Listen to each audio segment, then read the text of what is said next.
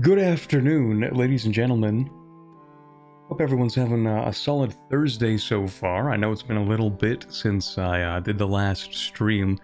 I did actually want to stream a little bit more this past week, but I've had a very interesting time when I was recording that Stellaris video, and so as a result, I ended up doing not much other than just recording Stellaris for 5 days straight.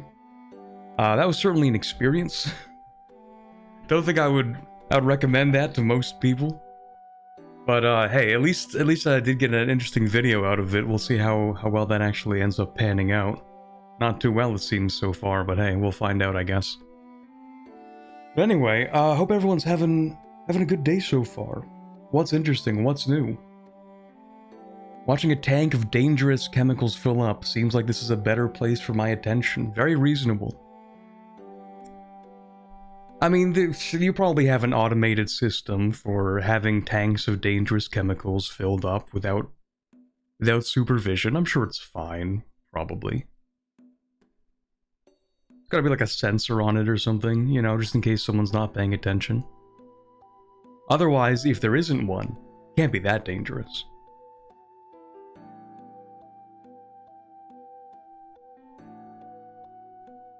Anyway, of course we're gonna be back in our Cangji.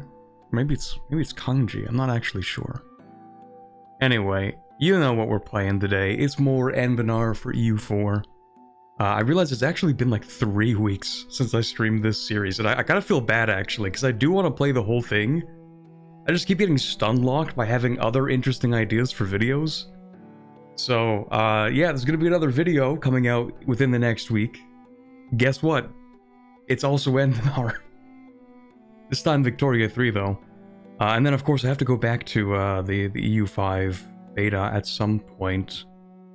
I guess I've been a little bit checked out of EU5 for a couple of weeks at this point. Just waiting to see how the beta actually does. I'm hearing good things about it, but I don't know. I guess we'll find out.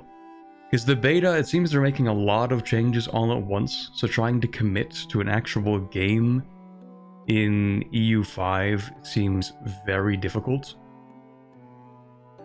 Because they did say that they wanted to have an update to it each week, early that week, right? So what am I going to do? 2 streams? And then guess what? We've now changed it so that all buildings are 100% more expensive. And it's like, well, how am I supposed to continue a campaign that way, right? So I've been, I guess, a little bit checked out for a little bit. Do a bunch of one-shots? Maybe. Maybe that is what I should do. I should have a full week where I just wake up and I stream EU5. Well, maybe not actually. Maybe not a full week. Maybe once a week I should boot up the new update, the new beta patch. See what they changed, and then play a little bit to see if there's anything that I can give feedback on. Maybe. Yeah, rather than a long campaign, just touch on some stuff I might not otherwise. That's a good idea. It's interesting that they decided in 1.3.6 that they're gonna add achievements. That's a very interesting thing to throw into a beta update. Very fascinating. CK3 Anbennar? I wish. I don't think we're there yet, though. I think we are going to have to wait a little bit for that still. Unless they recently announced something. I might be out of the loop on that. How are they doing on that? Most recently on the Discord, the CK3 Teasers channel last received an actual full content post in 2025. We are soon coming up upon the 1-year anniversary of the last time any CK3 Anbennar announcements or teasers were made.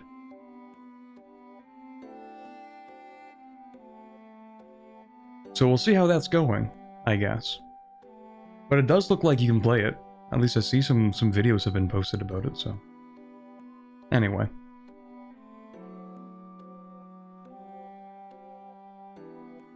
think they're listening too much to the we need everything 100% historical faction. Honestly, I have not been reading the individual beta patch notes updates, so I actually don't know how they're leaning in either direction.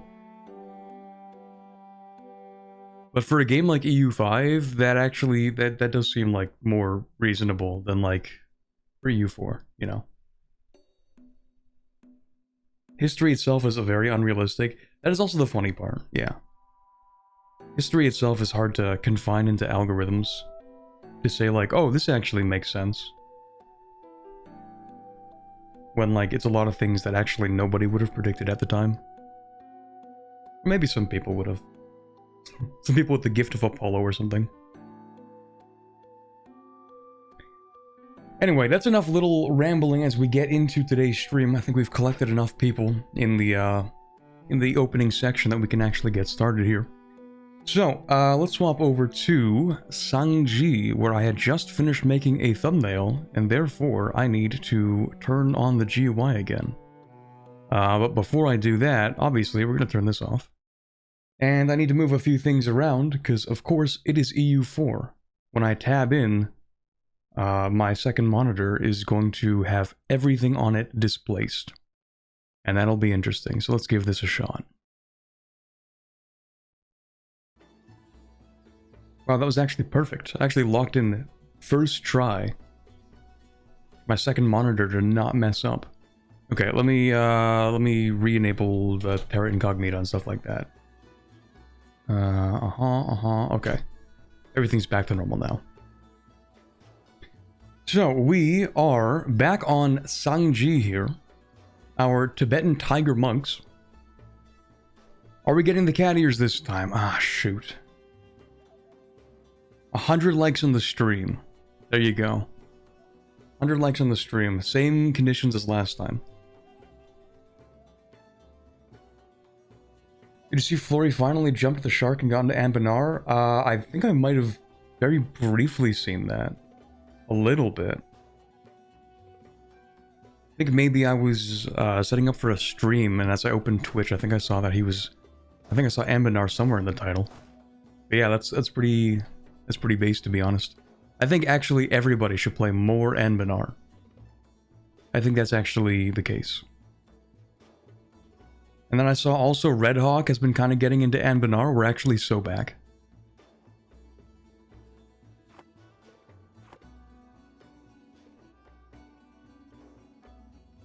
Hey there, Nanimal. Is this the furry still? It is the... well, we had the philosophical debate about whether or not these count as furries last time.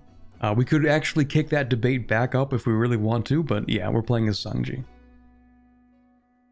Flory's playing as Dog Eater, one of the mod's most infamous challenge runs. Ooh, maybe I need to play them. Maybe.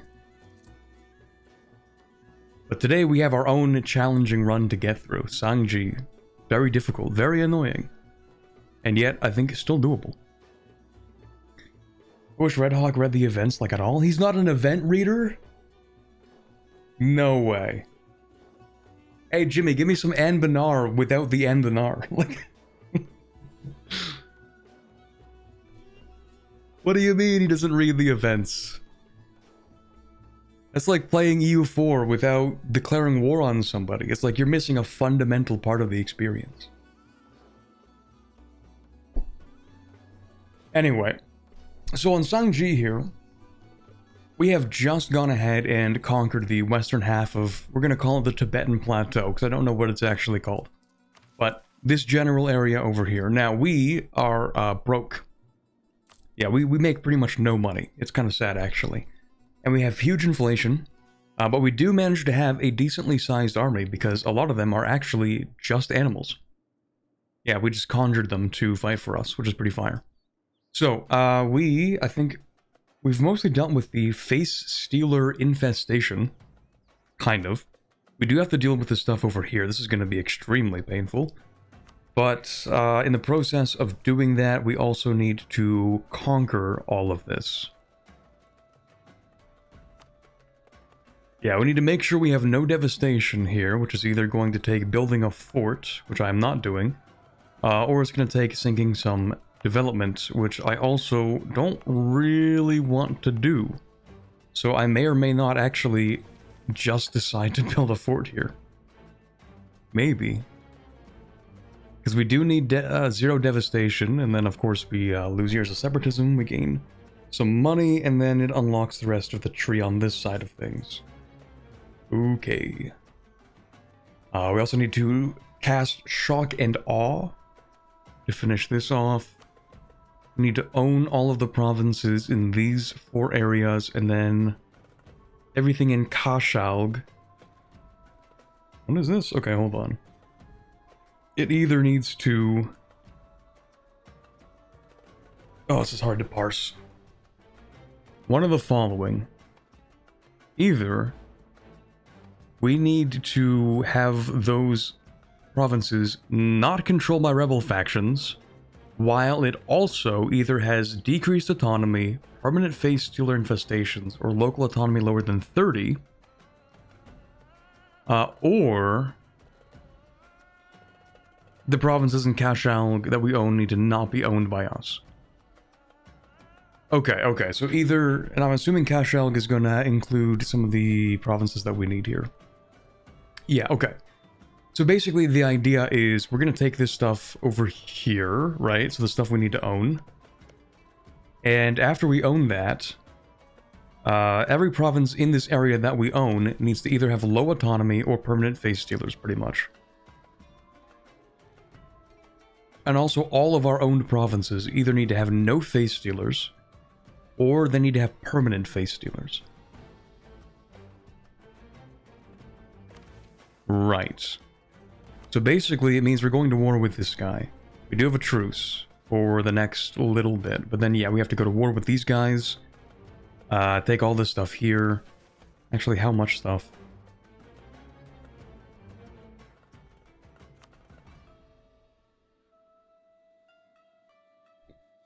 A little tougher to understand. Then that leads on. Rushing River.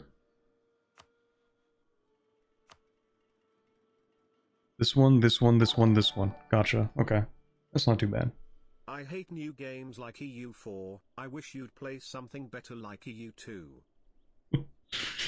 Thank you very much, Misapogon, for the 9 months in the Kingsguard. You know, I did actually consider once upon a time maybe playing a little bit of EU3, just to see how that goes. But I have yet to convince myself to torture myself that much.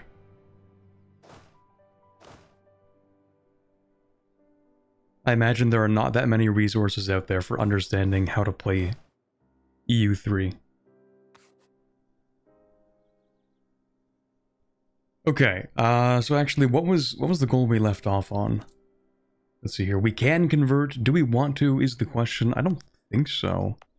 I don't think we have any penalties from having different religions. Well, maybe a little bit. Well, no, actually. Hold on. Wait a minute. 22% religious unity. Okay, so maybe it matters a little bit. Maybe it matters a lot, actually. Really? Do I get penalties from that? That seems a little bit weird. How do I not get those penalties?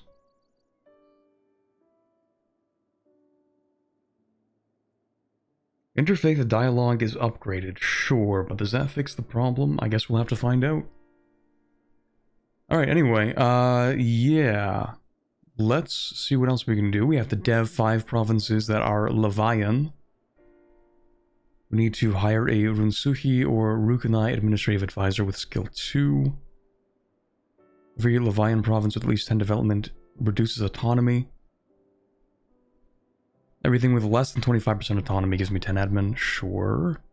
Construction cost decrease for 20 years. Okay. And then I think I was kind of doing this, where I just need to continue... Yeah, I need to continue improving some of these locations, some of these provinces.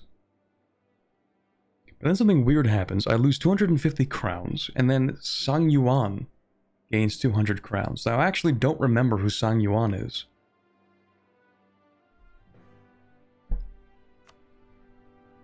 Really not too sure. But I think they're one of the guys down here. Are they part of the Raj, maybe? I don't really know. You just culture convert the Harpies and Ogres to qualify for 0 devastation in Harpy Ogre provinces. This is like asking, can you just use a nuke to nail in a hammer? Or to hammer in a nail? And, I mean, yeah, I guess. Maybe. I think it would probably deal enough force to drive the nail into the board, but... I think it's kind of overkill. I think we might be doing too much with that one. But, I mean, I guess in theory, we could convert these. It would take a very long time, and then, yeah, we could culture convert them, but...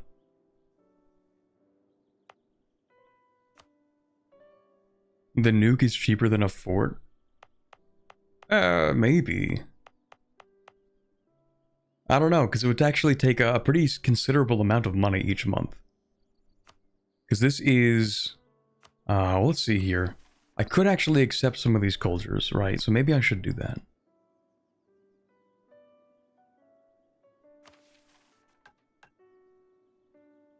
Zero devastation, they reduce separatism. Do I need to accept these cultures? Well, I do need to develop them. And if I'm developing them... Yeah, the Ogres and Harpies of Nam Silhan will be freely accepted into our nation.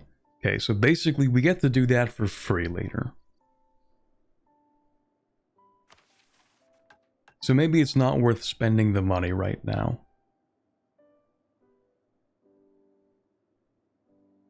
Oh, we also have a regency, don't we? 101-year-old regent, right. Okay, so I think for the time being what we're doing here is just kind of chilling until we can go to war. And then after that we'll find out. I think it's your capital? Oh, Sangyuan is my capital, what do you know? That would be weird though, wouldn't it? For our capital to gain 200 crowns? I mean, how does that work?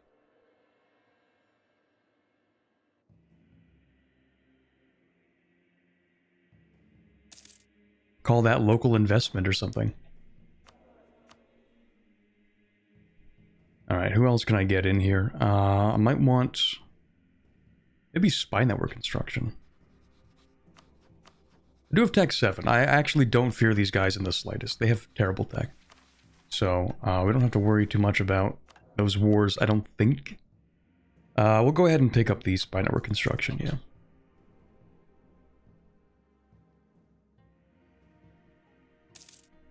What is this single uncolonized province in the middle, by the way? I don't know. I have no clue what this is. It is called the Rift Bearer, and I do think this is the Rift, probably.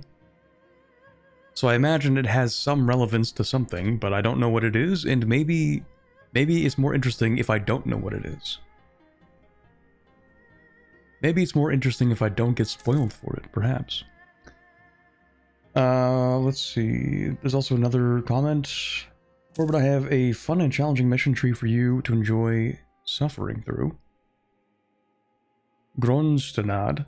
Need to kill the commander's adventurers and your mission tree pushes you to conquer Rahen/Hales.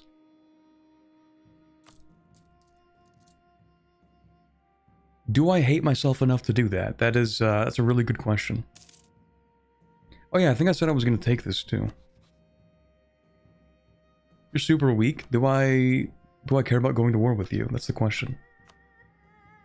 Well, they would say no. Alright, I guess we're going to war with them. After I deal with these rebels, of course. Hold on, those are some... Never mind, I thought they were bigger than they were. Those rebels. Okay, yeah, we're gonna deal with these. I actually do want to go through my mission tree more, though. I do slightly fear the face stealers, though. I think I actually fear the face stealers more than I actually fear these guys. Like, I don't care about fighting this guy. 3,000 troops with Tech 5. 26,000, but it's Tech 4 and I have Tech 7. Okay, so these guys are irrelevant. But the face stealers, those things scare me. Speaking of which... Every so often, the face stealers begin to stir. Okay, so they're gonna rise up somewhere. I don't know where exactly, but that's neat. Thank you very much. I have to imagine they can't rise up anywhere that isn't a face stealer province, though.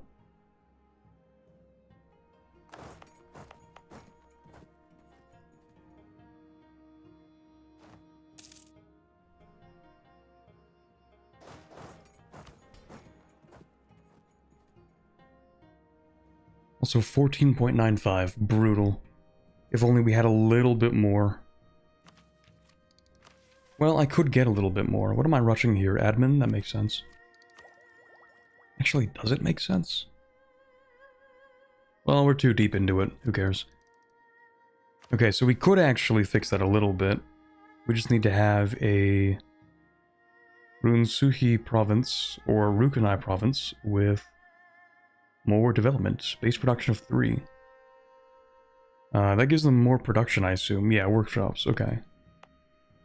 So let me ask first, what are the qualifying provinces?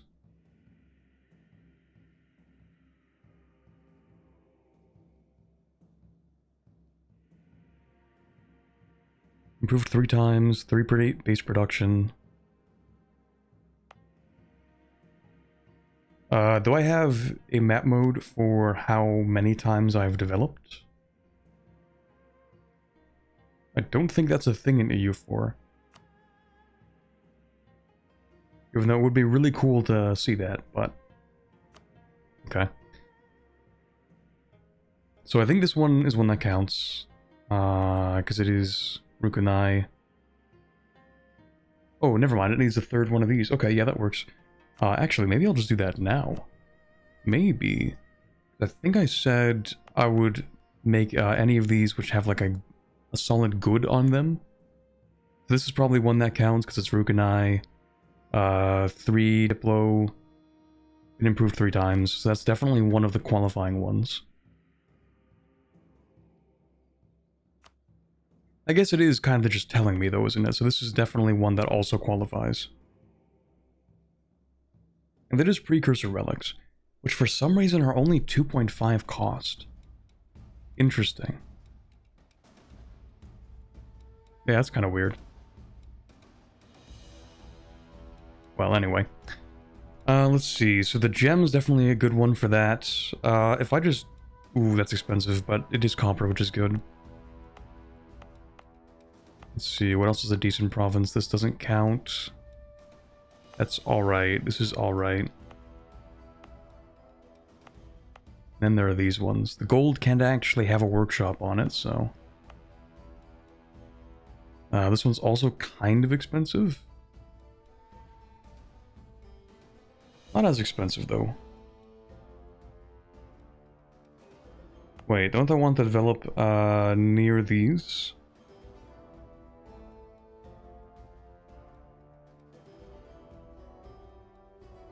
This province and every adjacent province with arid climate or the following terrain. 75 military power to reduce development cost by 25%.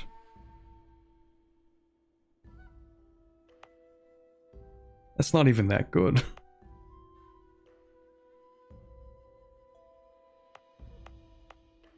Man, that's kind of cooked. So I have another temple here, and I have another one here. But none of them are actually next to provinces that I like.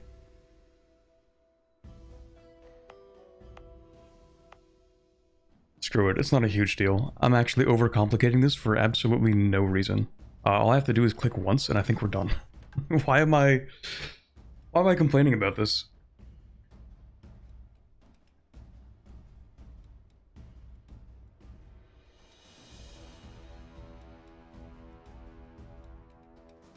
Relics are doodads until a certain tech threshold, then their price triples. Oh, that makes sense.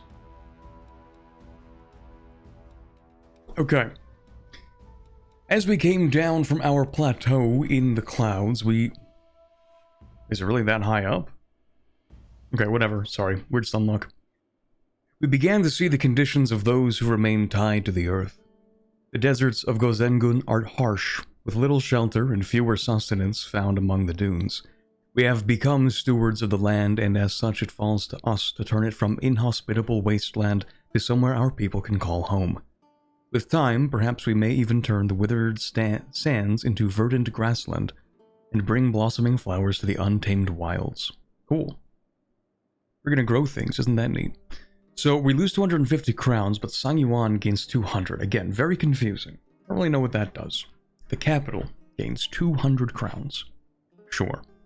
In case this is bugged, I am actually going to save. Because I don't know if that's actually going to do what they intended it to do. But everything else gets a workshop. I think because we don't have any, we should see 3 workshops. Alright, 3 workshops. Perfect. 200 crowns. I think we just spent 50. That's it. Okay. So, that's not too crazy. I guess it's 50 crowns to get 3 workshops. That's pretty solid.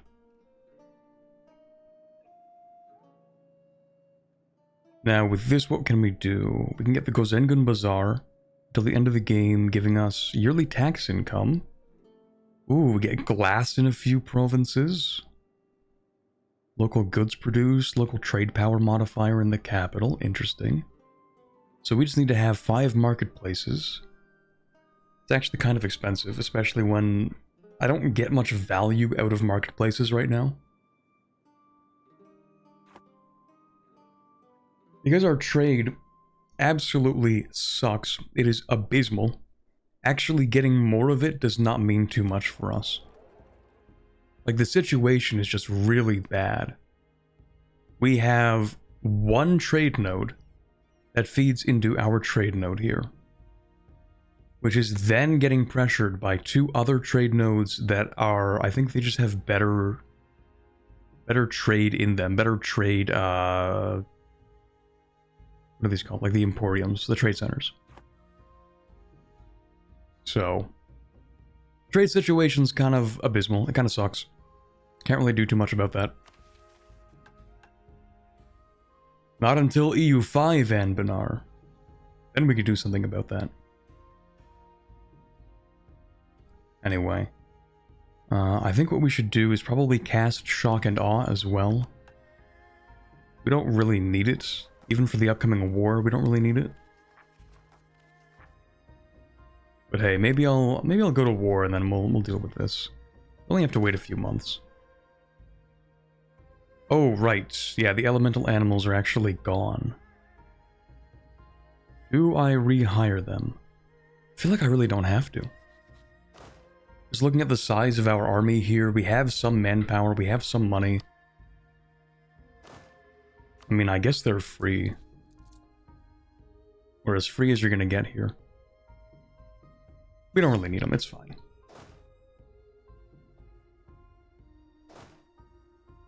But we do still need to deal with these guys. You know what I should have done, actually, and I feel a little stupid for not doing this, is I should have had the rebels rise up, fight the elemental animals, and then they would disappear. That would have been much better min-max. Ooh, they actually do just spawn for the love of the game. Okay, never mind. Hold on. I mean, I knew that they would rise up. I just didn't really expect that they would do it suddenly, without warning. Or I guess with warning, but not knowing when. That is not good, because now... Well, it's still a small infestation, so that didn't actually change anything, it seems.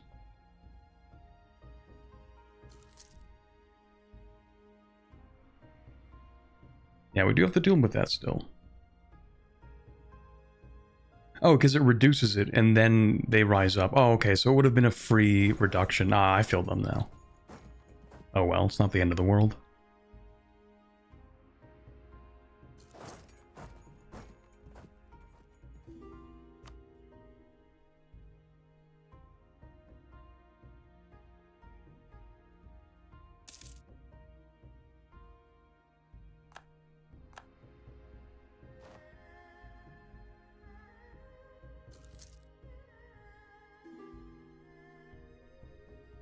Don't worry, Corbett, eventually you'll conquer some good land to the south.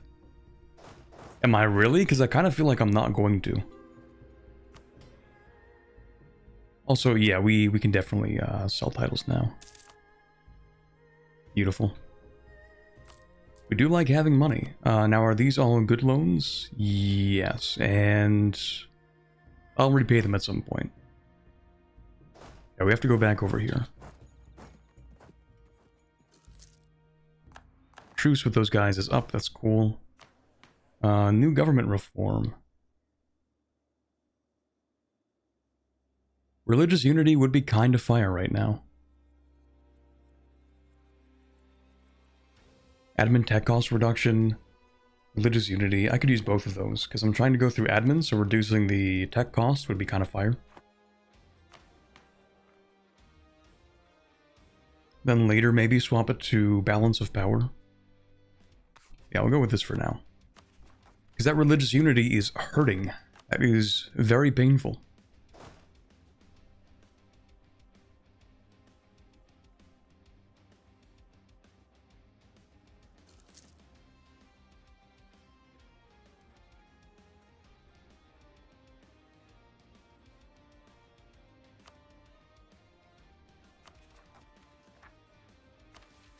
Actually, thinking on it, what am I doing? I actually could just, like, spawn the animals again.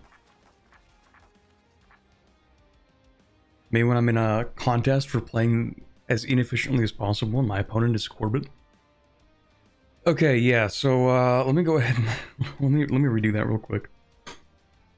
Yeah, we're gonna summon the animals again. Is it summon or is it elemental animals? I could have sworn that was a different thing. But anyway, we do...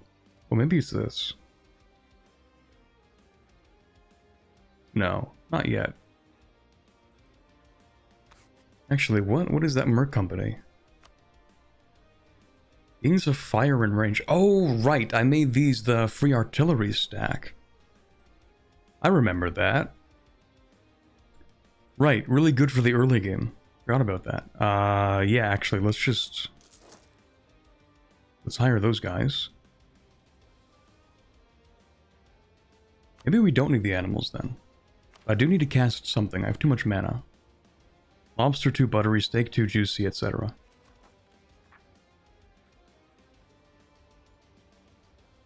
Yeah, we'll wait until we actually go to war to cast that. Nobles demand, yeah, sure, whatever.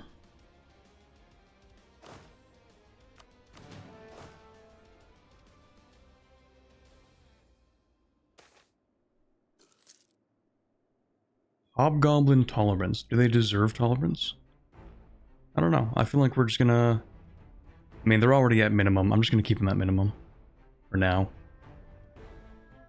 Yeah, we're gonna deal with... oh, maybe not. Maybe not who I thought first.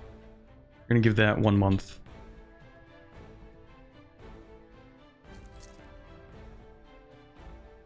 Yeah, we're just gonna fight these guys.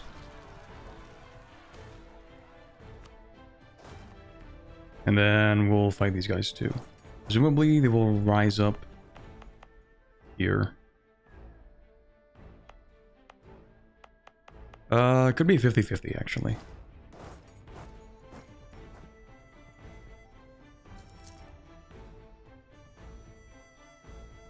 Okay, yeah, we will repay our 1% loans now.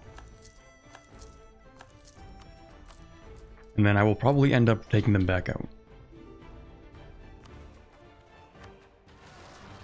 Okay, yeah, 50-50, that's the other 50. Actually, would it have been 50-50?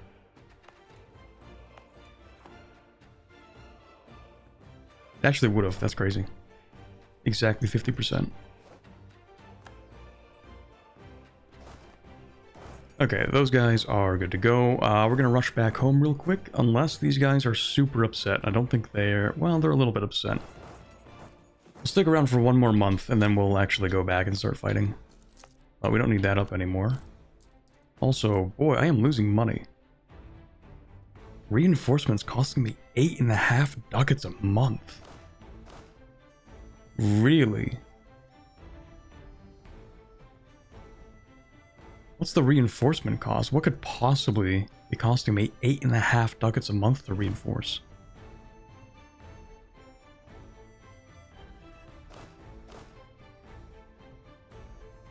These have increased reinforce cost? No. Land maintenance modifier. Maybe that's a factor.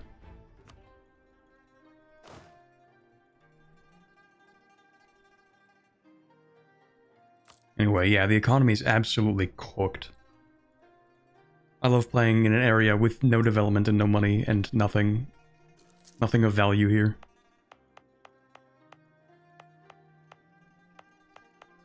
Yeah, they're gonna rise up here.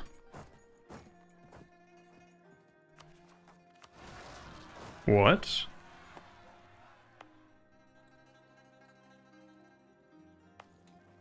Aw? That's a new one. That's weird. Okay, never mind.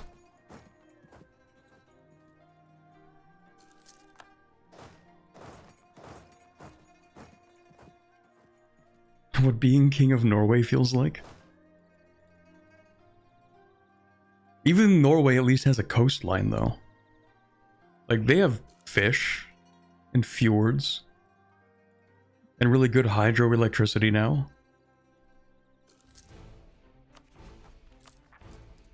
And we just have ice. Ice and sand.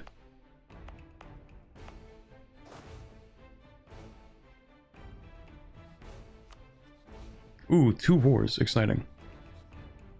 Defender against Anarchudi in the War for Independence, and then another War for Independence. Really? Those have to be scripted, surely. Anyway, those guys, they'll be fine. Probably. Maybe. Probably. Anyway, you know what? I might actually take out those burger loans again, the better ones. Because actually, I am going to build a castle here. Yes, it will be expensive. I don't want it there, but I think it's better than trying to either A, wait for this to go down, which will take at least 100 months. So, like, what is it? It's like 9 years, 8 years. And this will take even longer. So I'm not trying to wait all that. Like sand or good sand? Not even the good sand. Not even like the glass making kind. Okay, maybe the glass making kind.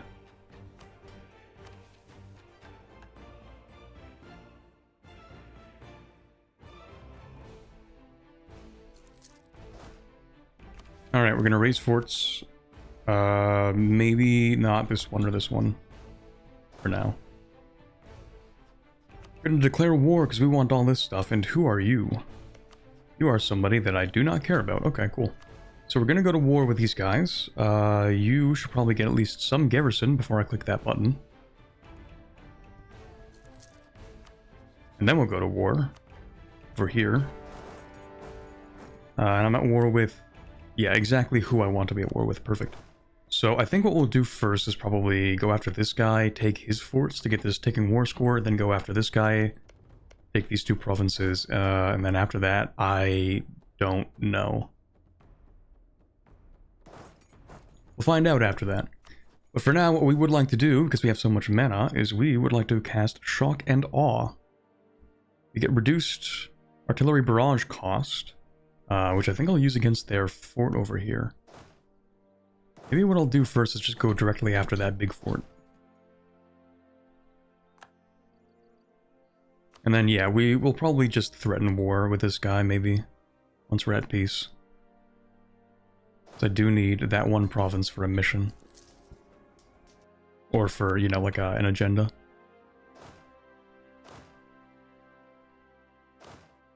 Actually considering, maybe what we want to do is... leave pretty much everybody here except for 4,000 of those guys. So they'll continue on. They do have a decent general with them. We're going to move into here. Quickly pick up a new general. Ooh, didn't realize I had such good generals. Alright, then we'll occupy the rest of that stuff. So these guys already have a decent advantage, but we will give them a better one. Spellbook, Shock and Awe, that's going to finish off a mission, but before we do that, I'm going to press this button because it only costs 23. With the success of the Eternal Cinder Monasteries, Gozengun's rugged and dangerous terrain may now be exploited with ease. I think we're a little overly optimistic here, but... Now possessing a central point of magical power, the Ashen Soul can instead focus on building their strength and developing new methods of spirit fire projection, so they may rise from the lonely peaks as great towers of flame. To do this, we need data, and to get data, we must experiment. Elementals must be drawn from the brazier's flame, soldiers must be trained in the art of spirit fire warfare, and the network must be expanded to facilitate greater use of mana. The fire within our hearts grows ever stronger as we thunder towards the light of progress. Neat. For 10 years, we get increased shock damage and estate experience modifier. We also have an easier time upgrading to the next level of magical infrastructure. Multiple sources of infrastructure special requirements will neither stack nor carry over between levels. Okay, that's a benefit that I don't understand, but it sounds good.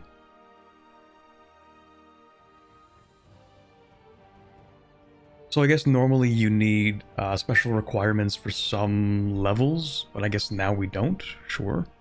The ward spell will be upgraded, it reduces siege progress by 2 instead of 1, and provides plus 1% local attrition. That's pretty good.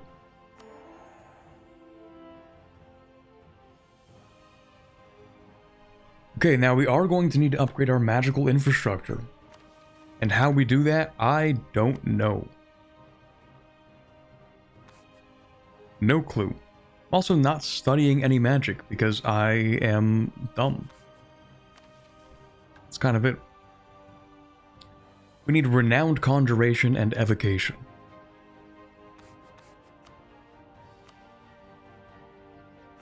What do I have right now?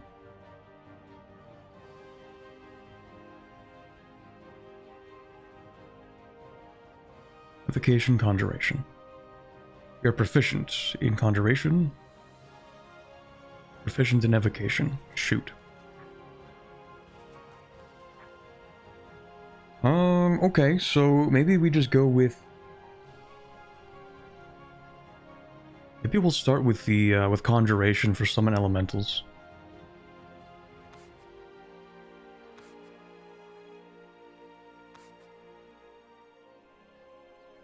Upgrade the infrastructure on the advancements tab. Oh, here we go. We need 3 mage towers. Court mage of level 2 employed for a year. I didn't even know they could track that. Ruler or estate is legendary in any school of magic. It's cooked.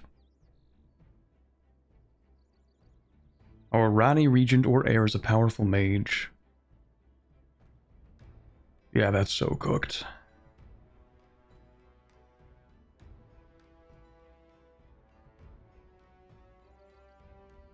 Mage's influence 30 or greater.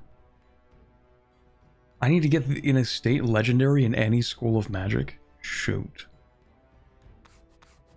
Okay, we're gonna do conjuration, I guess.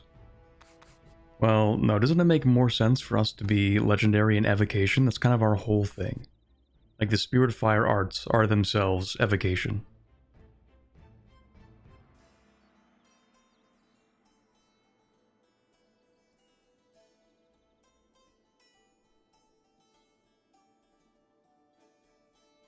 Oh, you only need 3 of them. Ah, okay. You're right, at least 3. I thought it was I need 3 mage towers. I'm dumb, okay. Never mind. Yeah, so we, the capital can have a mage tower, or we can employ a court mage, or we can get the mages to level 30 influence, rather. Wait a minute. Oh, I need to have Majorcratic administration.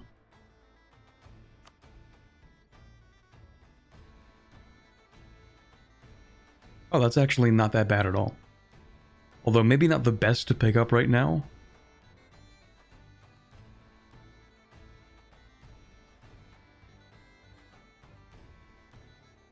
but that is one that I do want to hand out. Okay, here's the plan, sort of. So the idea is we're going to go to war. Well, you know, we're at war, but I'm just going to see how much I get from taking this land. We are going to gain 1.3 land ownership. That is not very much. I need more, though, don't I?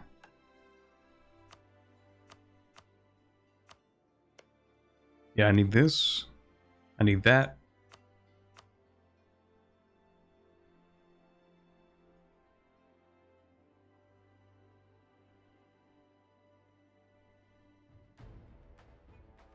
Even then, we're still only getting 1.6 crown land. How many face stealers are there? I don't know if I want more land, maybe. I mean, the idea is we take as much as possible, I suppose. But peace deal like this, even then, it's not that much land. Not that much crown land. We'll see how long we can keep this war going for, I guess.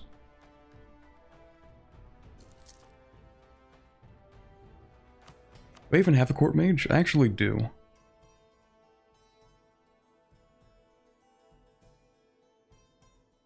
$3.8 per month. The thing is, I kind of want to keep this court mage, but I can't afford all that.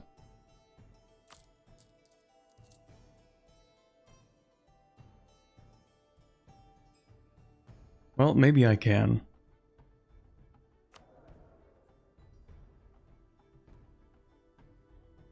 Yeah, you know what? Screw it. I actually am going to bump the court mage. It was 59. Oh, no, never mind. He's so close to death.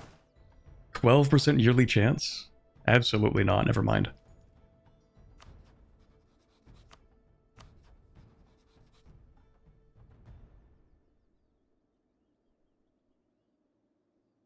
If you have 4 out of 3 requirements, including the special, then the special gets consumed anyway. Oh, okay.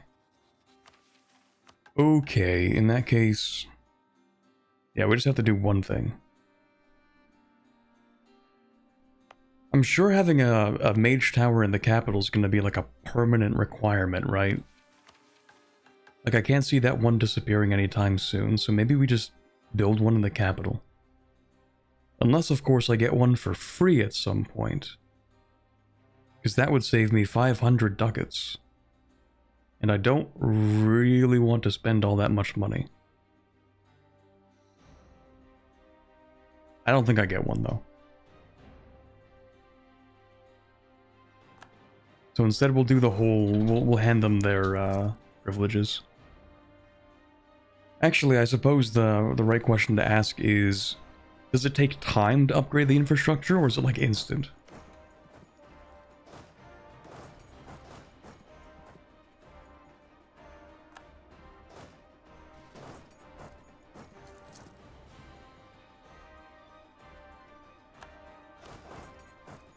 Takes time? Shoot. When do I get to do this again? 1491. Okay, I'm gonna try to delay it as much as possible because I kind of don't want to sit here with 5% crown land.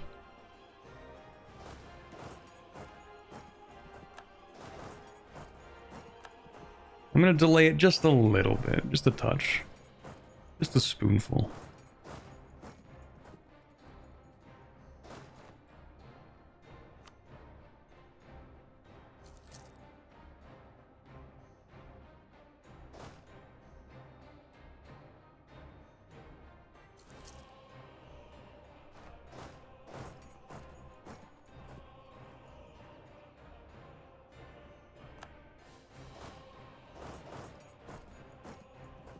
Oh, right, I also didn't start studying anything. Oops, hold on. We want to study evocation.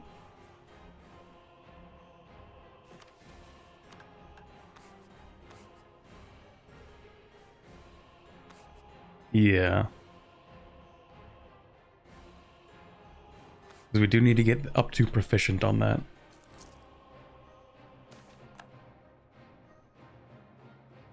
Ooh. Face dealers recede. Every province with rebels receives life goes on. Interesting. Okay, well, we've already dealt with the face stealers, though, so...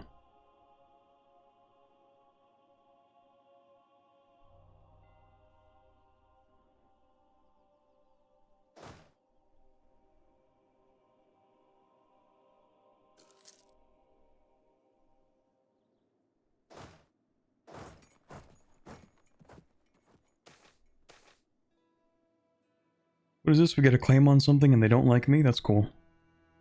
Devastation... Less devastation for like $5? Okay, cool. Geese are not held in high regard in harass. What? Oh, because they don't taste as well. They don't taste as good.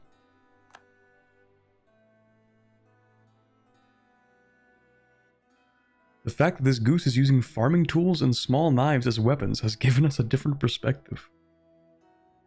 What?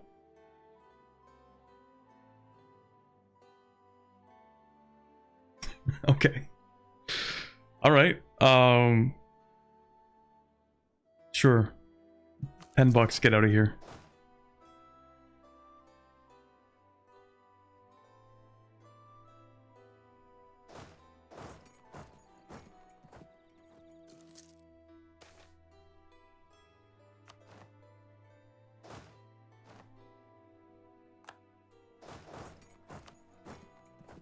Alright, we can use a button. Wow, those are some really good benefits, actually. Huh. Anyway, we can get some free manpower out of that, and I do like free manpower. Especially when we're going to get a new guy in charge in a few years anyway, so we might as well.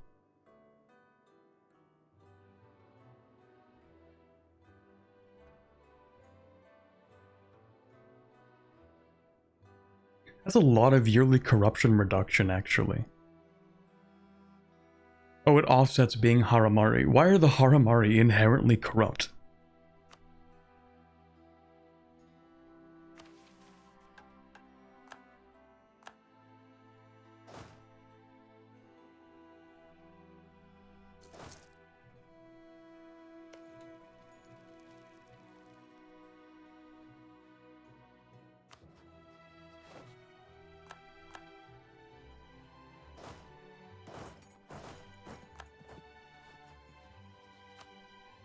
Also, I would like some maps, actually. I guess we haven't technically discovered all of this. 50 cost. Well, we do have 100, it's fine. And then we're going to steal maps of Modok as well, I think. There we go. Oh, wow, that's a mess. That's kind of gross. You still have 18,000 troops hidden away somewhere, nobody knows.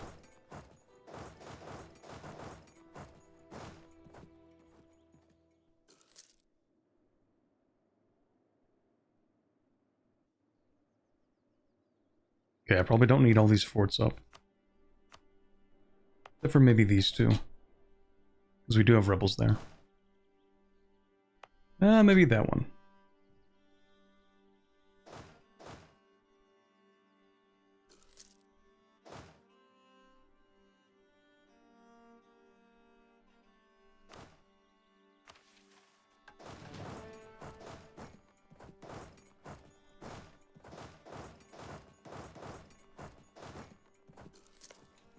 Really wish you were not occupying that.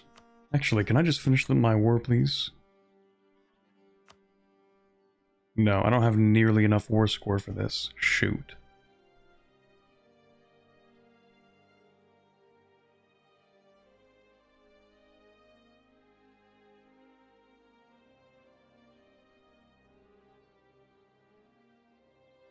Yep, it might be cooked.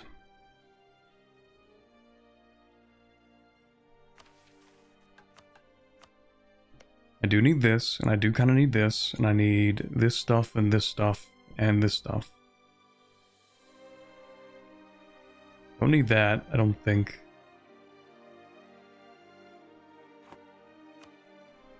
What are the odds these wars just finish? Probably not very high, considering how easy it is to beat up Oinokudi.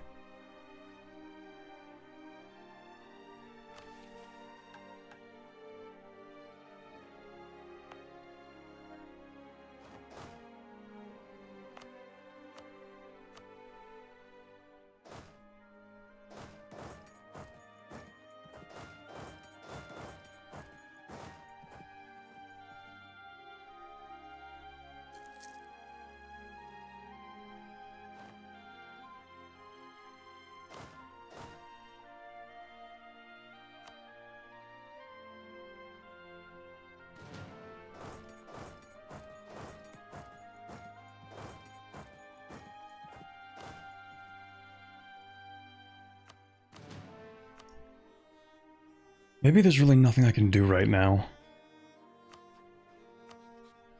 Just spy network on you. Maybe I'll... Actually, yeah. Split that off. We'll get these two to actually do that as well. Put you onto here, and you'll just go here for now.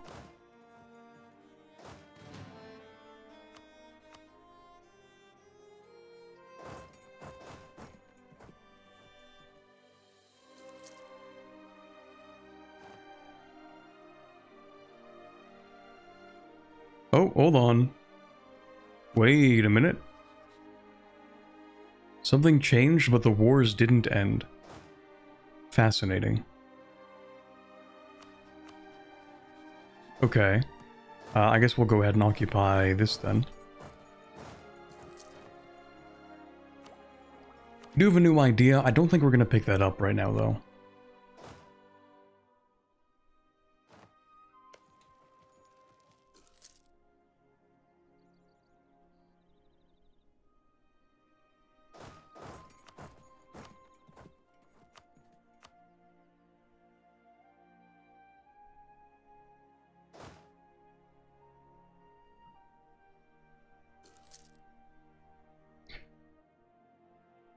Man, streaming Anbennar has me thinking I should play some more... I should actually record some more Anbennar. I did only make that one new Insia video. Well, I guess I also played a little bit of the Vile one. But... I think maybe I should lock in more, perhaps. You know, with all these different like solo or small productions being made by YouTubers into movies, I'm thinking like maybe we could do more with Anbennar. I don't know how, but imagine what Anbennar could be. Just think about it.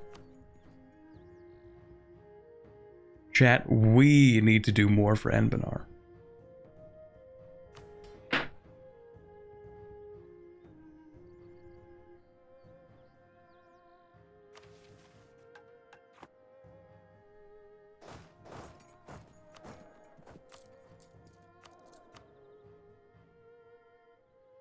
Could take the court mage, but actually no, we're gonna do national tax and stuff.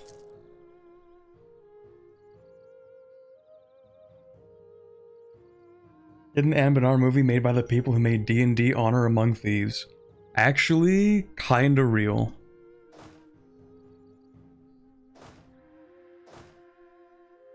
I did actually enjoy that movie. You already made a movie-length video about Castanor. True. Maybe a few movies put together that was 4 hours long. Still, I think the longest video I have ever made. The longest singular video I've ever released.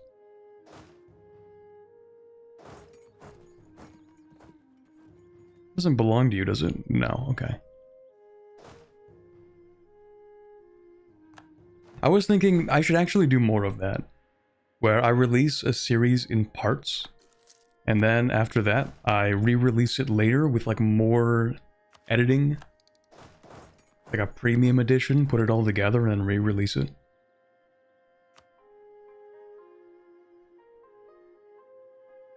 We're actually not gonna do that. I decided to make a few generals. Pump up some of that army professionalism.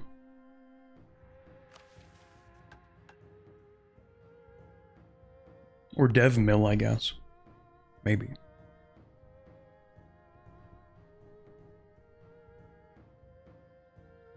About an Anbennar game like D&D or Pathfinder so you can play campaigns in the world as adventurers?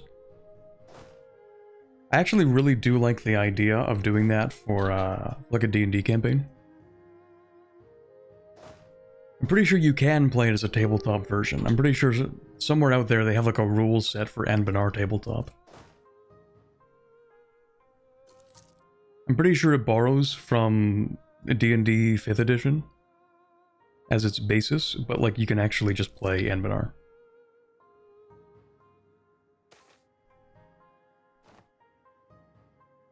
$50 admin or 50 crowns. I'm definitely spending the crowns.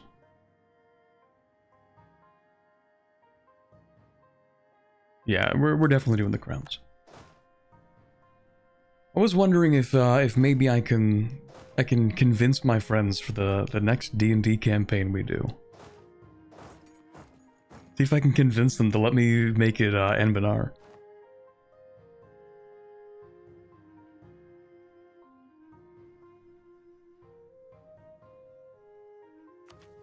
Okay, maybe I'll pick this up because the cost has decreased and we still get our innovativeness.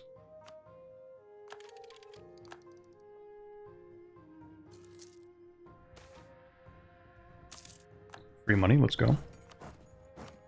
Okay, yeah, that's cooked. That has been taken. Shoot. Taken by who exactly? Anarkuti. Which is up here, and they cannot take it. Lovely. Okay, so we just have to wait for these guys to either lose or win. I don't really know what's going on at this point.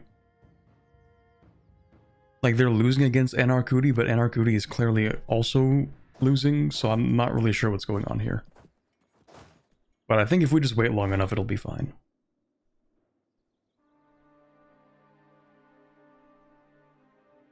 If I remember correctly, Lemon Cake is currently DMing an Anbennar campaign that Lambert is playing in, so you can just ask how they go about it.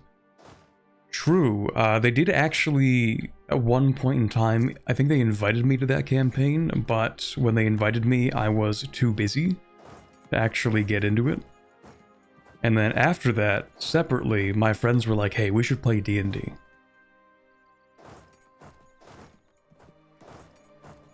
And so I figured, I mean, I guess at this point I probably could. And that's how I became the Forever DM. Anyway, how many face stealers we have here? Not too many, just a light infestation. I don't know when I need this stuff, but I think I would like to take it anyway.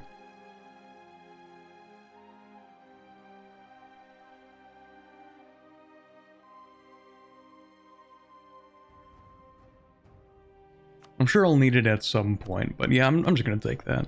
Screw it. Actually, before I take that, this is my whole plan. My whole ploy. Where's the thing? Majorcratic Administration. Alright, yeah, you guys are gonna get this.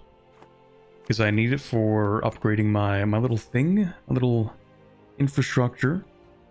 We are currently studying. I feel a little bit stupid, but I did have to do either one. Actually, isn't it better that I'm doing this? That I'm studying rather than upgrading the infrastructure? Because I do have a temporary bonus to estate experience. So I might as well, right? For the next, like, 5 years or something.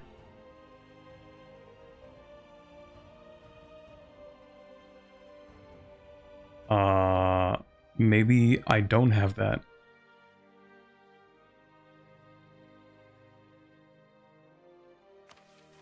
Shouldn't I have that?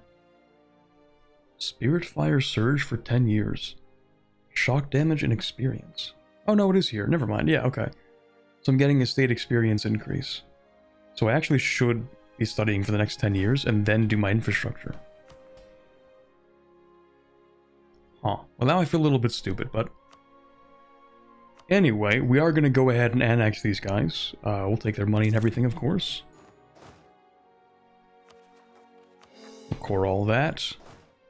These guys can come back, and we just kind of just have to wait. Wait for the rest of these wars to conclude.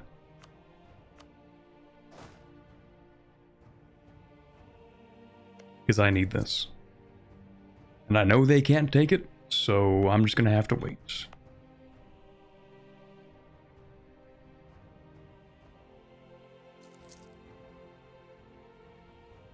Map gamer with friends, hashtag fake demon. I'm sorry, chat. I'm sorry you have to find out this way. I do indeed actually have some friends. I'm sorry, I've betrayed the map community.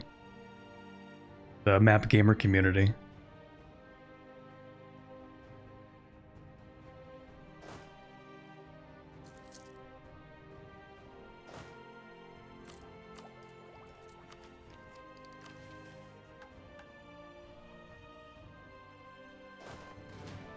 Please never call it the map community again. I kind of, for a second, like, I completely forgot that that was a term used for a completely separate thing.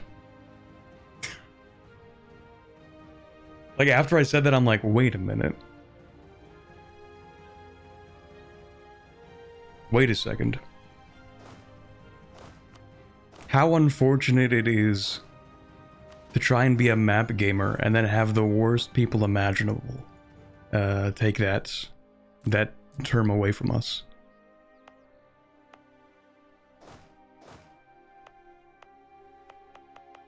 I just like looking at maps. I just think they're neat.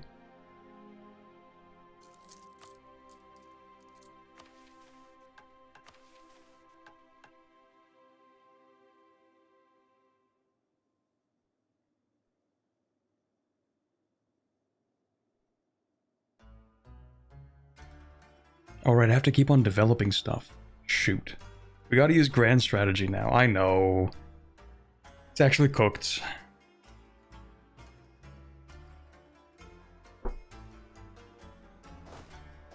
The grand strategy community. I actually had trouble trying to define what grand strategy even actually is. So my friend was like, well, is Stellaris grand strategy? And I had to say, well, like, a kind of, like, sort of, but also not really, because it's pretty distinctly 4X. Like, what even makes a grand strategy game grand strategy? I think, in my opinion, it has to do with the inherent asymmetry of the starting conditions. But it has to be more than that, because you can't call... There's a board game called Root, and you can't call Root a grand strategy game, even though it is inherently asymmetrical. Everybody has a different start, with different win conditions. But it's not a grand strategy game. It's a tabletop asymmetrical strategy game. Combination of scale and complexity, maybe.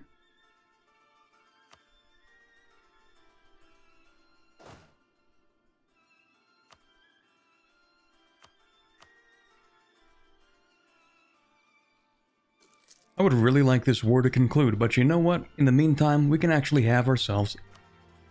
Ah, shoot. Of course, I was too late.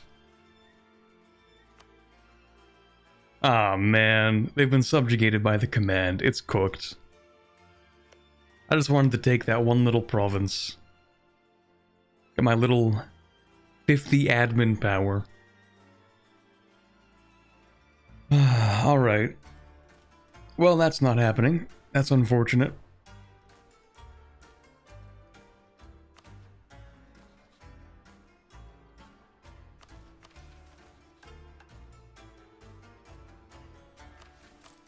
I guess I literally just sit here and do nothing then.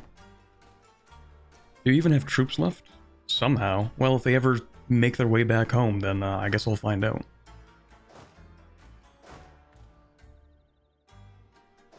But for now, I don't think there's any reason for us to maintain our maintenance. Like, there's nothing for us to occupy. I mean, there is, technically, but I'm not gonna do it. Actually, that needs to be on. Yeah, just a little bit longer.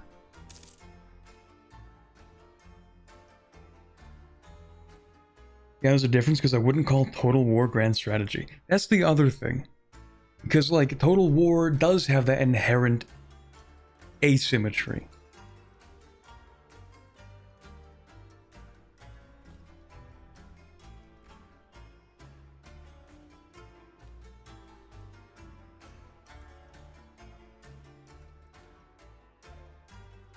Consider grand strategy genre a broader version of 4X.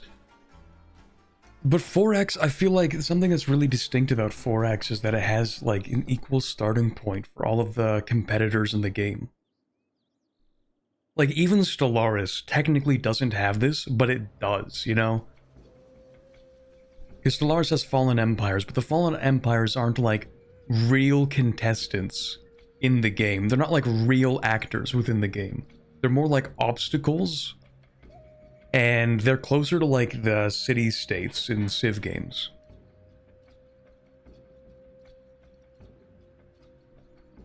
.4X has exploration. That's also another thing. Like, Victoria 3 is definitely not a 4X game, but it is certainly a grand strategy game. There is no exploration in Victoria 3. The entire map condition, like this, the conditions of the map, have been set from the very beginning. It is the same each time you start a new game.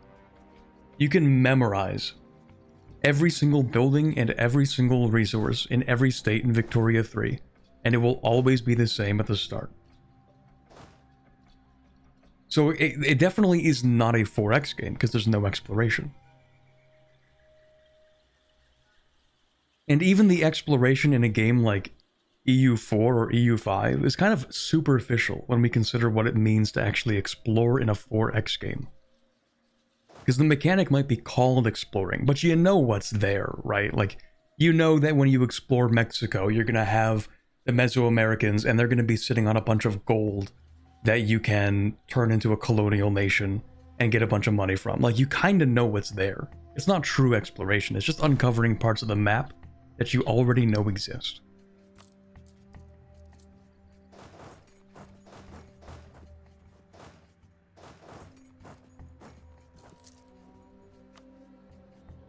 Hey, can you please end this war? I've been sitting here for a very long time. It is very annoying. Anyway, hold that thought.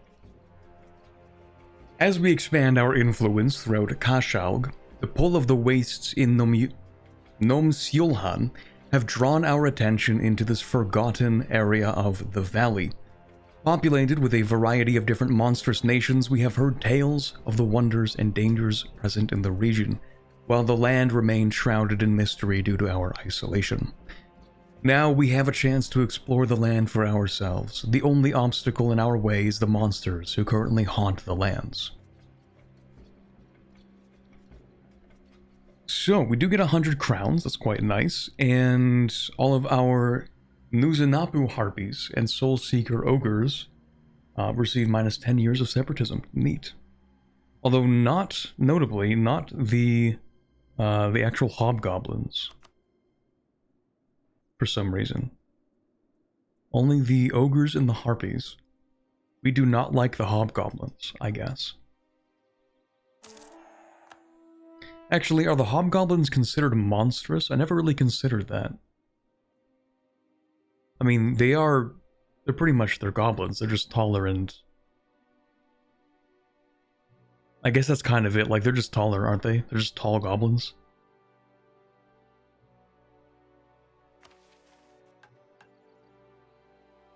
Anyway, we do need to increase magical infrastructure soon. We do also need to develop one Harpy province and one Soul Seeker Ogre province.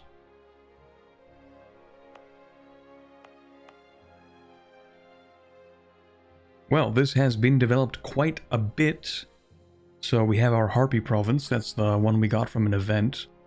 You can tell because it's a desert and has terrible goods in it. So we're gonna have to go ahead and drop a little temple in here. Easy. And then for the ogres,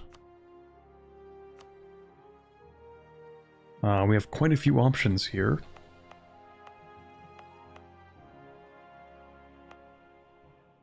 Can I put a little thing here? No. So we have not unlocked it, okay. Maybe these have been improved a little bit? Improved twice, okay. It just needs to be improved. Yeah, temple improved 5 times. So I'm just gonna go and search for some provinces that have been improved a couple of times to make my life easier. And I think that really comes down to that one 7-dev province, and that's it. Although this does have an emporium, but I don't care that much. Yeah, ultimately I do not care that much. So we are going to drop 3 dev into this one province. We'll put a little temple in there too. We're ahead of time in both techs. We'll just do like... There you go. Okay, so we just need to wait a little bit. those 2 buildings, and then we'll be done with this. Cool. Magical infrastructure we're waiting on. This war we're waiting on. Anything else to do in the meantime? I don't think so. We could develop some more Levian provinces at some point. I'll probably get around to that, but maybe when I have a little bit more to dev with.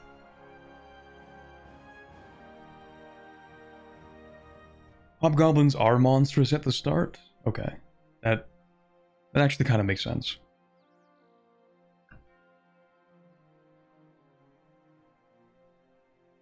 I really should figure out more of the command lore.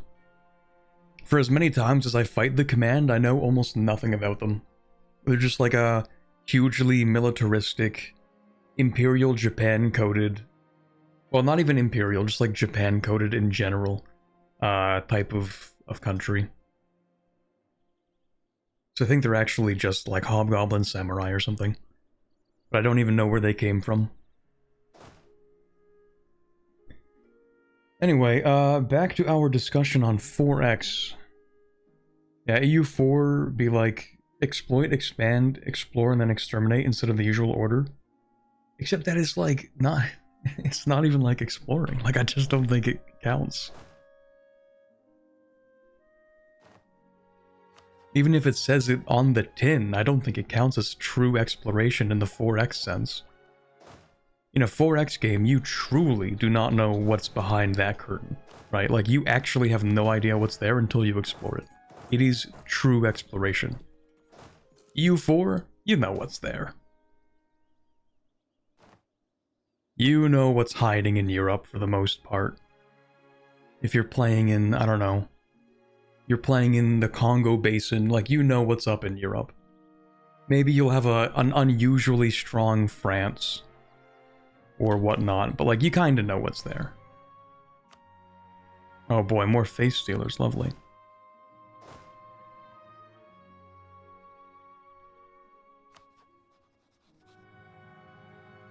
Hello, is anybody going to end this war, please? Speaking of face stealer infestations, so they're gonna pop up pretty soon, probably here and here. Maybe I'll deal with that first. Wait for this war to finish. So we're gonna do this again, I guess. Split. Put 10,000 here. And then these guys are gonna follow you. And you both are gonna go into here. Here, actually.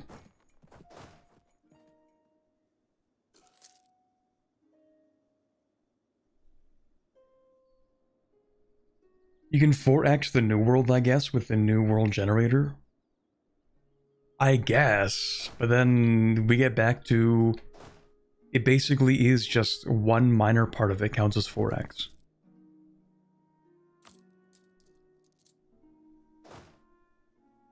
Like, it's 4x with Random New World if you're actually exploring the Random New World. It's still not a core gameplay loop thing.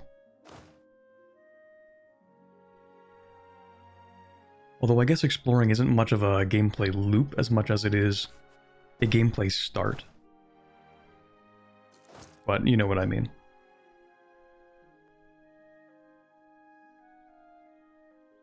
What category of strategy does Mountain Blade fall under? I actually haven't played Mountain Blade, so I'm not too sure.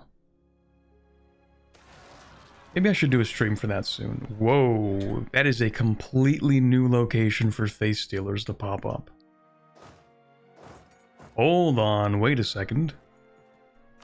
Wait a minute, that's illegal. You can't do that.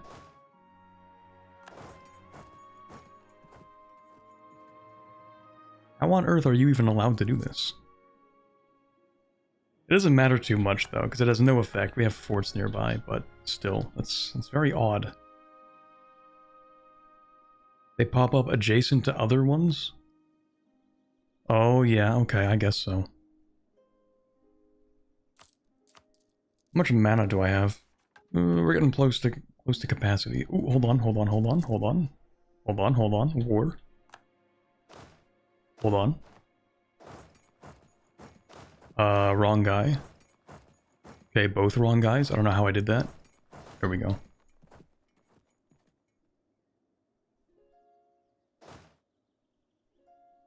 Actually, that'll solve itself.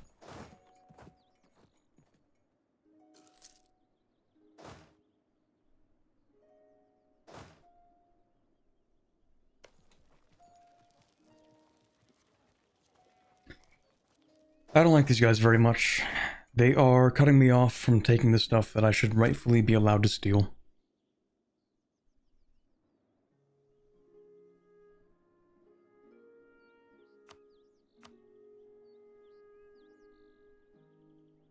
Well, not that I can actually steal much more. You have troops? Yes, you do. Okay. The closest EU4 has ever come to a 4X game is playing in the Serpent Spine. Actual truth nuke. That one has much more credibility to being a 4X experience.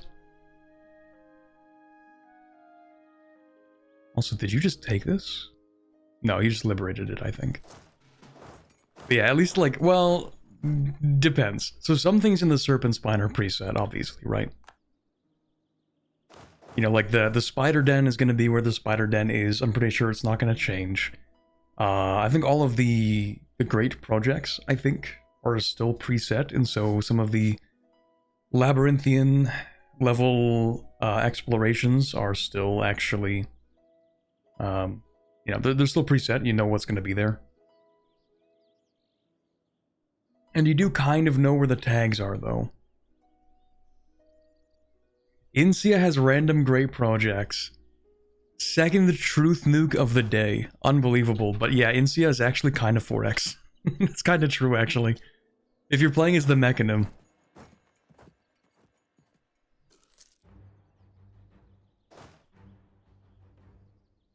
Maybe the first time. Maybe the first time. Because now that I think about it, the pillars are actually in preset locations. But it has more of that element to it, I guess. Where you start off super small, all the other Mechanim are also starting on the same playing field. And then you go around and you explore and you see what you can find. And they do have some of the dynamically spawned great projects, that is true. So yeah, the pillars are set, but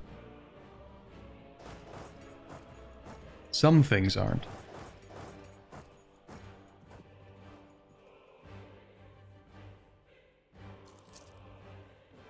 Come on, 64%. Let's go.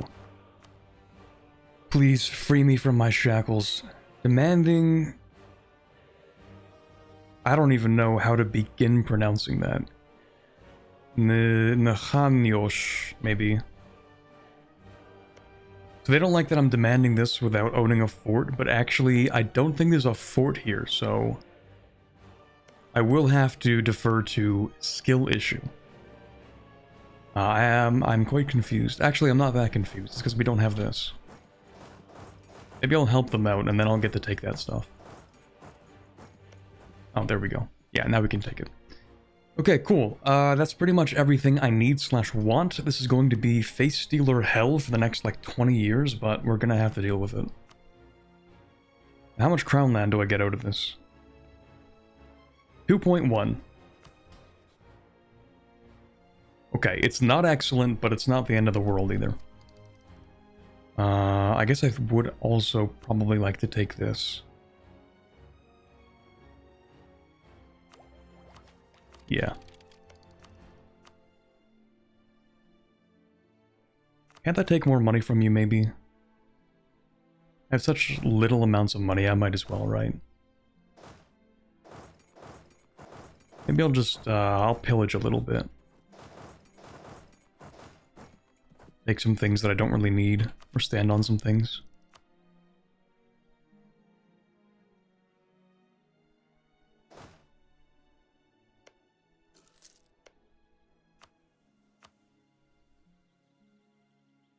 Just a little bit of money can't be worth that much. Where am I right now? I am... Oh, okay. Literally just got a new guy. Cool. So he's sitting at minus 36, and we are taking towards the left side of things, so we want to push towards Dekana. Yeah, we'll take that.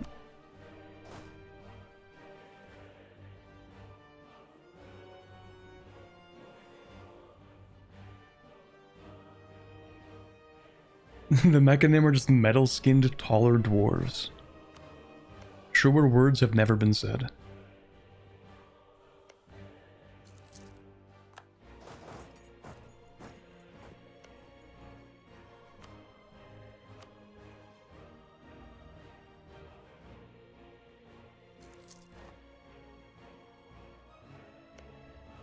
Okay, it's actually not worth pillaging that much.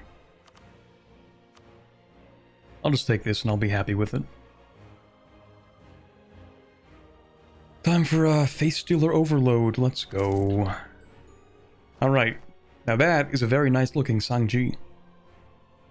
Very beautiful. Now, I believe we've taken all the things that we need.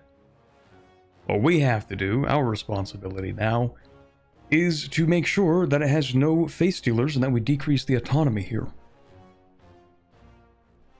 That is going to be so much fun. I'm really looking forward to that.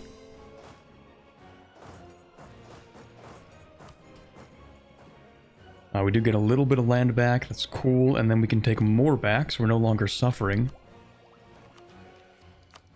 And then we can rival somebody, really. Well, I kind of like Genseong, so maybe we just don't do that. Yet.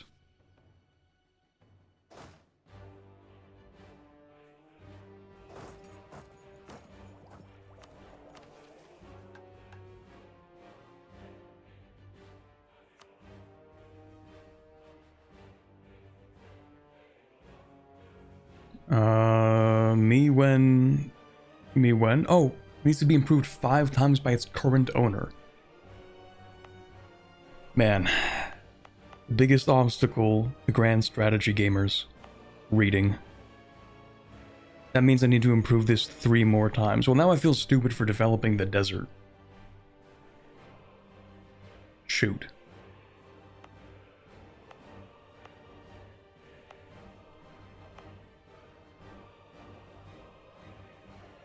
Especially when I could have made this like 20% cheaper.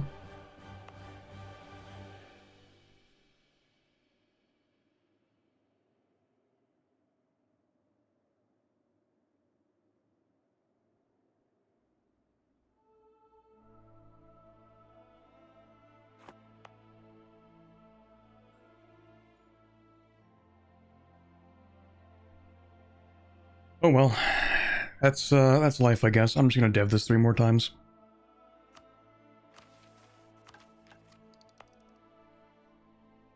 I'll do that when I have enough Diplo.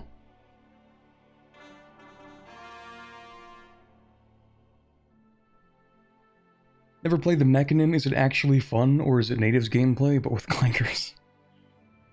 Well, it really depends on your definition of fun. Might be stretching that a little bit. They are interesting narratively.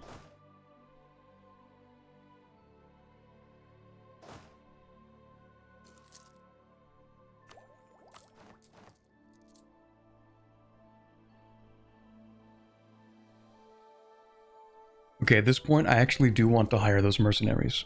Also, whoa, what is all this? No Regency Council, Admin Skill 3, we get yearly legitimacy. Okay. Just making sure I'm not messing anything up. Sure. Golmandab. You organize Chalanavala.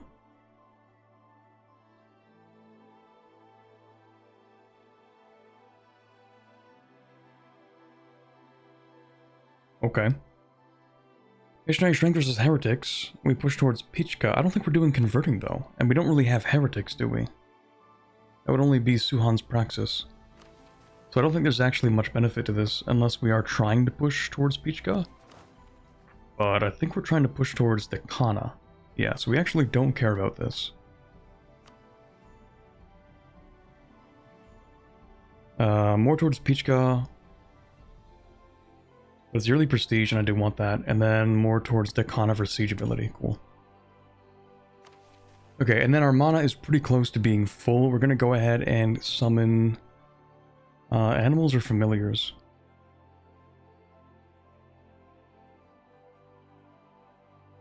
I guess animals makes more sense. Yeah, we'll do that.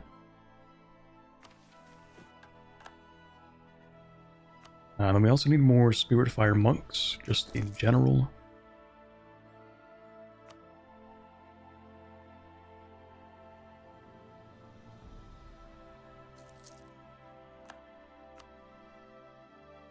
And the animals are going to help us deal with the face stealers.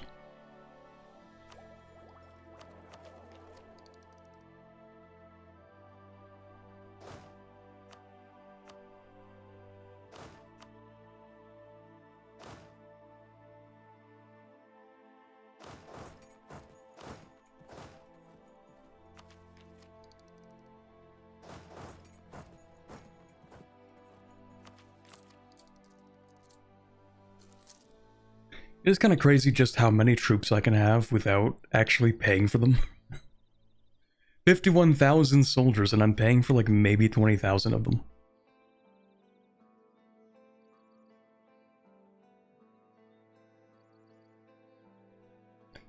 Hello Hoomster, what race are we playing today? We're playing as the Haramari, which for some reason have an inherent corruption problem.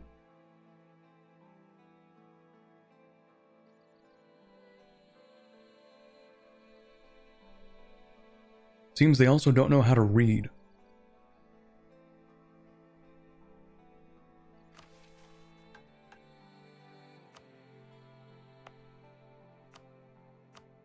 Okay, I hate that I'm deving this, but I'm going to anyway, in 1 month. Ooh, a soiree. Well, let's see here. 404, yeah, that's not happening, never mind. We will pick up that guy for a half cost, though, yoink.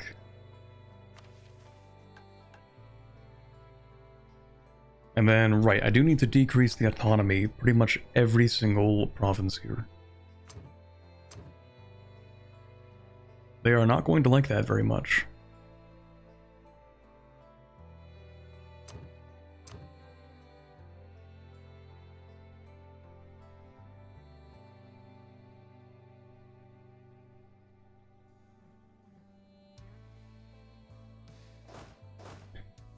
But anyway, back to the precursors, or sorry, not precursors, the mechanism. I think they're going to have a lot better content as they get mission trees. The mechanism are kind of like the dwarves, in which where you settle kind of affects what country you become.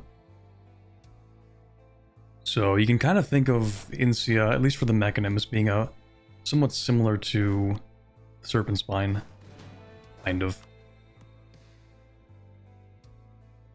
Do I have better 1%? I do, actually. Like, quite a lot better. Okay, yeah, time to keep on refinancing our debt. Let's go! Repay the 1% and then we'll take them back out again. It is a shame that I have to... Actually, maybe I don't have to do that again. I do have to take out some loans, which kinda sucks. But that's okay, we'll just do one little exploit. And then, yeah, we're gonna take out the loans again. Debt-based economy, we love that.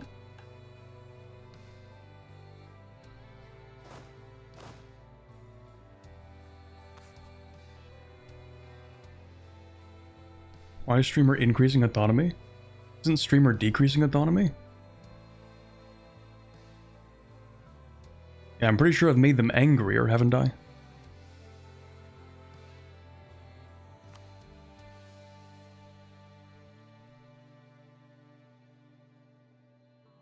Pretty sure.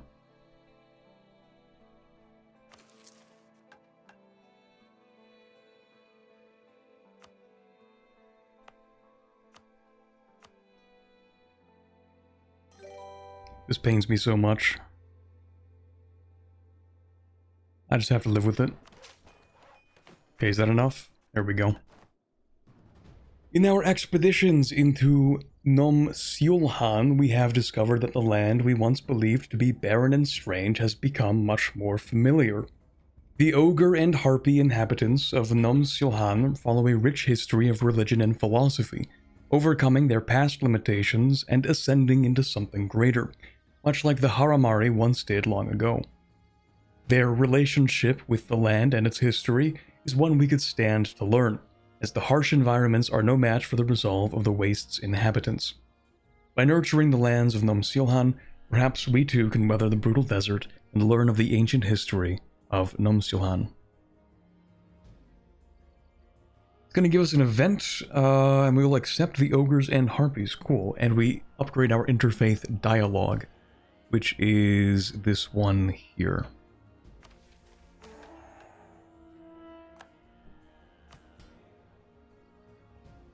I think it gets upgraded, yeah, after this. Okay, cool. It's a whole lot of text. We'll get into that in a second. But Corbett, if you could write the mission tree for the Serpent Spine Haramari, what would you give them? Oh shoot, you're asking me if I know advanced Serpent Spine Haramari lore. Because I don't know anything about these guys. They're like the Frost Haramari, right? And it's not you either. I think it's is it you maybe? Maybe it is you. What lore would I give them?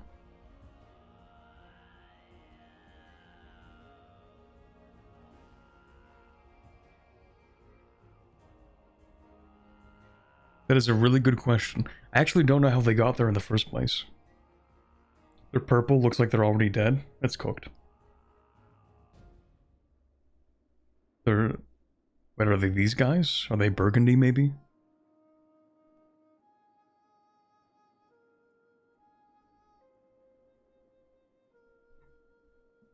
I feel like those Haramari... Obviously, you have to have them stay in the Serpent Spine.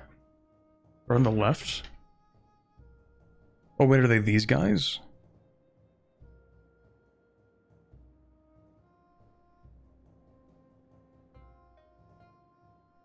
Man, that would have to... That requires me to understand Harass lore and Rahen lore. I really don't know. Like, I could see them maybe making their own, like, Serpent Spine Raj, but they're also close enough to the Raj that they could just, like, leave the Serpent Spine.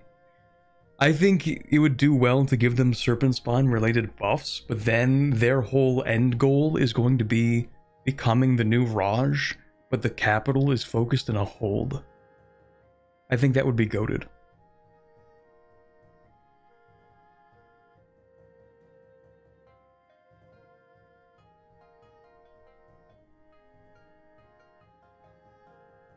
Anyway, back to these Haramari. Time and again, we have discovered rich cultures where we once believed there was only savagery and unenlightenment. Very cool, Haramari. Thank you for that. Our excursion into Nom Siulhan has proven no different, as those living within the mythical valley have shown themselves to be sophisticated people beneath their monstrous visage. In particular, the Soul Seeker Ogres are a people with a deep understanding of the spiritual, and what it means to push yourself beyond your limitations. For this reason, I don't even know how to pronounce the ruler's name. Ajig, sure, finds himself at the base of a massive staircase cut into the side of a mountain, accompanied by an ogre monk from the foothills of Nom Siulhan. In Nom Siulhan, what seems to be poverty is truly an abundance of knowledge from those who came before, the monk explains as the two climb the steps. Spirits and artifacts guide us through times of scarcity, and through these things we may achieve enlightenment. The two finally reach the top of the steps, and Ajig the First is awestruck by the sight before him. Massive statues of giant figures carved into the walls of a mountain pass, extending out into an endless grassy plain. Salvation's promise, the ogre solemnly intones. A monument created by our Sand Maw brethren when they fled across the steppe and into Nom Siulhan. The Sand Maw. Okay. The ogre walks towards the edge of the mountainside, taking in the giant statues.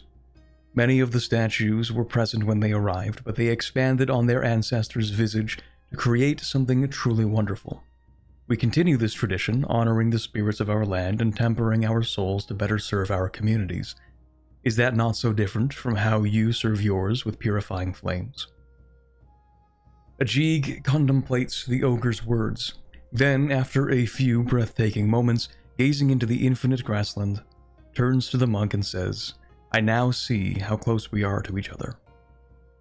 Isn't that nice? Isn't that sweet? We're all just trying to better our own communities and follow our spiritual paths. Isn't that nice?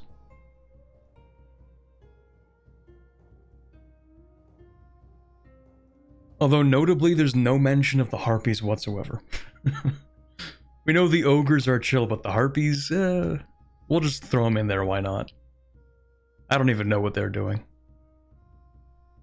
But yeah, we do get Soul Seeker Ogre and Nuzanapu Harpies as accepted cultures. I didn't realize, actually, that we would have gotten 100 Diplo power back if they were already accepted.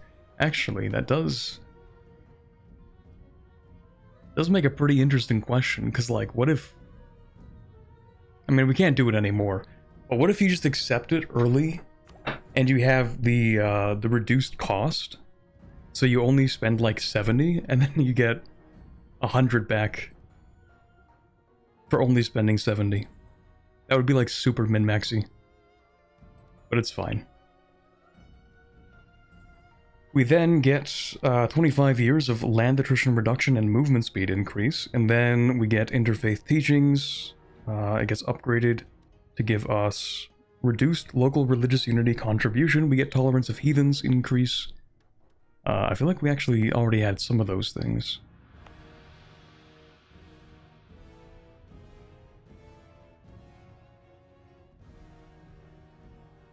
Wait a minute.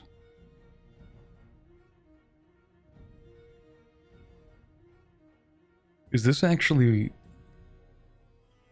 worse than I thought, or am I crazy?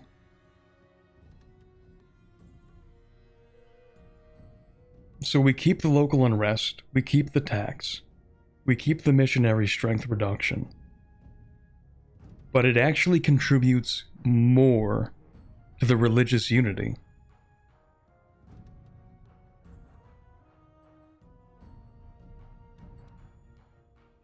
It's the same thing, but we have a greater impact on the religious unity? Am I crazy? It's actually better somehow? I'm so confused. I think your religious unity goes up. I don't think it does. I am not convinced. But I guess we'll find out. Huh? You know what? Sure, I'll take it. Okay. I have no idea how that works, but alright.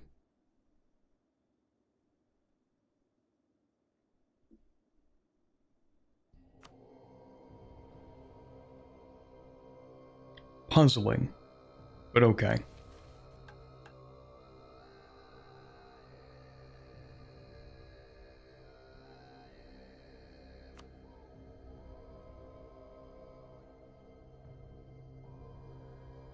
Okay, this needs to have a fort on it and a temple, or a workshop, or a barracks, and we need to focus hobgoblins. Well, it does have a temple. And it does have 5 developments, which just needs a fort. We love building forts.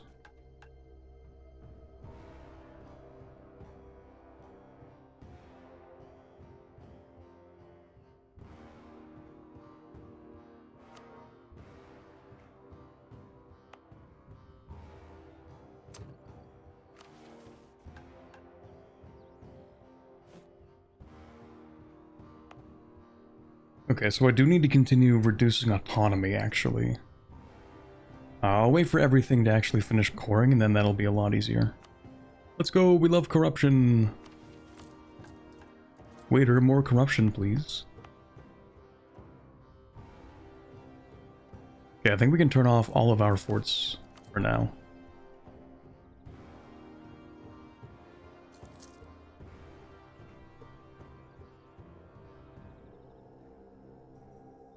Maybe it's just not penalizing you as heavily or something.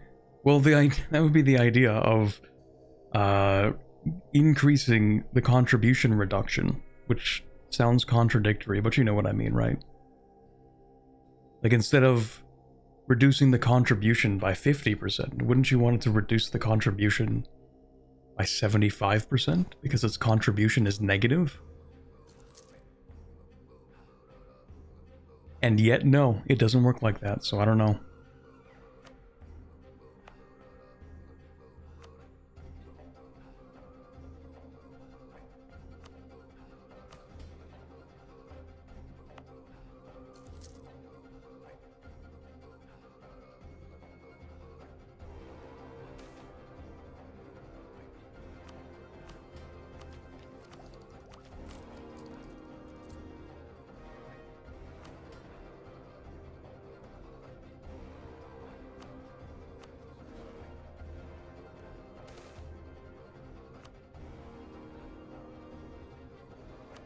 Okay, more face stealers, and this one's gonna be pretty bad, I think. Maybe we don't need these up. Maybe not that one. Maybe not this one.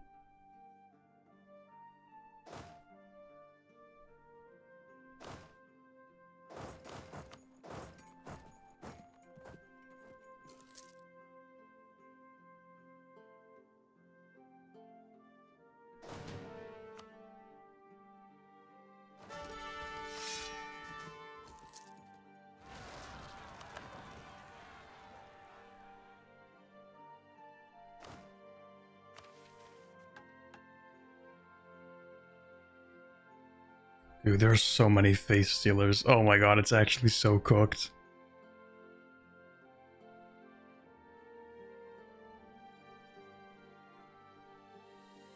This is gonna be such a pain. Oh well.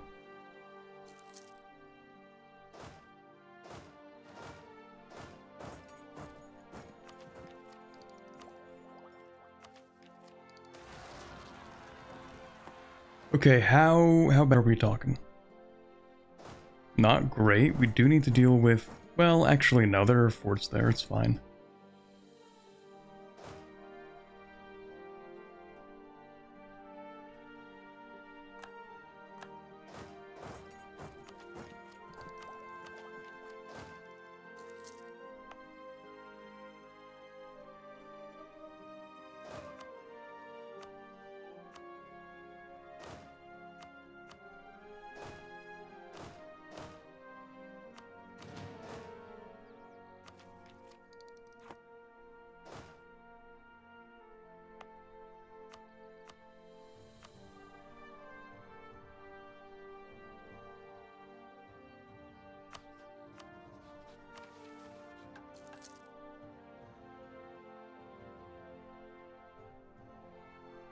Okay, that actually wasn't so bad. And it did, I think it said it would decrease the number of face stealers. Maybe? This one went down to small, so like a little bit, kind of. There are just so many. Actually, how do I deal with all this? I didn't even think about that.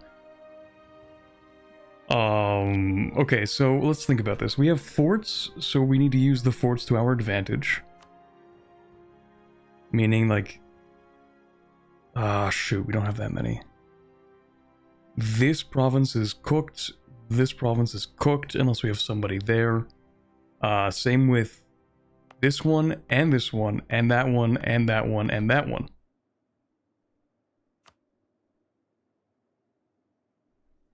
When they rise up by event automatically, they will disappear after 2 years. Like the small infestations? Or like when they pop up? When you're in 11 months after they rise up, forced by event, and they will all disappear? Wait, really? For free, no fighting? Okay, I'm gonna take your word for that.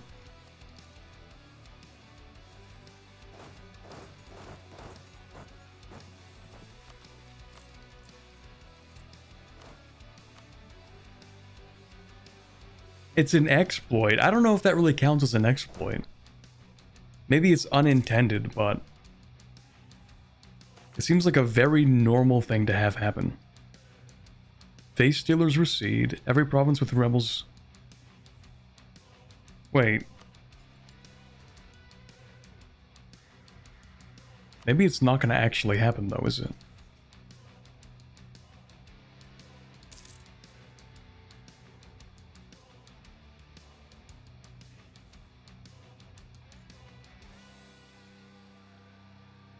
If you did it before that event, they would all leave. Oh, no, I get it. Sorry, no, I'm starting to understand. Hold on, let me try that. Ah, it's a little bit far. But I understand what you mean. Yeah, you force them to rise up, then you get that event. So they all rise up. And then you get rid of them all.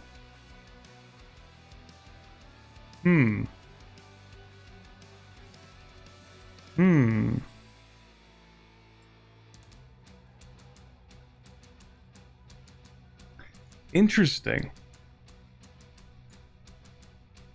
How often does this event happen? Because we've had it a few times today. It's gotta be like every 2 or 3 years, right?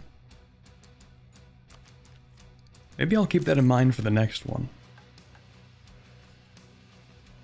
Yeah, if the rebel armies are killed, then in that case...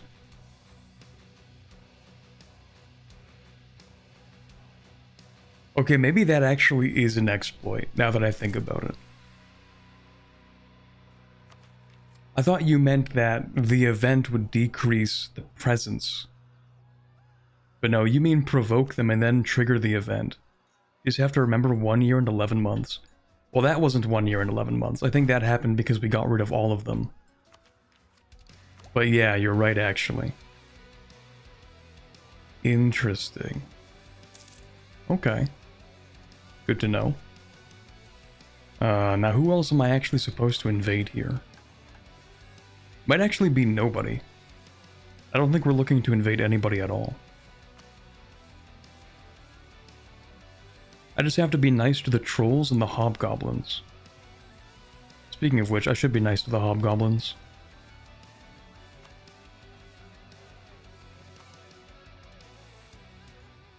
I'm gonna focus on them.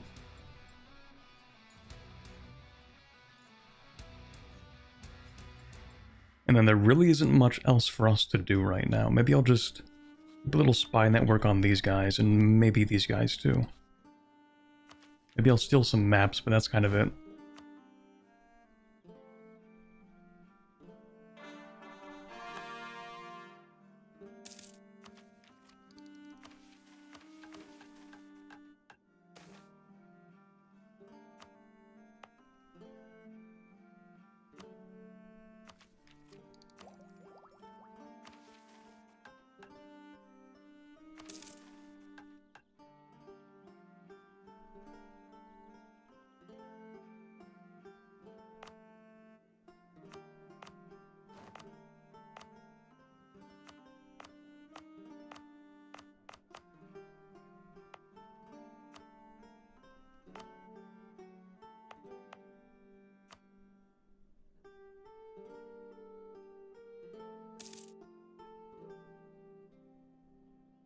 The event to remove the armies happens after 2 years from the event for them to rise up. Oh, I see. So the event for them to rise up happens like a few months after the first event, which tells you that they're going to rise up.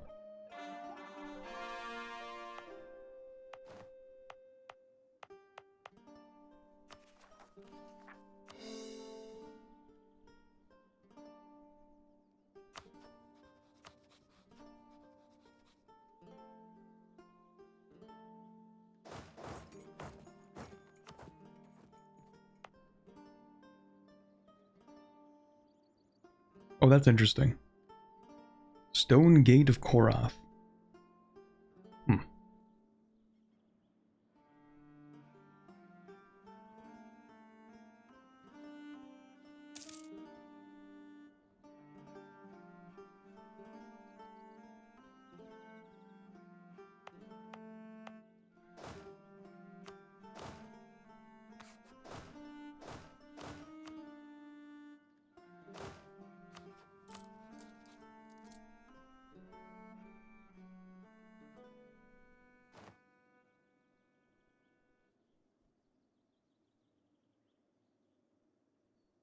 Anbennar in EU5 will be amazing. I do hear people saying that, but I am cautiously optimistic. Because I think a lot of what makes Anbennar so good in EU4 relies on the fact that it is EU4.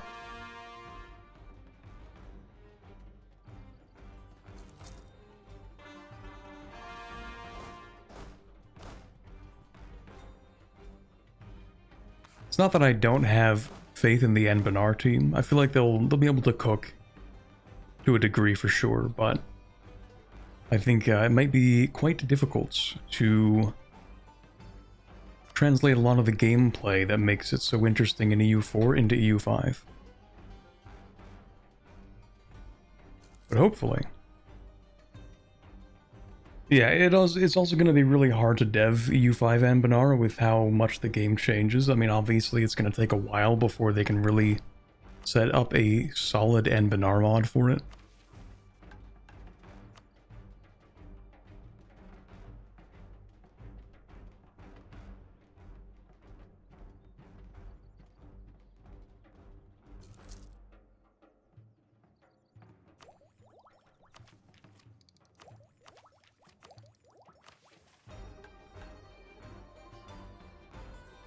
Alright, I can actually make my states now.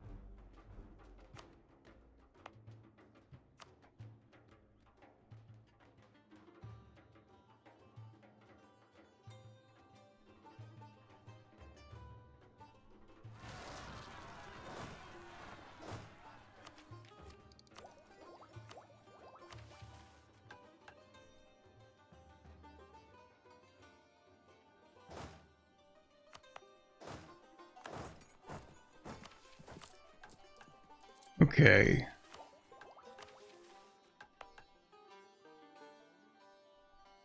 So I guess we're just gonna wait to see if we can get that event again for the face stealers to rise up.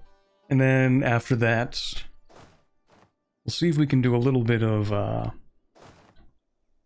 maybe a little bit of possible exploits. A little bit of exploiting, maybe.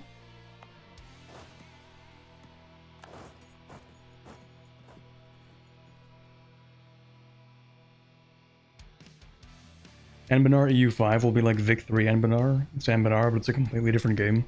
I feel like that's going to be what it feels closer to, yeah.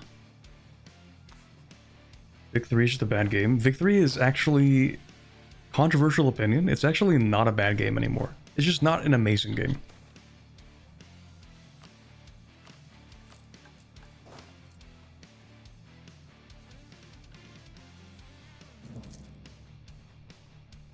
It's a little more like, it's alright. It's decent. I have fun in Victoria 3. A lot of things I'd like to see changed in Victoria 3, but it's not like that bad. Also, we do have a little thing against the command and existence. Everyone's favorite CB.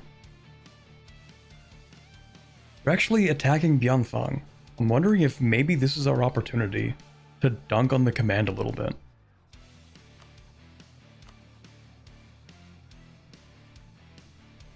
They have 80,000 troops with Tech 6. And I have 50,000 with Tech 7. And they're fighting Bianfang.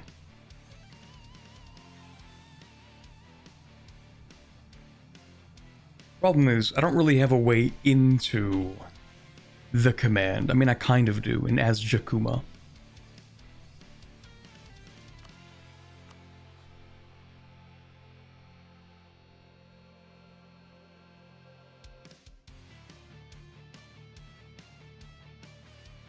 Their infamy has led us to the conclusion that they must be utterly destroyed with no hope of recovery. Based? Based? Based? Did I mention based?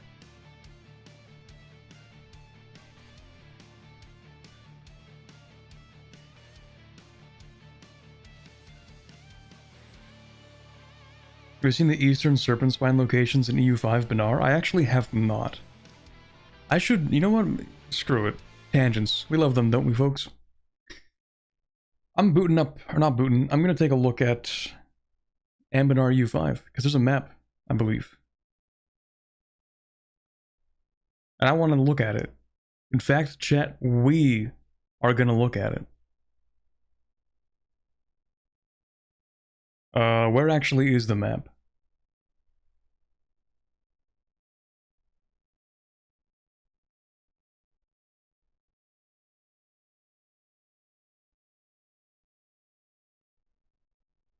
Actually, chatter, where is the map? White Heresy. Do you have a link to that actually? Because I would like to see the EU5 Anbennar map, and I don't know where to find it.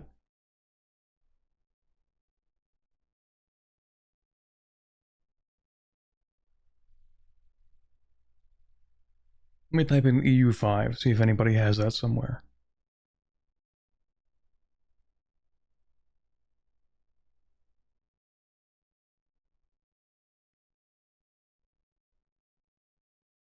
Let me get it. Nice. EU5 Cangji playthrough? Maybe. Yeah, give me 1 second, chat. We're doing nothing for the next 5-10 minutes. Reminder, they got a lot of vassals. That is true, but I think they all have worse tech than I do. I feel like I can dunk on them. At least a little bit. You promise to show me Chain Grasper? Maybe. Well, I don't know if it's just the province map or if they have all of the actual tags there too.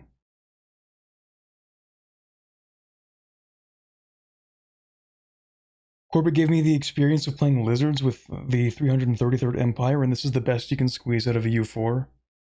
Really like the mechanics of a U5 and how they can be utilized. I mean, I think it's going to be interesting. I think there's a lot more you can do with the EU5 mechanics in terms of like actually getting deep into roleplay with like how things are produced, where they're produced. You know, markets can be a lot more interesting. Tagged you in hashtag general in the Anbennar Discord? Okay, thank you. Thank you. Let's see here. Whoa. Okay, we're getting this kind of in piecemeal, I guess. Interesting. Oh, that is a very beautiful map, actually.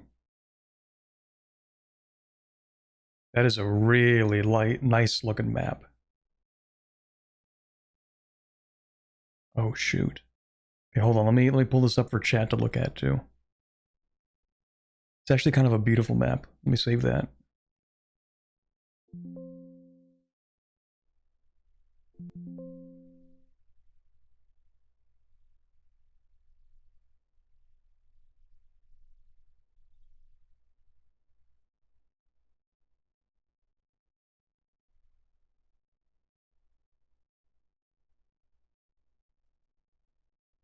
Look at that.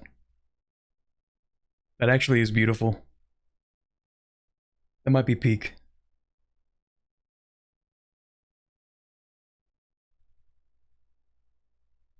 Although I don't know where to find the rest of the map. This is nice. Look at how detailed this Eastern Serpent Spine is. Oh, also, my head's in the way, but there's the best part here, there's another little citadel. So like each part of this main, I don't even remember what this is called, like the Jade Spine or whatever, this little thing in the middle, the central spine. Like even this is broken down into a billion locations. This is so peak. That's the central spine, isn't it? Yeah, I mean that counts as the Eastern Serpent Spine, doesn't it? Isn't that the same thing?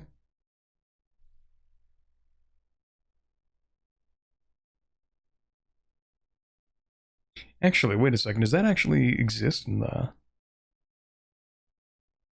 in EU4, like the little thing on the right side, the Eastern Citadel, is that an actual thing in EU4 mod?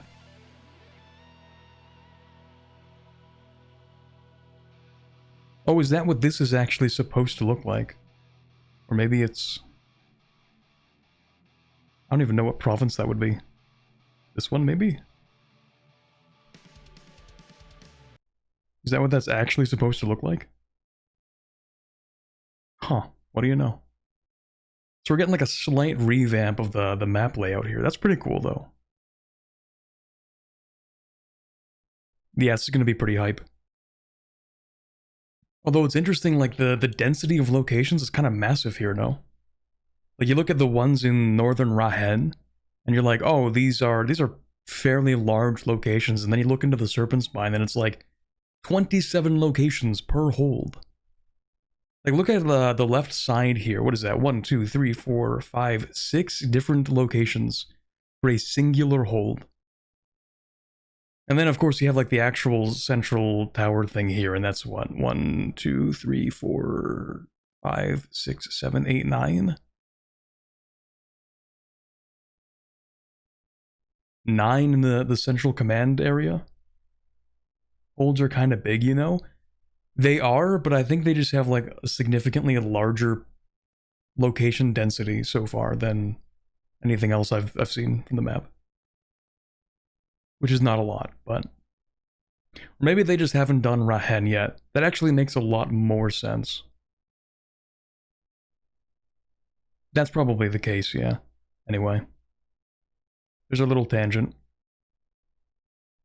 Now I need to make sure that I can actually read chat again. Let me do this. That.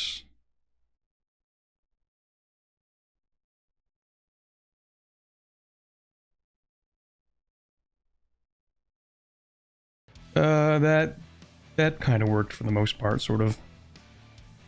We'll take it. Unless I can...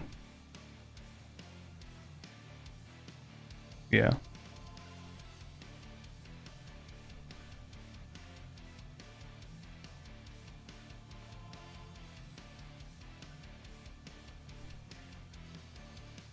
Yes, the Jade Mines.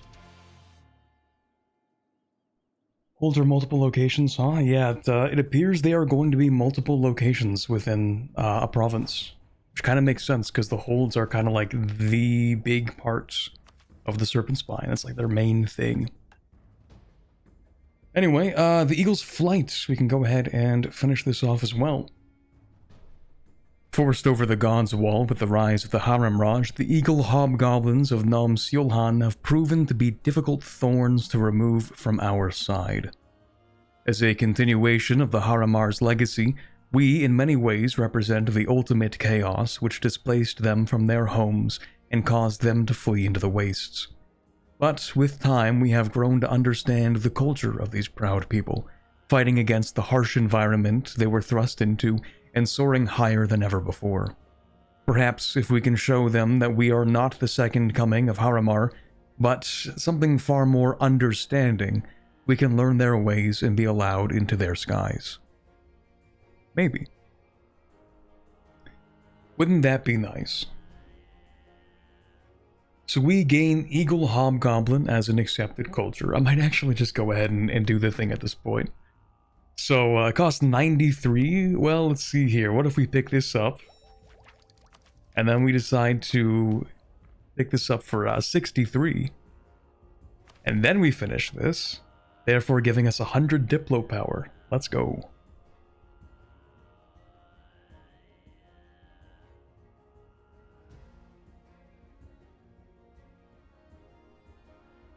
Yeah, we get movement speed and morale damage for 25 years.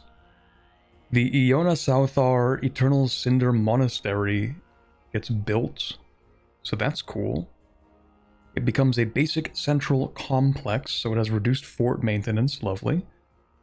And then the Banbe Anan faith will now be included in the interfaith dialogue privilege. Cool. I'll take that.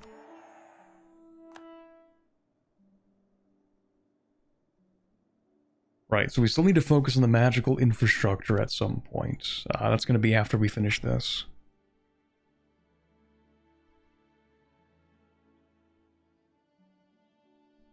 Actually, yeah, my chat is still messed up. I'm going to fix this.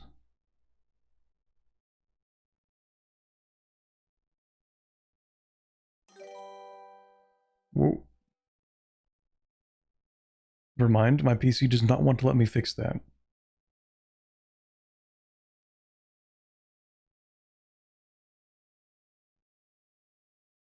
Okay, maybe this will fix it this time.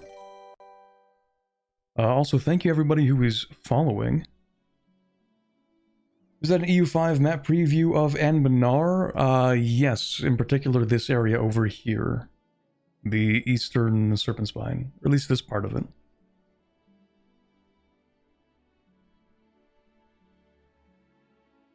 Technically, the central location is 2 holds. That is true, actually. It is two provinces. It's actually 3 provinces. This one, and then the War of Road, and then this here.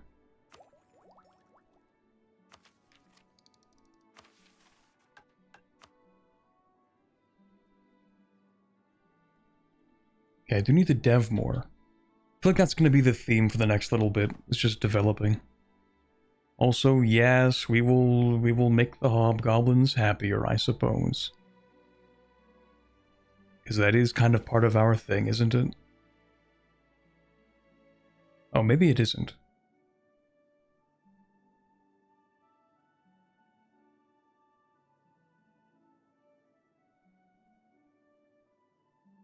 Oh, maybe we actually don't care. Crazy how that works. Well, we do care about the trolls. So actually... Yeah, sorry hobgoblins, we're just gonna not worry about that. And then we're actually gonna swap our focus away from these guys, away from the hobgoblins. And focus on, is it ogres? Trolls, actually. Where do we have trolls? Wait a minute.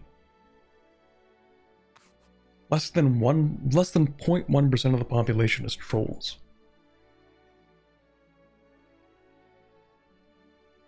Wait a minute. Okay, I guess at some point we're gonna get some trolls.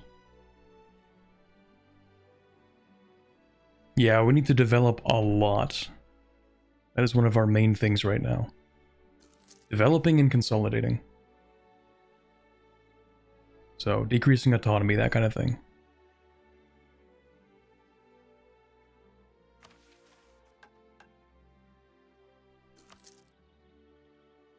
Oh, we actually do need to take more too. We'll get claims on this pretty soon though.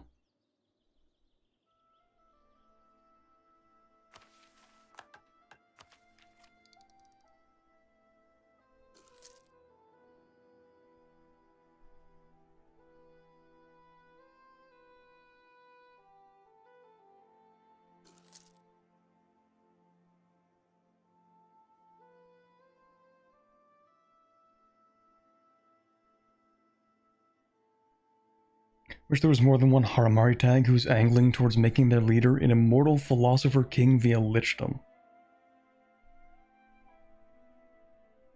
More than one? Is there already one?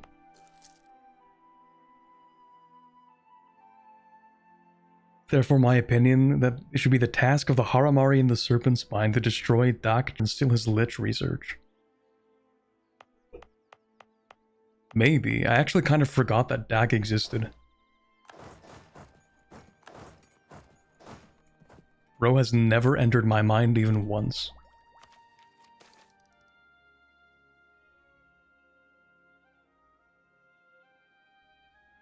Wait a minute.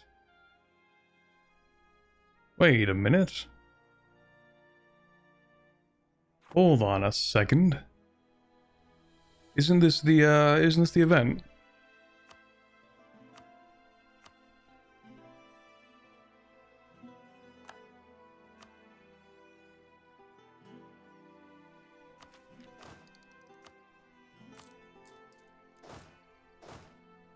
Wait a minute. Okay, hold on. Before this actually fires, I'm gonna do a few things.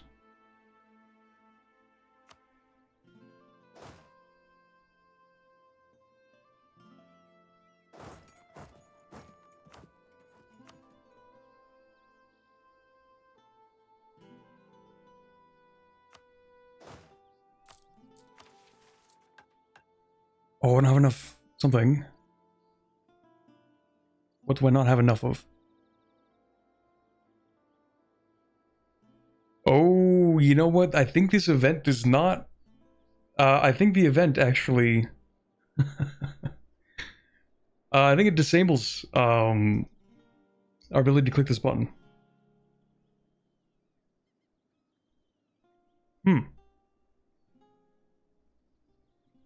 That's crazy. I think they patched it out now. No, it's so cooked. I should have done this way, way earlier. Should have finished this run 3 weeks ago. Shoot. That's why you do it before the event fires. Okay, I didn't expect this to pop up at all because, like, we didn't have any face stealers. Like, there was no reason for this event to pop up, I don't think. Well, hey, it's fine, because we're only 5 months into this year, so I'm actually okay with save scumming this a little. Like, I thought the event had already fired. I didn't think it could fire again.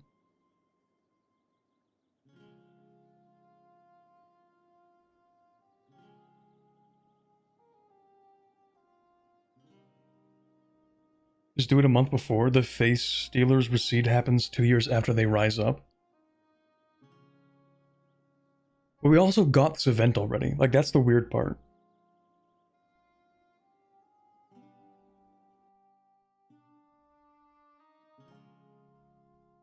I feel like they've already thought about this too. Like, they've probably patched it. So just in case, I'm gonna make sure that I can fight them. Because I have a feeling. We're gonna raise all the forts. We're gonna do this. I'm gonna have you stand here. You can stand here. I guess we'll get a new general. Why not? Yeah, we have 85 tradition. Sheesh, 3 stars. Ooh, that was a bad idea. Never mind. Well, it's only gonna be for the next, like, 3 to 5 months, maybe. So we know it's going to spawn in the 5th month.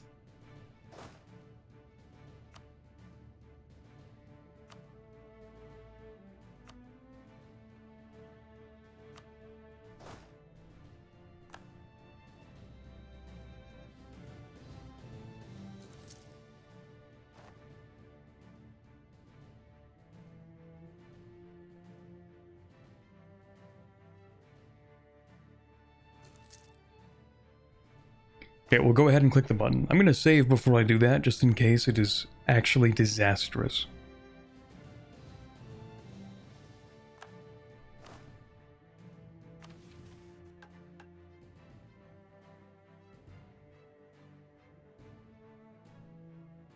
Just in case. We're going to wait, like, halfway. Like, give me 5 days. There we go. You know what? That's going to be fine. Drive out the face stealers. We might be cooked if we do this. Oh, there's so many. There are so many. Please, please tell me that they have not patched this. Also, why don't you rise up here? Because it's permanent. Okay, I figured it would rise up anyway, but I guess not. Please let this work.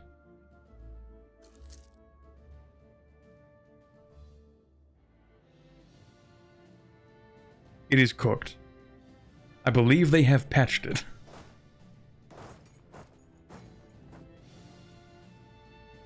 I believe they have patched the exploit, guys. I think it's cooked.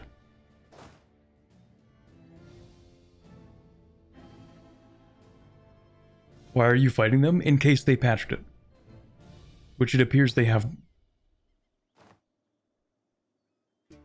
Never mind. Never mind. That's crazy. That's crazy.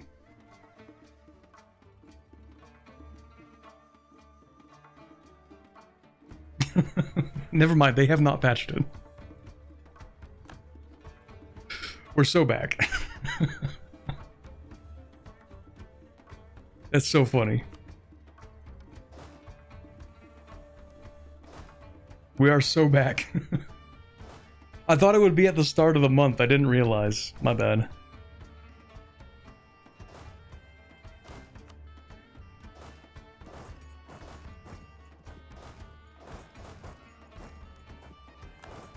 Crazy how that works. What do you know?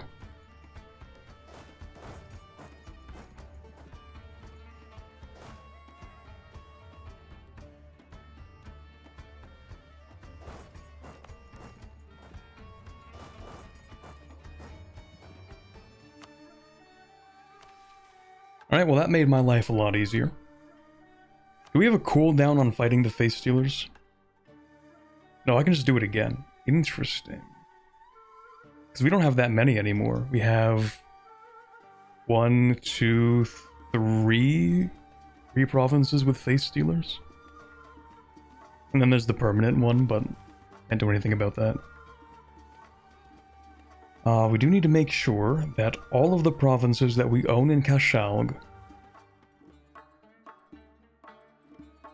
yeah, they need to have lower than 30 autonomy or decreased autonomy or permanent face stealers. So why are you having an issue? I have decreased your autonomy. It is below 30%.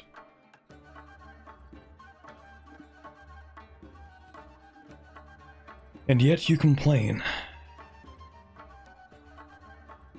Oh, because it's all owned provinces, and I am stupid. Okay, never mind.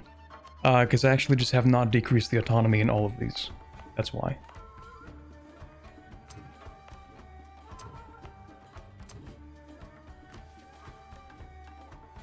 Okay, now we need to get rid of the face stealers.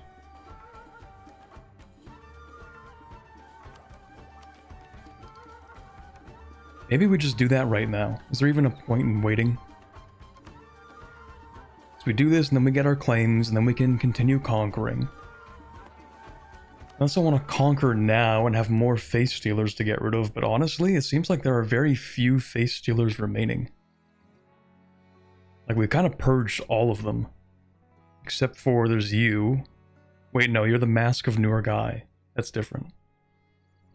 So, there are face stealers here, here, here, and then the permanent one, and that's kind of it.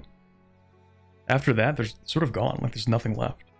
We might actually be able to get rid of the infestation.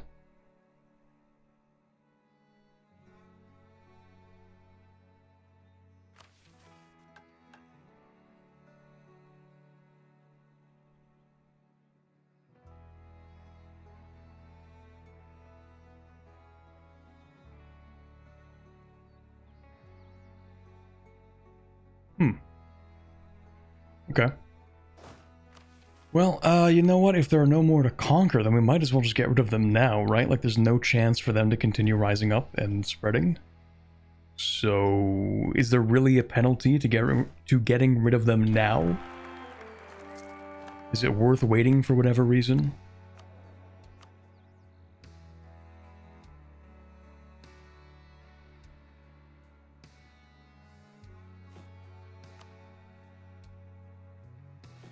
I guess I'll pick up more force limit. Sure.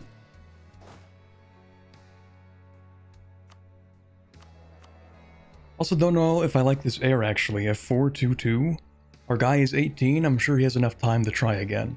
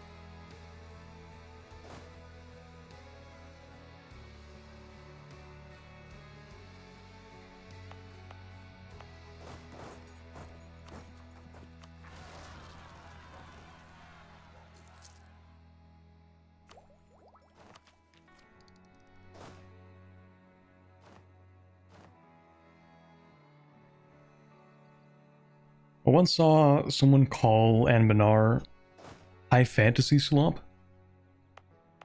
I don't know why I'm remembering this right now. It was definitely in a tweet. It might have actually been Boquin. He might have actually called Anbennar high fantasy slop. I think someone was like, you should play Anbennar, and he's like, no, I don't really like high fantasy slop. It's like, why I oughta. Anbennar isn't even high fantasy. Anbennar is absolutely high fantasy. I think it might be the most high fantasy that has ever high fantasied ever, actually. If you ask me to define it, I might actually just point directly to Anbennar. Living rent-free in your head? A little bit. I just remembered that tweet for some reason. But yeah, I was like, I don't remember even why somebody suggested that he should play Anbennar. But I remember that comment. I remembered it because I just disagree so much. That's probably it. More like mid-fantasy. Mods, tie this man to a chair and force him to watch 17 hours of real high fantasy slop by forcing him to watch seasonal isekai anime.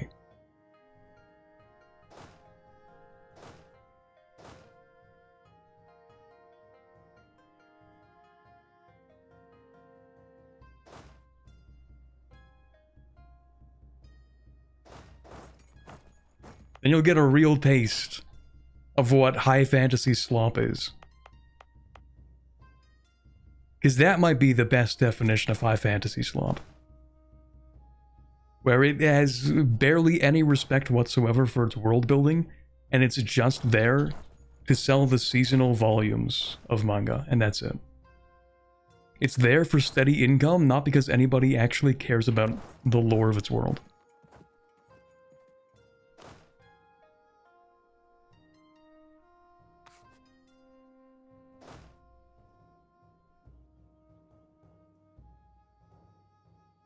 The entire point of Anbennar is that it is the transition away from the fairly standard high fantasy. Okay, I will agree with that, actually. Anbennar is really an attempt to be like, okay, we start with high fantasy, but later it becomes something kind of different. Out here having my burger and watching Quabit on a Thursday, __qua heart. Love the way the TTS reads out emotes. Thank you very much, Moth, for the 17 months in the Squire. I appreciate that. Ham and my burger on a Thursday. Let's go. I could actually go for a burger right now, I'm not gonna lie.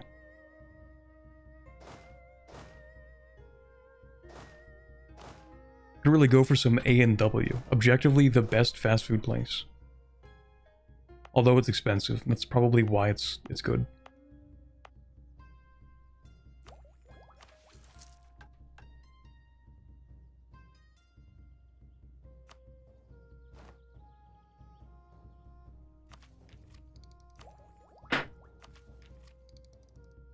Okay, with our admin for the next little bit, I even focus on admin. I'm focused on mill. Oh my god, I might be the dumbest person alive. Oh no, I'm stupid. Okay, so we should not be focusing on mill, but we also don't need to focus admin either. I think we could very reasonably. Well, what am I? Am I a duchy? Am I an empire? I'm a kingdom. Okay, so it's gonna take me what, 20 years, I think, to swap focuses. I'm going to spend the next 20 years catching up on admin tech? Absolutely not. And also, yeah, we have too many generals, and I didn't pay attention to that, so we're going to get rid of this guy. Thank you for reminding me. And then also, we need to make sure that we get enough points for our next group, which is going to be... I don't know. I don't know what the next group is going to be, actually.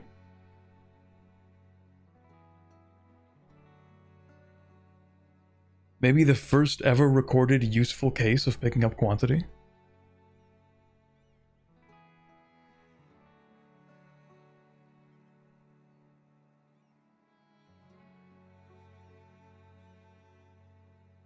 Defensive?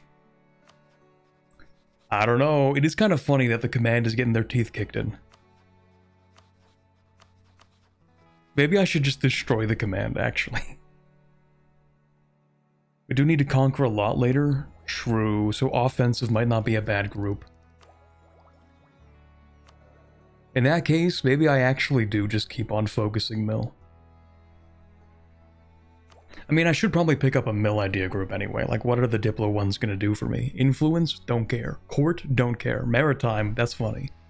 Exploration? Irrelevant. Trade? Our trade situation sucks so bad there's genuinely no fixing it, even with trade ideas. Diplo ideas? Now that's reasonable. I could actually get behind that one. Minus 20% province war score cost is eventually going to be useful. But I'm gonna leave chat to think about that one while I go use the washroom. I will be right back.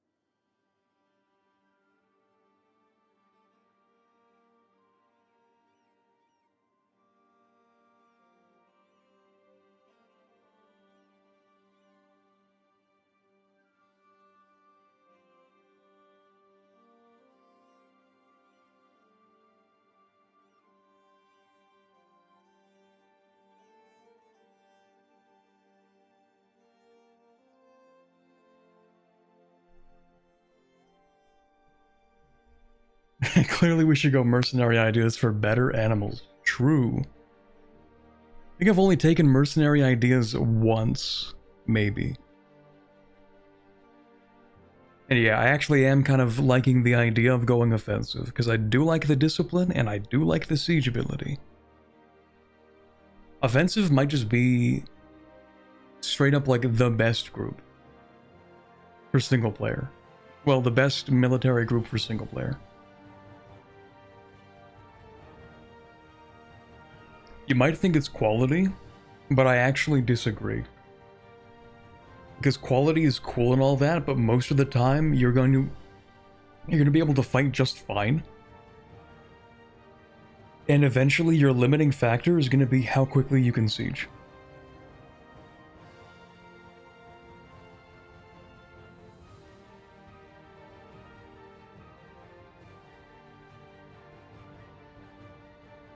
Yeah, and also quality does split a little too much in the Navy, which you just don't ever have to buff in single player.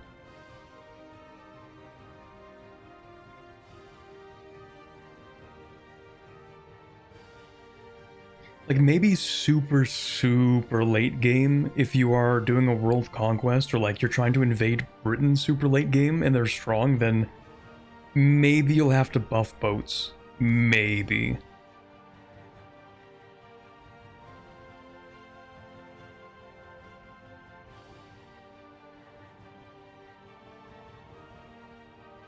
If you're not using boats, half of quality is wasted. I mean, Yeah, that's true.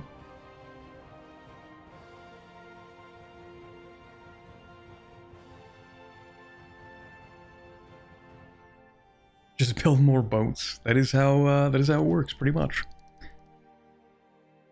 Now the question is, am I going to dev right now, or am I going to pick up another idea group and start funneling points into that? And I think the answer is we're going to dev a little bit. Because we need 5 of these 10 development provinces. We're going to have to get 3 more of them.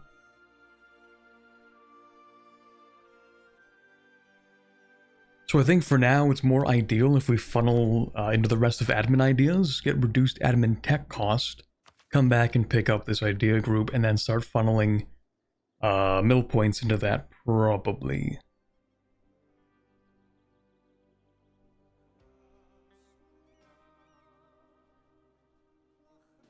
Quality stops the bad events from quantity. I don't even know what the bad events for quantity are, because I just don't pick quantity. I feel like you just don't really ever have to pick quantity. I haven't picked quantity in a very long time. Not in like a regular run, at least.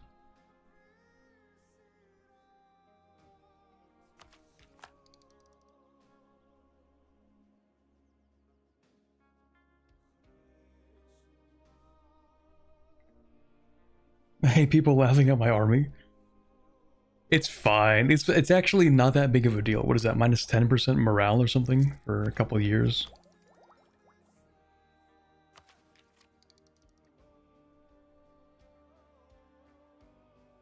Quantity does save the dwarves, that's true. Okay, in an Anbennar context, quantity has its uses because of the racial military features.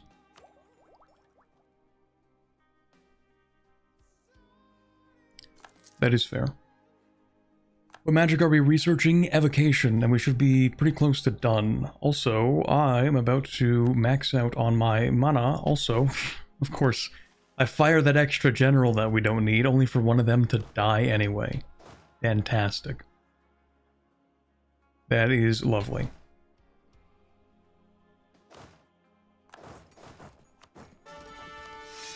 And that guy sucks too, that's great. Well, that's fine. We've dealt with most of our rebels. I feel like we can just finish this off now. So we have a handful of face stealers. We got some here. Got some here. We'll move you guys into here, I guess, and we'll do that.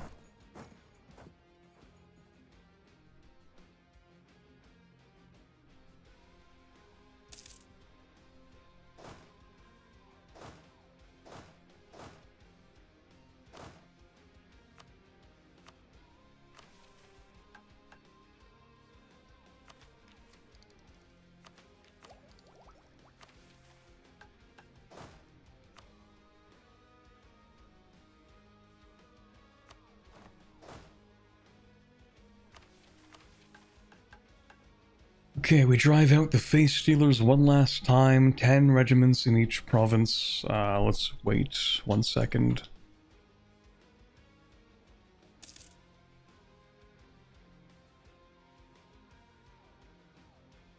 Quality is better policies than offensive.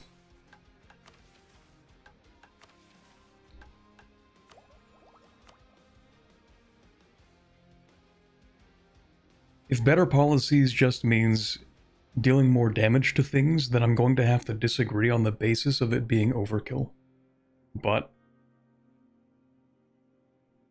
guess it depends.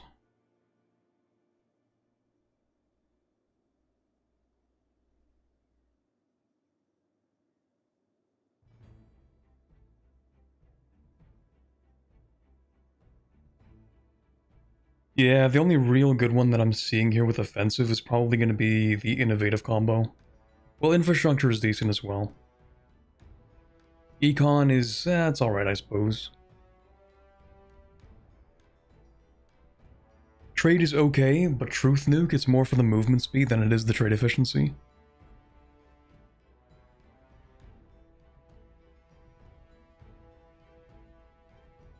Good with religious as well. I do like its combo with tolerance, actually, or like humanist ideas, because that combos really well with reducing the separatism and national unrest that you already get with humanist. And what do you get from quality? Econ for the discipline? I mean, that's solid. Or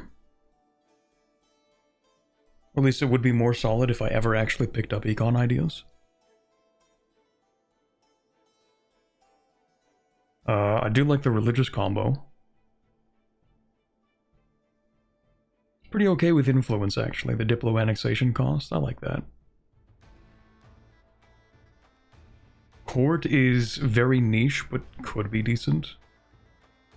Innovative is solid. Infrastructure is pretty okay, and then I suppose trade is alright. Yeah, I'd say quality has slightly better policies.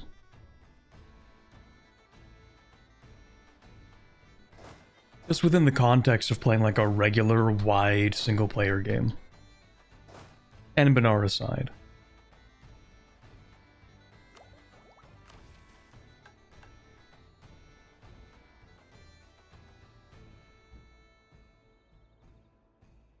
Okay, so... Actually, wait, am I in the wrong place for the face stealers? I am in the wrong place for the face stealers. Let's not mess that one up.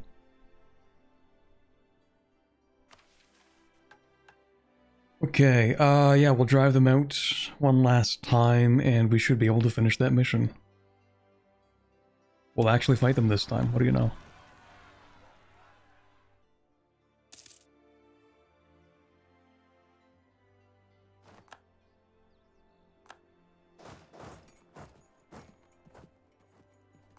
There we go. Alright, and then this is the mercenary company, you'll get this, and you'll go over to here. Everybody else is just gonna chill. You can step in here, I guess. We're gonna turn down maintenance. Turn down forts. And this is complete.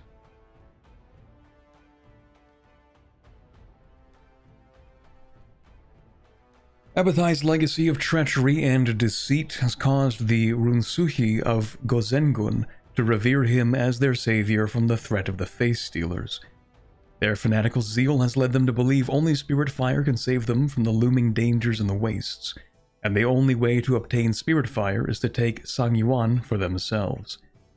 This cannot be allowed to pass, lest the last embers of the undying flame be extinguished in their haste. We must fight back before all is lost to ensure the safety of our nation and the secrets of the Ashen Soul. Cool. So we get our level 2 army reformer, half cost. That's actually going to be the exact guy we need for this. No, we need an admin advisor. Never mind. Still, pretty cool. We get some claims. We get prestige and army tradition. Neat. So, yeah, we are going to have to develop some things. Gonna keep on throwing points into here.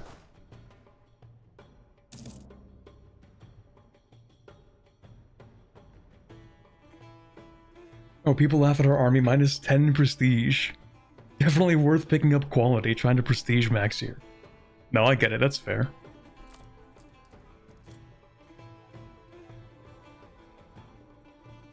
I think it's funny you can get the people laugh at our army event, even when you are actively invading the entire world and like you're doing it very successfully, and no one can stop you. You're actually in the most uncontested possible position.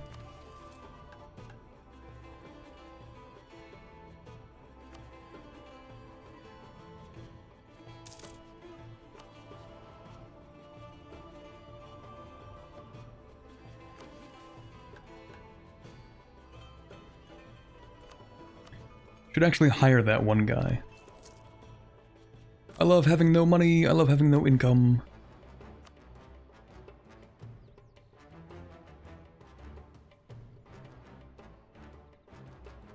Do I want court mage or do I want this guy? That is a tough one. Well, my current cost is pretty low. Yeah, I've messed this up so bad. It's actually unbelievable.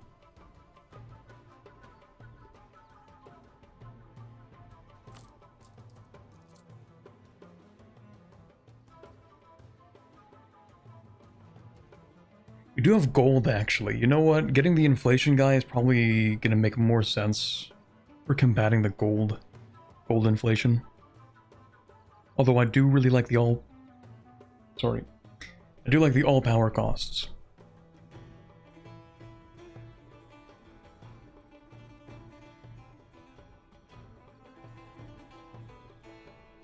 Screw it, I'm taking this guy. He's also the right culture, right? Rukunai? Yeah, okay. And then if we want to dev something, it's going to be around here because we can make it cheaper. With the flames for 1 year. Okay, so we're going to get ourselves a whole bunch of monarch points. And then we're going to go ahead and develop 3 more provinces. Might actually be these ones around here. 1, 2, 3. It's like, yeah, this one sucks, but actually it's not a huge deal because it gets another minus 25% dev cost, which actually does not counteract Arctic.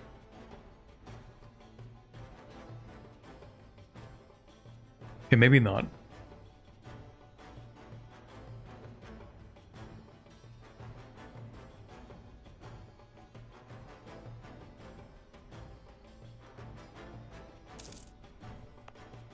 Also, it just occurred to me that we are growing grapes here, like we're making wine in the glaciers. I mean, okay. I don't know what kind of wine we're making. What are we possibly fermenting here, but... Okay. Let's go and use our mana on something. I don't know what.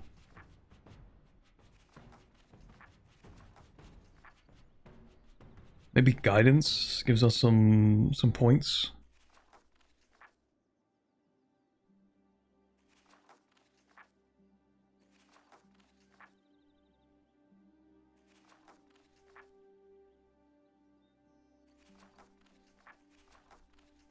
Kind of seems like the only good thing to pick up. 20 mil points. Or 20 points for free. Might as well. I do like that they give you this in case you have nothing to spend mana on. It's pretty cool of them.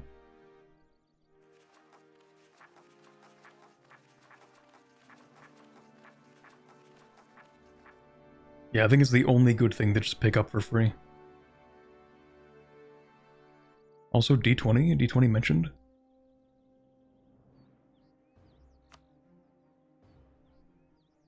Remember to do research? We're doing research, aren't we?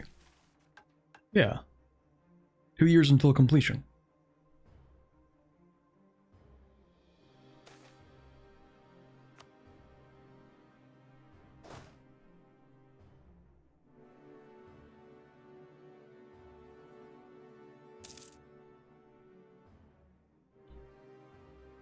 How have the miserable tigers living on the miserable mountain plateau been so far? Surprisingly, not as bad as you'd think. Kind of doing alright. We've gotten rid of pretty much all of the face stealers. There's just one permanent infestation. Also, hey, Mage Tower. Sure. We do have to pay somewhat for that, but I can live with that actually. I think that's fine.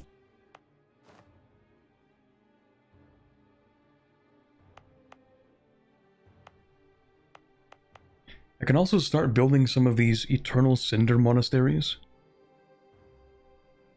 Maybe that's worth looking into a little bit.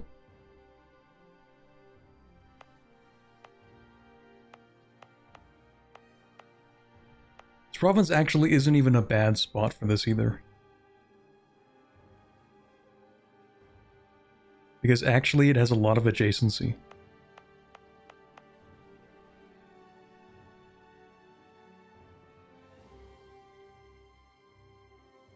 I mean, it is double dipping the adjacency a little bit.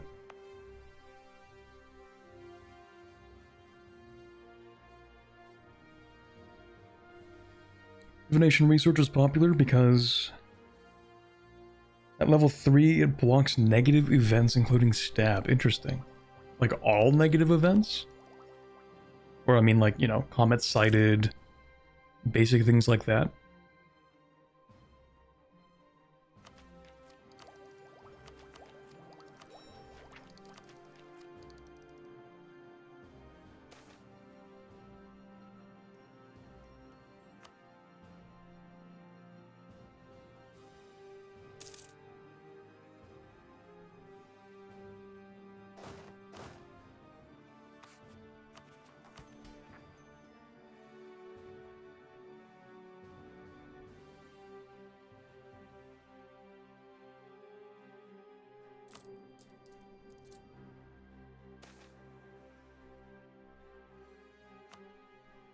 I think what we'll do before we actually take some land back is 1, reduce inflation.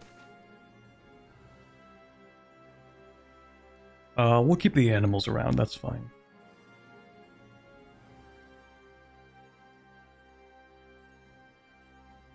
Yeah, that's fine. Can't be bothered to wait the 2 months or whatever either. Doesn't matter too much. We'll go ahead and click this once, because we have a lot of inflation, and then we're going to see some land. Nice. After that, we do need to keep on developing things. Actually, don't know if I like this being in this one spot. Sure, it's a hills and that's cool, but actually, maybe it would be better if it were here instead. More adjacency, you know, that kind of thing. Because then we could cover this entire central plateau. It would also be more useful for blocking people from being able to advance into the country, I think. Maybe.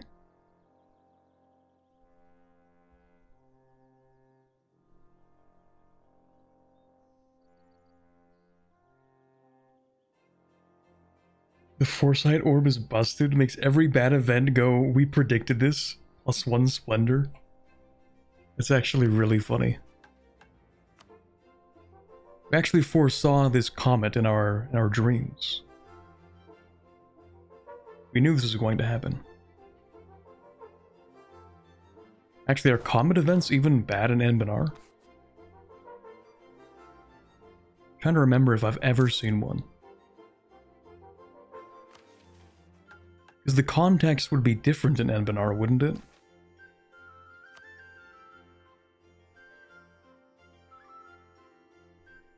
Would they really be that scary? They do exist. Serpent Spine comets are the best. I mean, hey, if I were in the Serpent Spine and I saw a comet going by, I would be a little concerned too.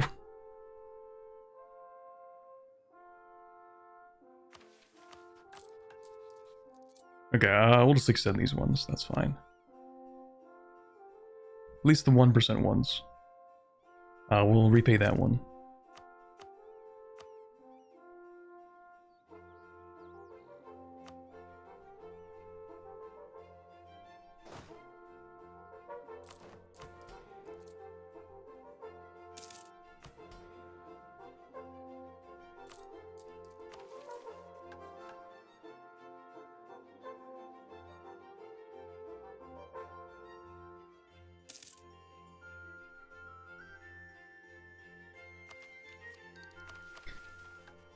Actually, it can't be that much to get to level 5, right? Or to 10 dev? Can't be that bad. If I use this, then we can make this 10 dev very easily. That can be 10 dev pretty easily. I don't think I want to develop this one, to be honest. If we lock in this one, then these two can become 10 dev very easily. They need to be the right religion, right? Yeah, Levian.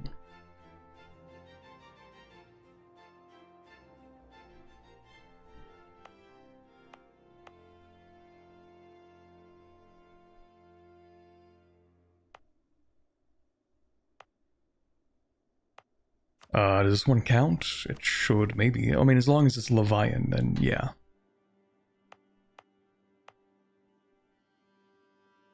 Oh, you know what? That means we can actually make the gold province. Yeah, we have a lot of Levian provinces, actually.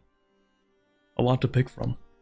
Maybe we'll just do this one. We'll develop this, maybe develop the salts and the iron, maybe? 1, 2, 3.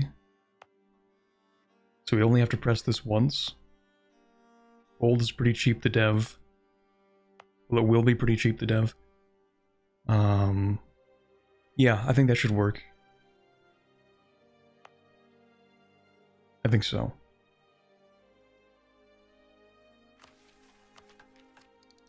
Yeah, okay. So we're gonna click this, call the flames. It's gonna make this cheaper. by 25%, and then we're going to go ahead and throw this on as well. Only 50 to dev this, which isn't too bad.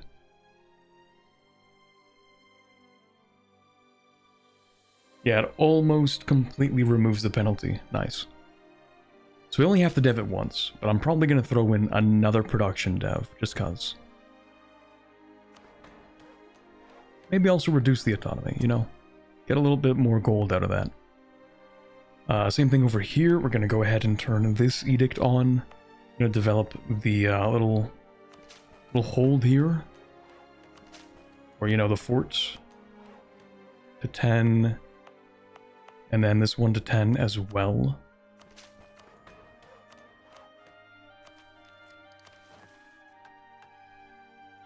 As we continue to grow the dialogue between human and Haramari, it's clear that the Levian priesthood holds more value than was previously considered. With their knowledge of local spiritual practices and their many years of experience dealing with the fickle attitudes of spirits, there is a great deal of knowledge hidden within their archives. They have proven themselves to be useful, perhaps even equal to the great high philosophy monasteries that dot the plateau. With more resources, we can enable them to accomplish even more, and cement the friendship between our very different races. Sounds good to me. So every owned Levian province with at least 10 development gets minus 25% local autonomy, and if they already have less than 25%, then we get 10 admin power instead. Cool. Don't think I plan to develop any more, so we'll just take our admin for now, but then we get another 20 years of minus 15% construction cost, which we should use to build a couple of barracks. Barracks or marketplaces or temples or really any of these things. In fact, I do actually need a temple where? Arakshalud. I do not know where that is.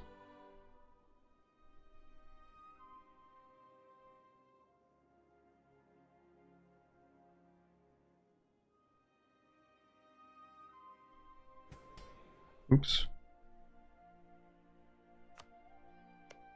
Oh. Okay, that's pretty far. Alright, well, in the meantime, boy, we do not make that much money. We are just straight up not having a good time.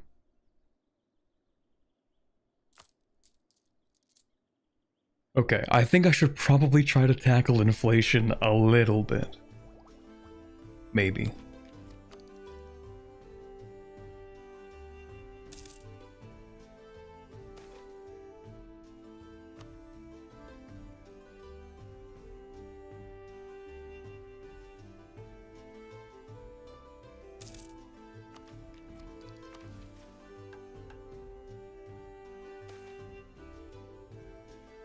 Face stealers stir. How could you?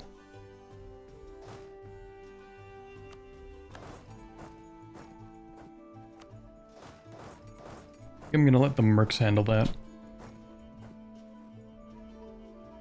Surely they will be fast enough to handle that.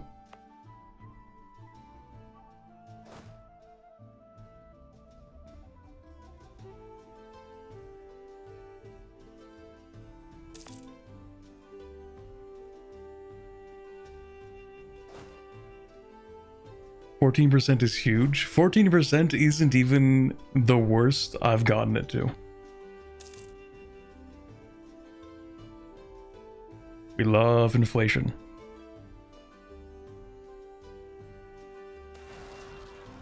I think I've gotten it up to like 23% before. But the thing is, like, it's valid.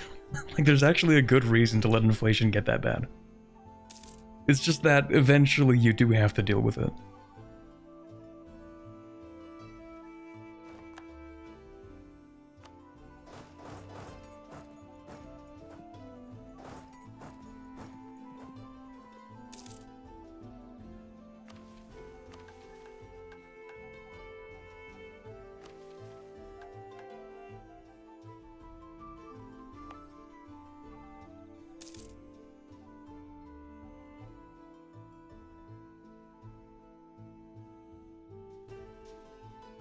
I think 14% is huge. You should play gold scale.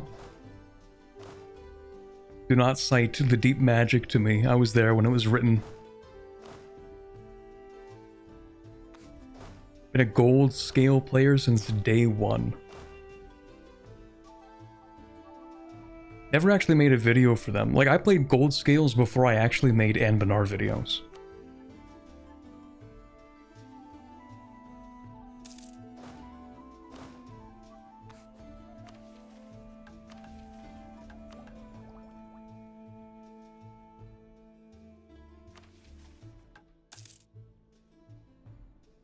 Maybe I should play them again, though. I should make more Anbennar videos. I should also drink more water, which I haven't done at all this stream. 3 hours, no water record.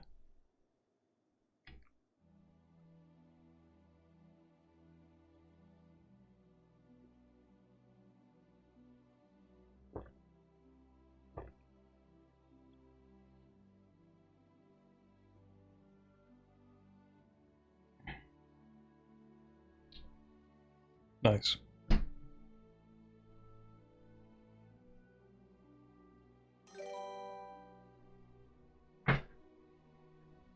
You should, Corbett, to be honest. I don't think EU5 is ready yet.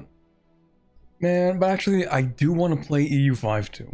I do, because I want to be informed about all of the things happening in EU5. And I have sort of spent the last 2-ish weeks away from EU5. Give myself a little bit of a breather after I did that whole Aztec campaign. Because boy, that took a long time. Probably one of the longer videos I've ever made. How's the command doing, by the way? Getting their teeth kicked in? Lovely.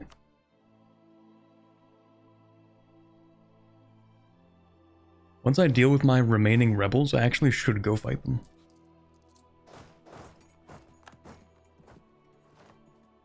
Especially because I do want to go after Azjakuma. Even if I fail this, like, I still want to go after them.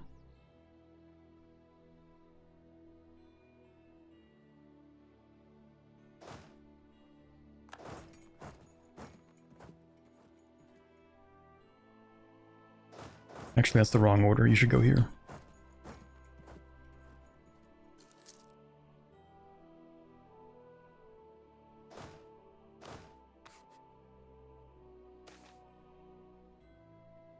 Speaking of comets sighted, that's crazy.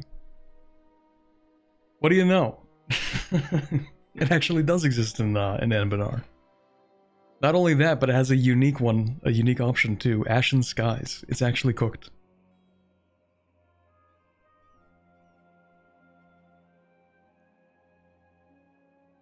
Yeah, I guess some people are still superstitious.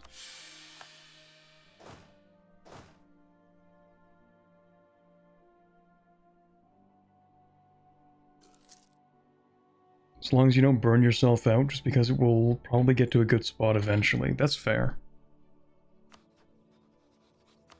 Oh, Bianfang actually won this war. That's crazy. We might have a naturally weak command. Insane to think about.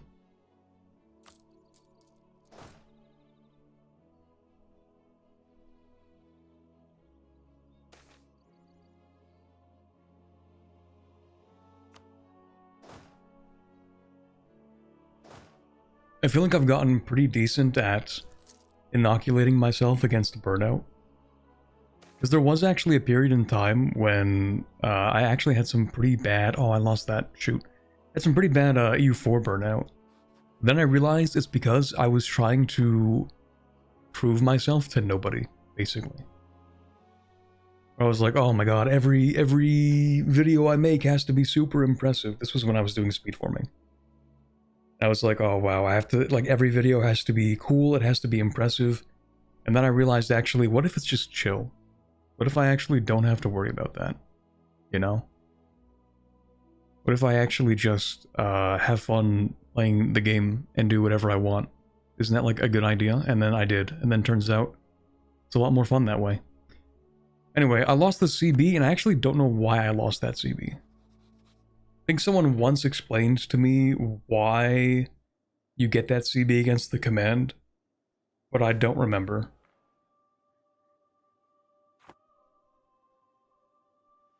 Anyway, we are now renowned in evocation. Huge. We're gonna go into our spell book here and actually upgrade our magical infrastructure. I think that's a good idea.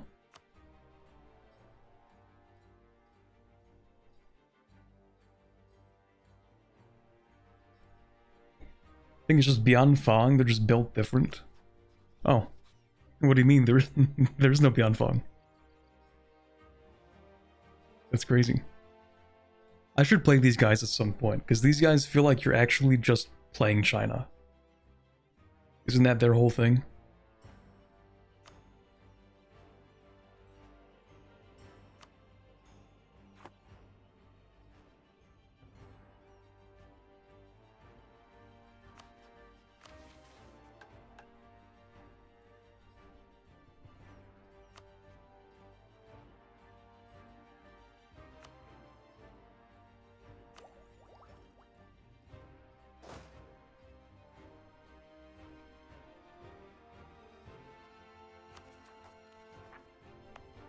You're actually not going to rise up there.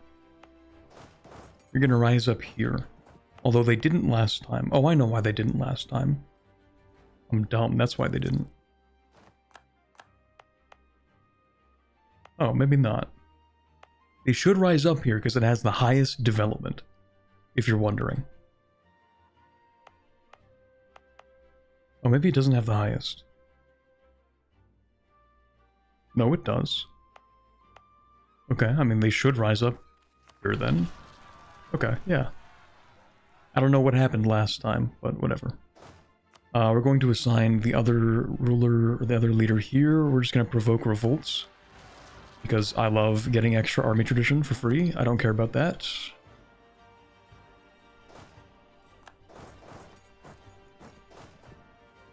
And then you guys need that guy back. I just have so many revolts to deal with that trying to fight the command right now seems like it's too much on my plate. Too much dip on my chip, you know?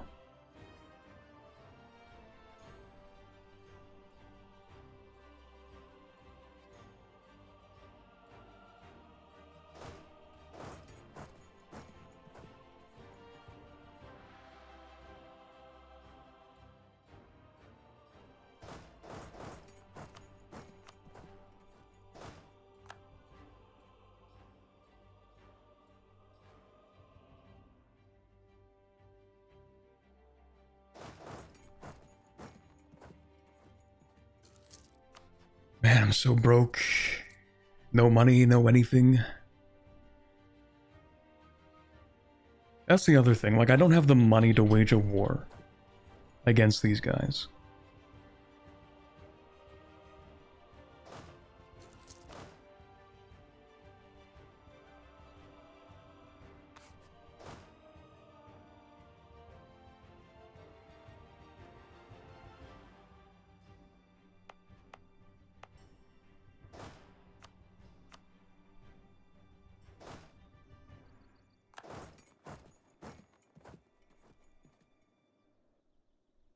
You tried getting a loan from the Bank of Goldscale? The Bank of who exactly? The who? Who? Hmm?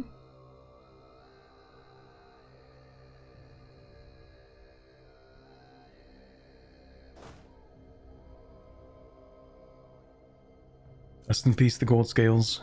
You will be missed. Okay, that's not what I expected.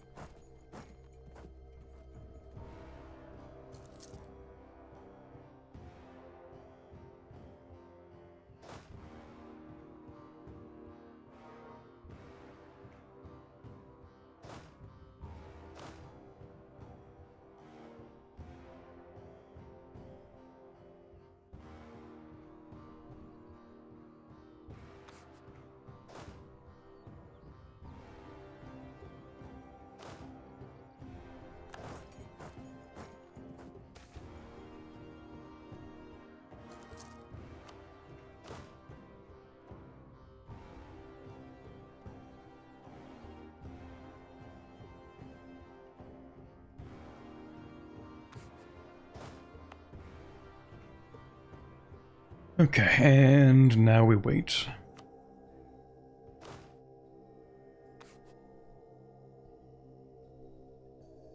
Actually, I'm going to turn down my maintenance while I wait, because I don't want to pay for things. We're going to pick up the last admin idea here so we can get our admin tech cost. And we'll pick this up as well pretty soon. It's looking pretty cheap, 346 power, not too bad.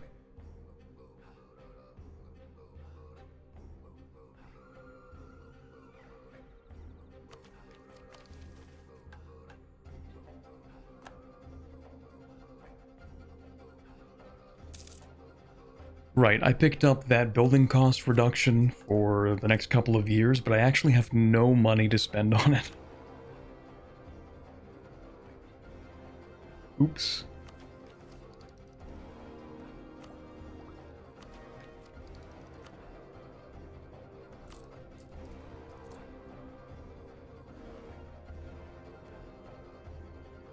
How do I fix that?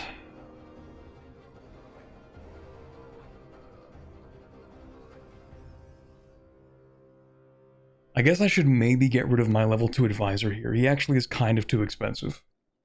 I did do the thing where I needed him for, right? Yes, I did do that. So actually, we don't need that guy anymore. I do need a level 2 Diplo advisor, though. But that's going to be after building marketplaces.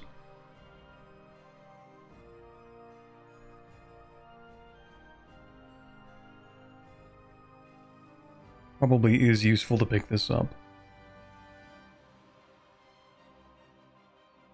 Yeah, because I can't really do anything other than... I mean, we can build the barracks, I guess. Yeah, we're gonna pick up a level 1 guy because we are simply too broke and we want to start building buildings.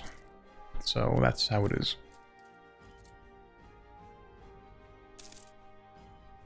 When in doubt, dev gold. Fair enough, I could actually dev the gold more. Is it... Yeah, it's back to being more expensive, but... Let's see, we are ahead of time on both Mill and Diplotech.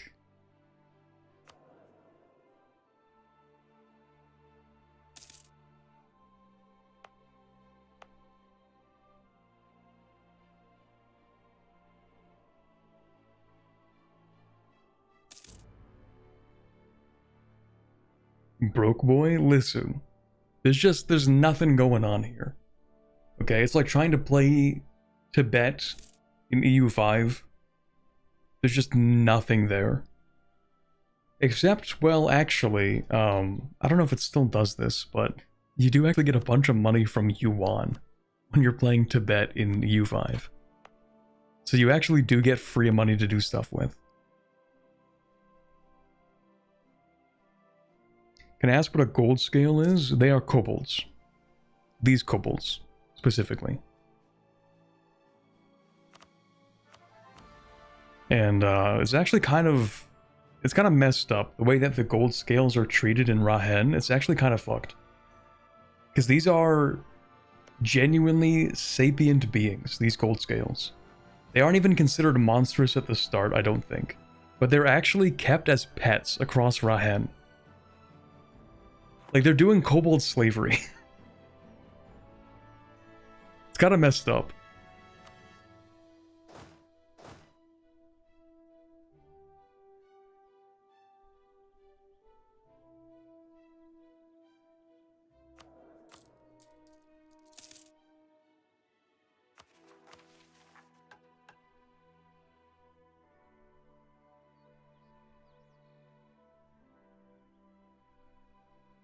Don't they encourage it, though? Like, the gold scales make bank off of that? Do they? Do they make money off of being pets?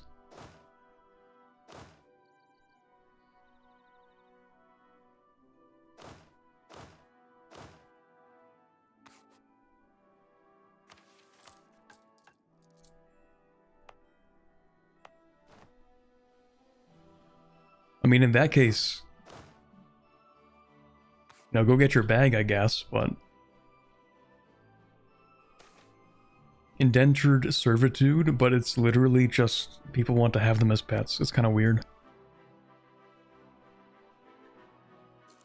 Maybe they're into it? I don't think they are. If I'm remembering my kobold lore, they are not very happy with being considered pets.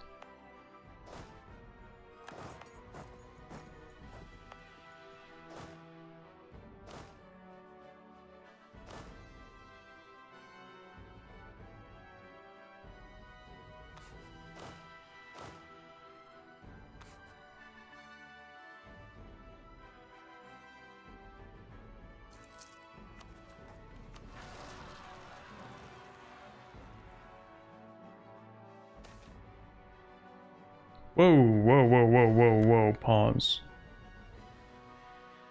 Unregulated advancement, taking state control.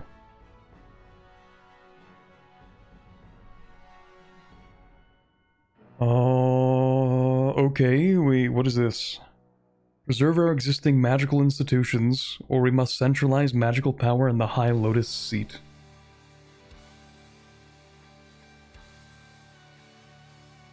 Oh, we just swapped to the state organization for mages. What do we have right now? Guilds?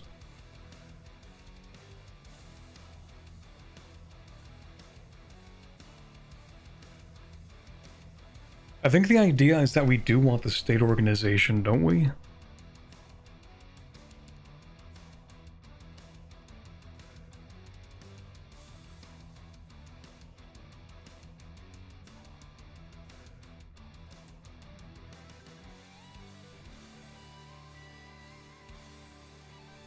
Yeah, I think it is the better modifier.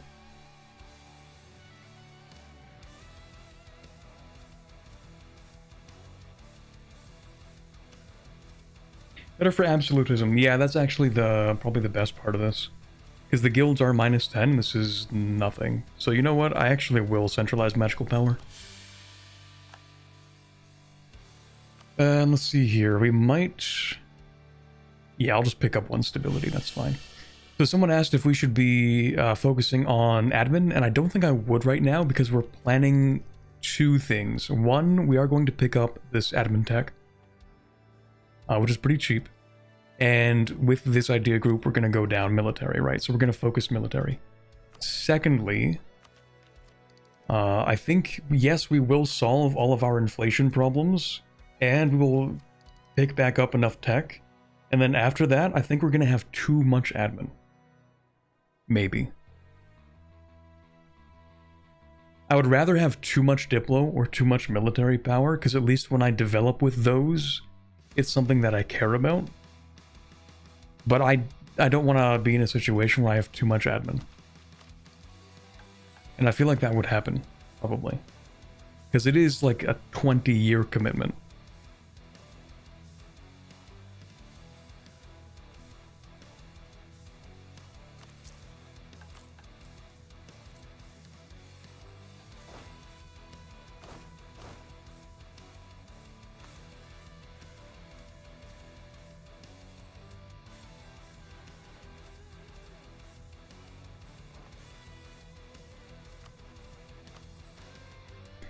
Maybe at this point I just rival Jiansang.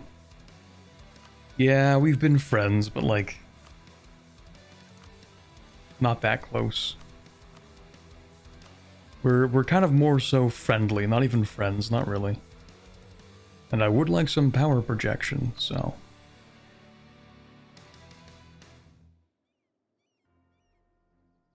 Except one rival and it's Jianxiang, that kind of sucks. Why can't I rival the command? Wouldn't that be based? I don't care if I'm not very strong. I think I should be allowed to do that. It's kind of like how, I'm pretty sure in EU5 you can just rival anybody, right? Doesn't matter how strong they are, you can just say, yup, you're my rival now.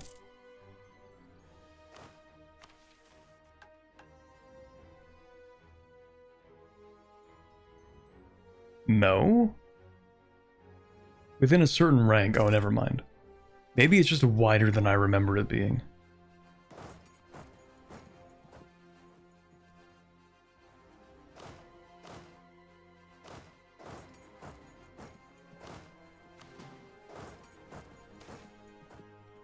Oh, if they're too weak, you can't. Okay, maybe that's what I was thinking of then. Right, no, you're right, you're right. My point was comparing our ability to rival the command. Like in EU5, we'd be allowed to rival the command right now. That was kind of my main point.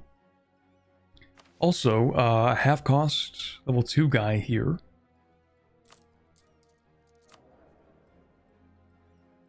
And he is...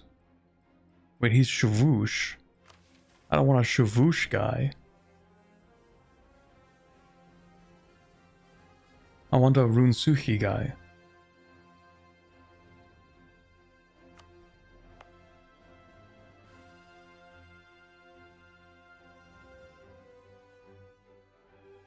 I mean, I'll take him. He is half cost.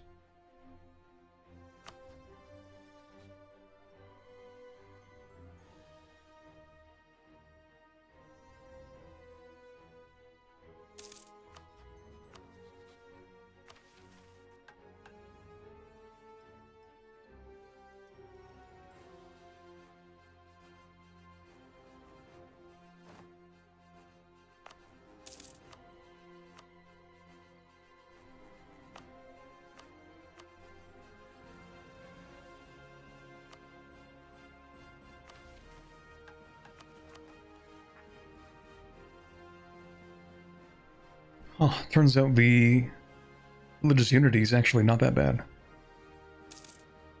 I think a lot of the contribution came from religions that weren't added to the tolerance yet. 442, I can live with that. Right, so what else do we want here? Inflation less than 5%. Alright, I suppose we could, unless I'm going to war with Samisalik Bulki. I actually am going to go to war with those guys. But it's only 10 loyalty from the adventurers, and I don't really care that much. Allied with Dalmangaji. Who? No, I don't care.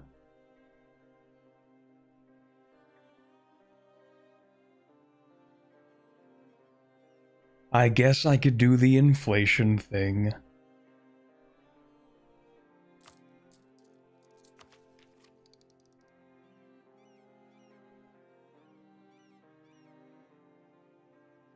Let me think, what am I going to do first, though? Maybe I won't do inflation yet. We could probably wait on that.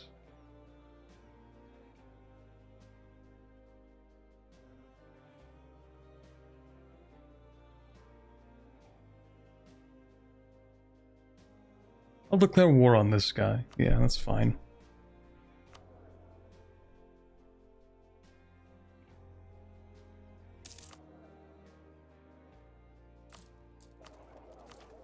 What I would like to do is pick up this idea group, pick up offensive ideas, and start funneling points. Also, no colonialism? 1501, no colonialism?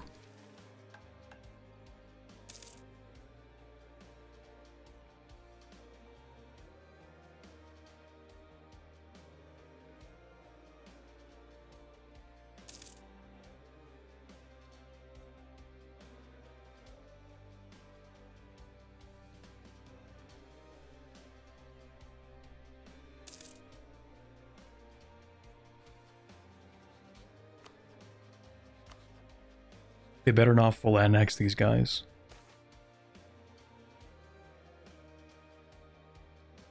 Gonna be pretty upset if you full annex these guys. Actually, it's pretty cheap land, isn't it? Maybe I just go to war and take it. Probably not that expensive to take. And yeah, I just need to declare war on them, actually. I don't even have to actually fight them. I just want to fulfill the thing.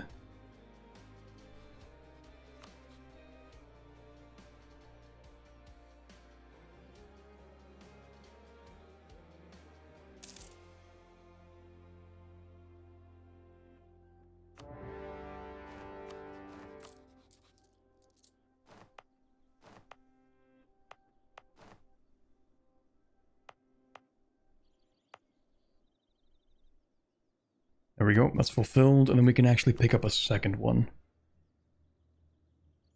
Though maybe I don't need to.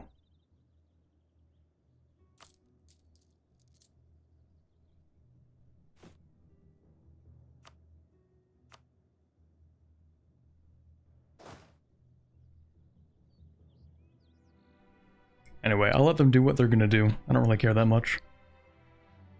I'll just declare war on them next. We have no allies.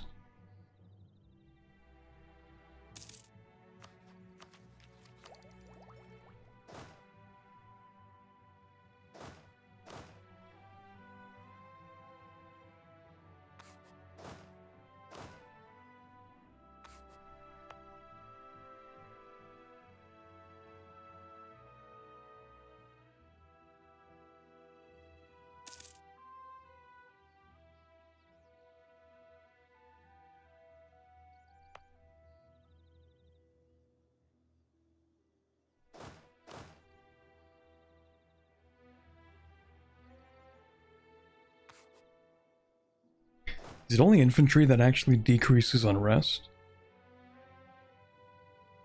Have I never noticed that?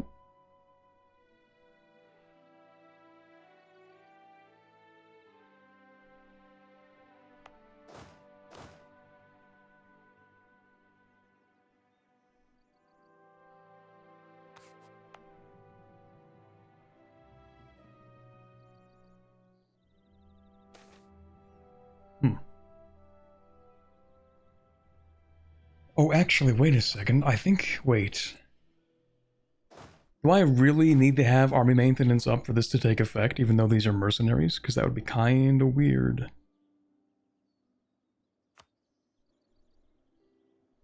Oh my god, I think that's actually the case. Oh, that's dumb.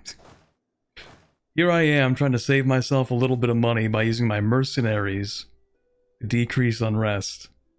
Turns out, actually.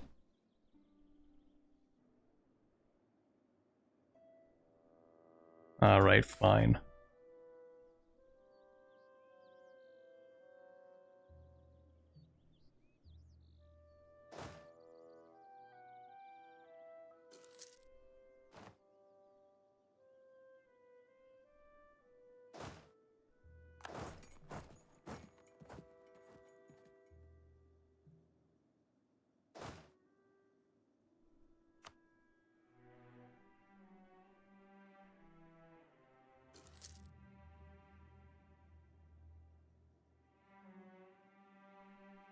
We don't really need the manpower, actually. We can just keep that there.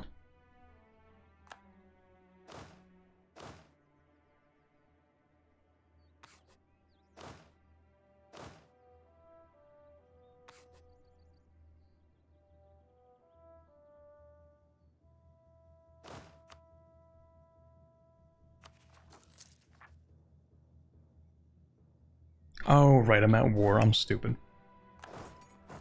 Okay, let's actually go do something, I guess. We'll get you guys to do that.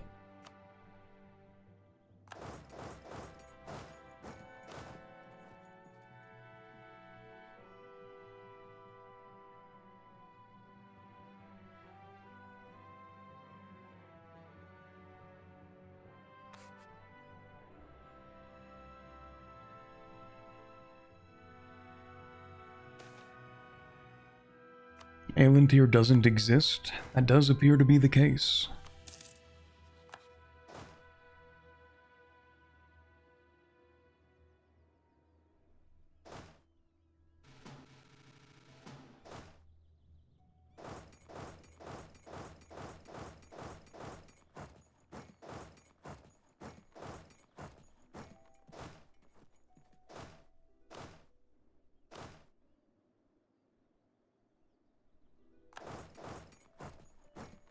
Will they put in the int in Elantir?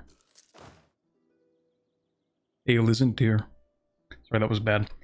How does it feel having the biggest name so early in the game? It feels pretty good. Pretty solid. That does mean that I'm winning, so I'll take it.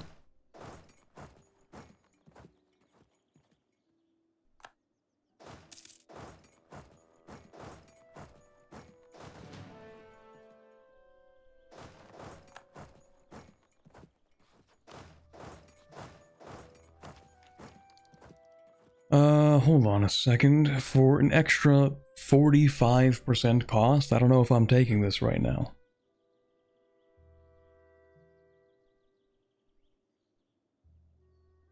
Uh, 266 days. Is that going to be enough for it to reduce to 35%? Because then we could talk.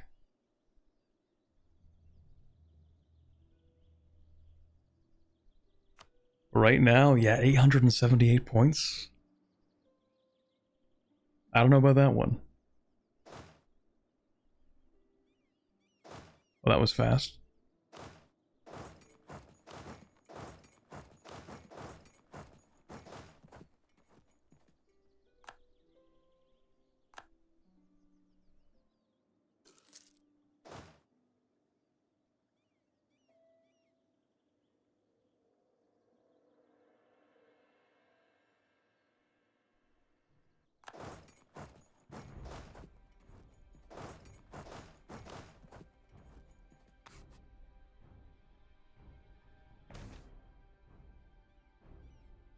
Oh man.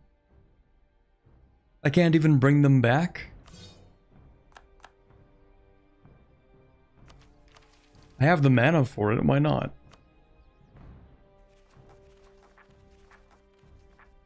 That's kind of weird. Oh well.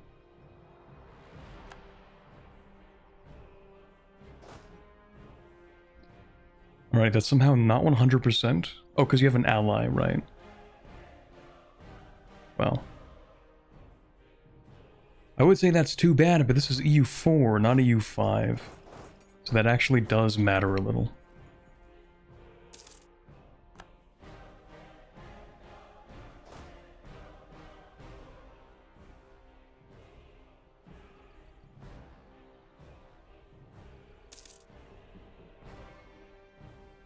Only ones? I think it's that you don't keep them forever when you're building up professionalism.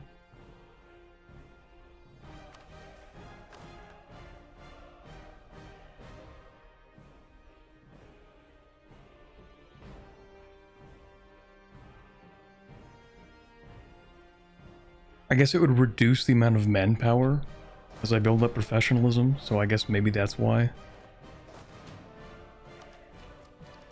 They don't cost any professionalism to take, so... Oh, perfect. I don't even have to invade this guy. Nice. Yeah, because I really don't care about the Forbidden Plains right now. We're going to go ahead and just take all this stuff. Is it going to cost admin? Yeah. It's going to cost a smidgen of admin. It's not that bad.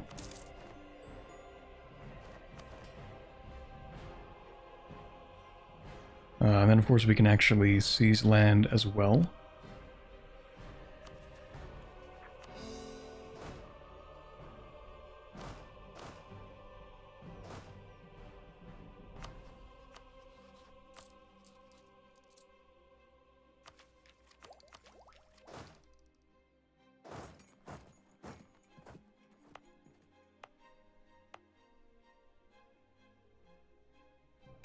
Okay, that could be bad.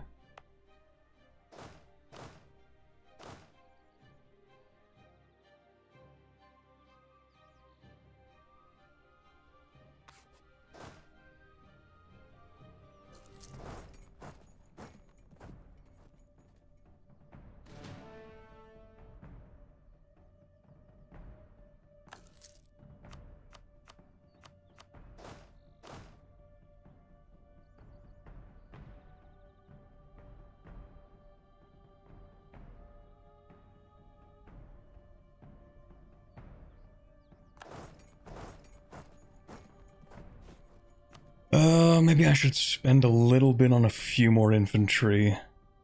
No, I actually do want to pick up the Merc Company again, just for rebels.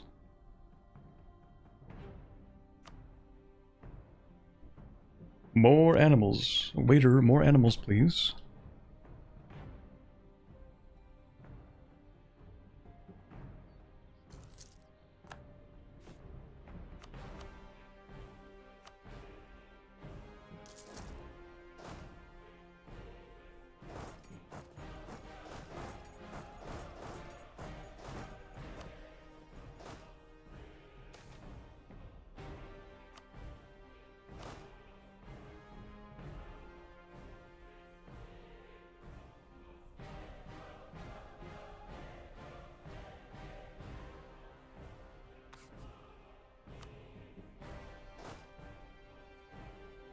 The supply is 0.1 below. Perfect. I mean, it doesn't matter. I don't pay for those reinforcements. There's an awfully large number of units. It's a large amount of unrest here.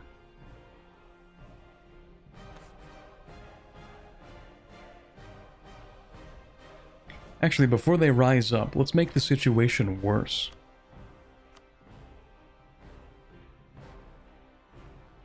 Maybe I can't make it worse. No, I definitely can.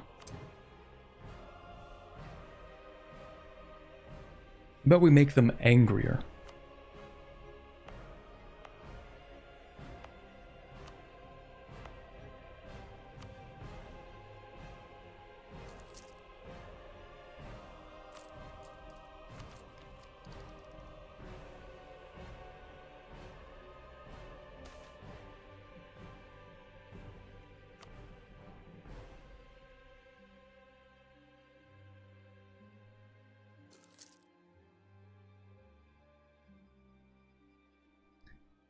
"31 days left.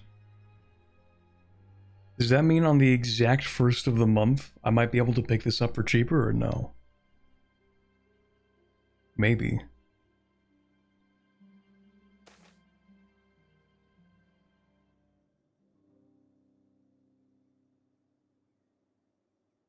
Ooh, 50 admin power just to oppress some centaurs?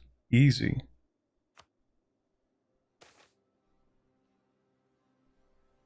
Face stealers again?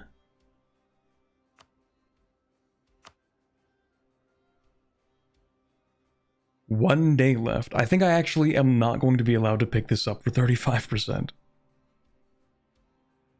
But I'm sure as hell not picking it up for 45%.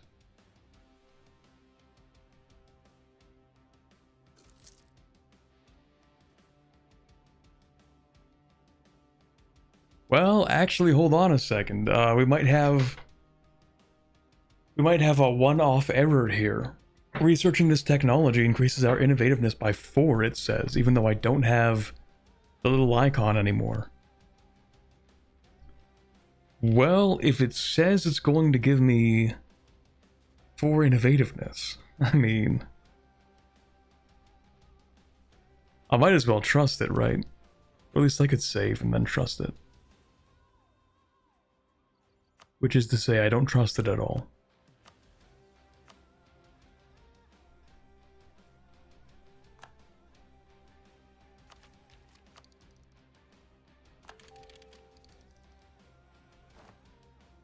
Alright, I think that worked.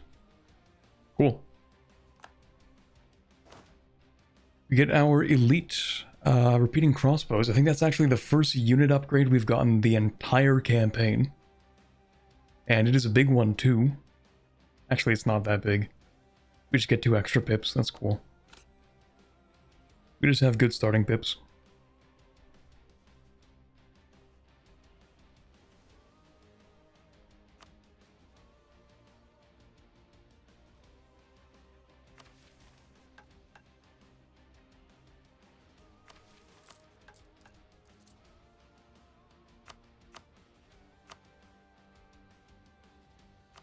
Okay, and then I have to fight you at some point.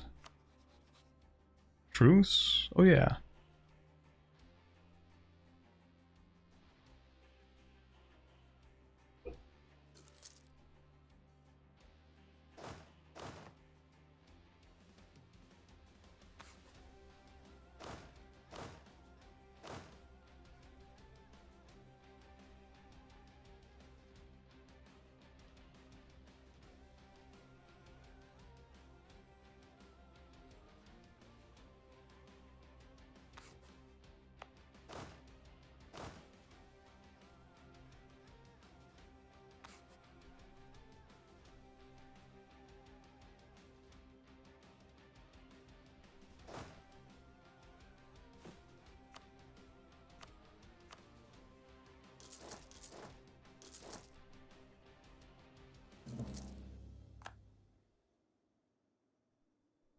These particular risks are kind of annoying me. Oh right, face stealers. Shoot.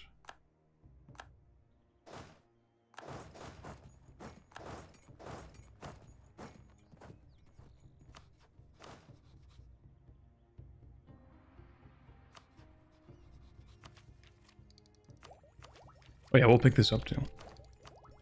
We're gonna pick up offensive ideas.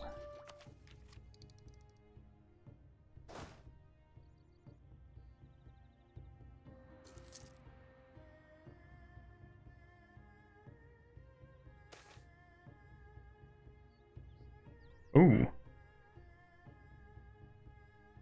Okay, that's interesting. The next time we cast evocation, conjuration, or abjuration, it's half cost.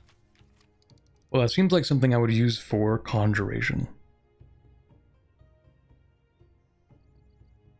Because we do... Well, actually, no, we picked up those mercs already.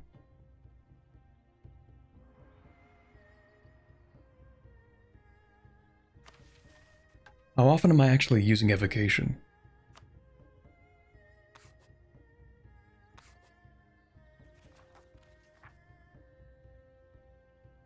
Oh yeah, I could use Tearfall.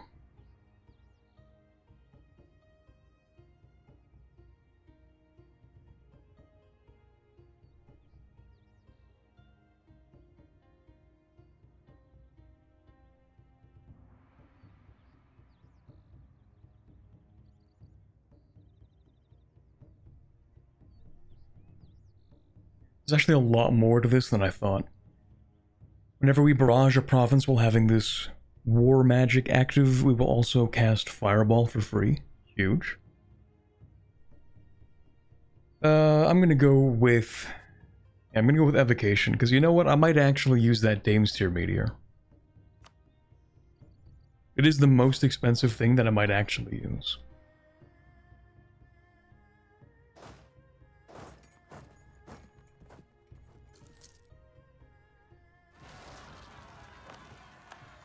Oh yeah, there are the Separatists, finally, or the Particularists.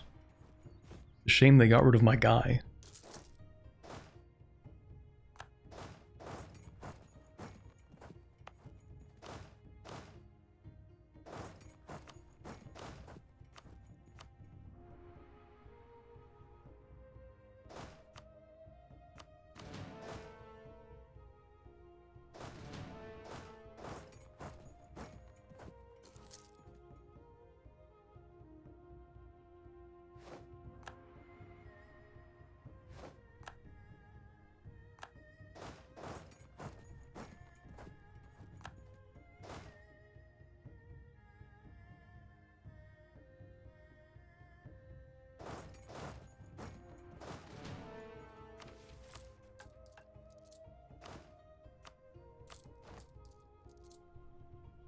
Okay, we should be decent on the economy for now, kind of. We are still going to need... we do need to invade you, actually. We need to finish coring this stuff up here.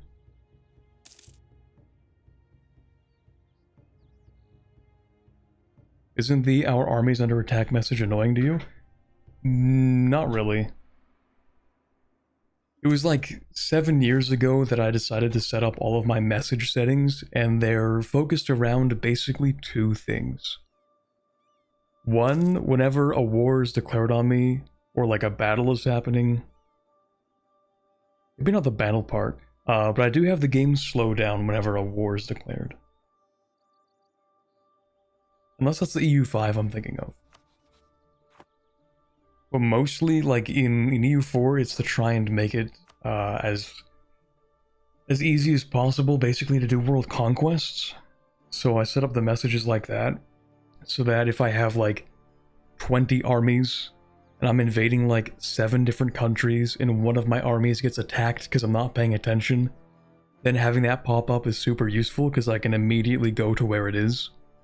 Same thing with sieging. I don't know if I still have that pop up on, because I just don't really think about the messages too much when they pop up.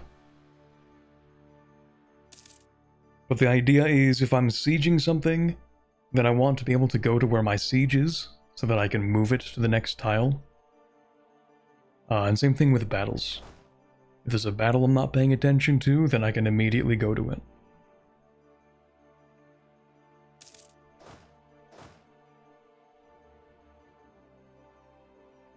But I haven't done a world conquest in a little bit.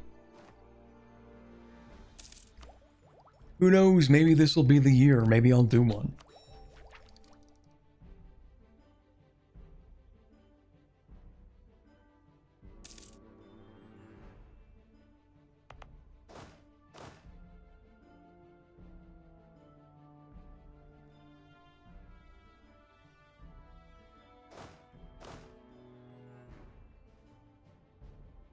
No religion, no culture, world conquest. The nothing world conquest. The one faith with no faith.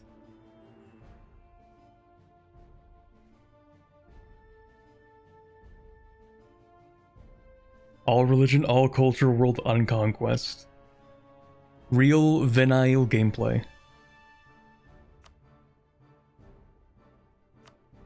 Where is it?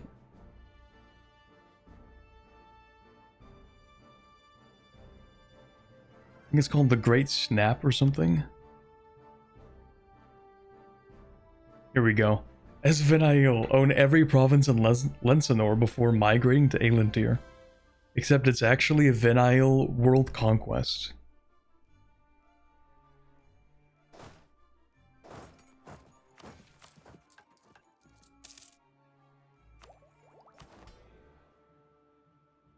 I think that would be peak. Also, I do want to make the merchants happy. They want less inflation. I wanted to make you happy to make that easier for me. Man.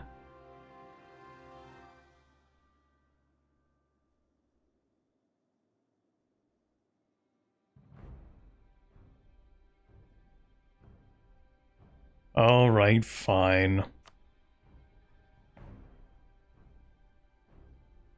Maybe I'll deal with the inflation.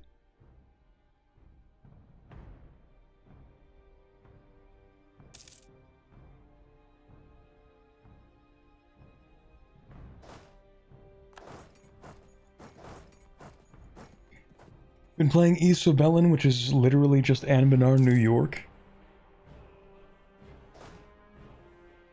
Is that the one of the formables in the Trolls Bay?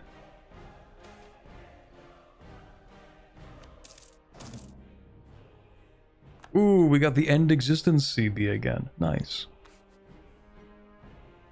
Will it be like the Casanor series with 7 episodes? I was thinking 10, actually. That's the thing, I feel like world conquests, if you want to put them into videos, like low-key, you have to do the entire remaining world conquest in one video. Like episode 1 is going to be up to 1500, episode 2 up to 1600, 3 is going to be just like everything else, because after that it just becomes incredibly tedious. Eventually world conquests aren't even interesting because you're kind of just doing the same thing over and over again.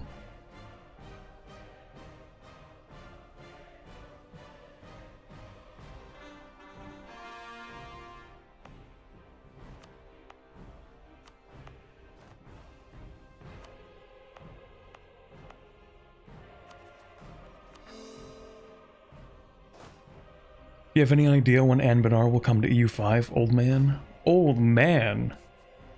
Probably younger than you.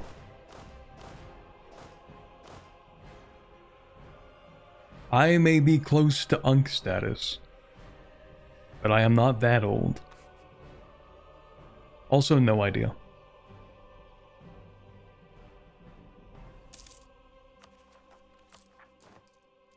Yunk.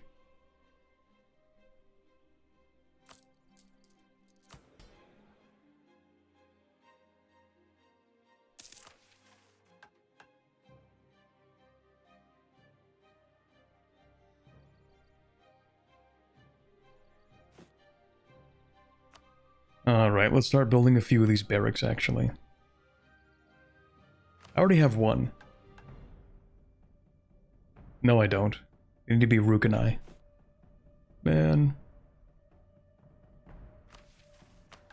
How long do I have this for? Okay, that's actually kind of a long time. Ooh, cool.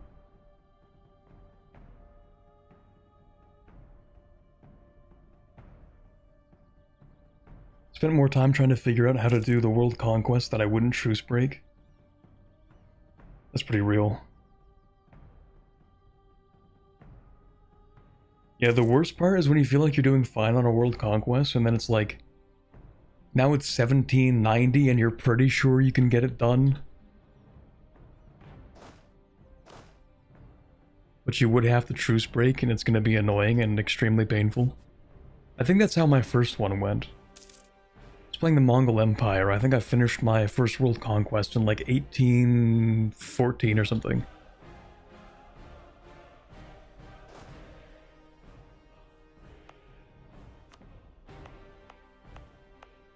It was also my first time playing a horde, so gotta cut me some slack there.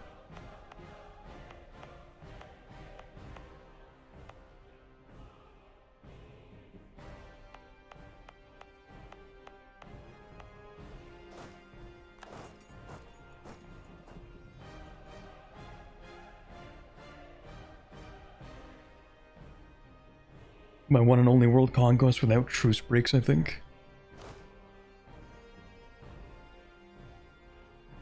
Yeah, it's generally not too difficult if you kind of know what you're doing.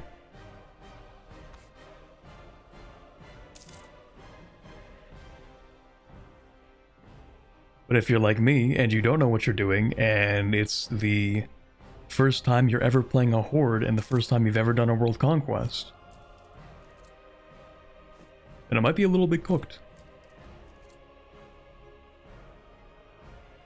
I think also my Spain world conquest was kind of cooked towards the end. I'm pretty sure I did truce break that one. I also had so many client states and they were massive and it was really ugly. But I did manage to get it done.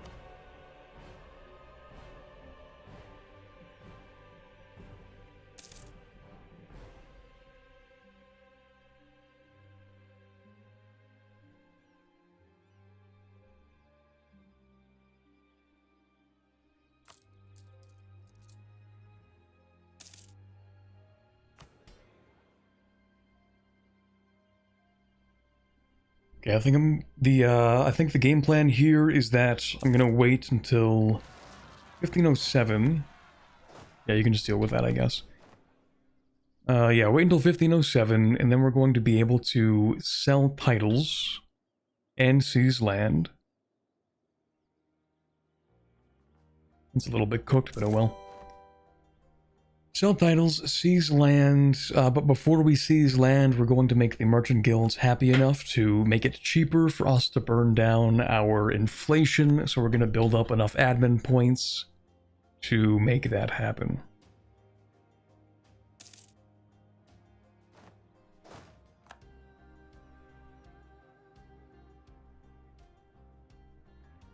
And I'm going to drink more water.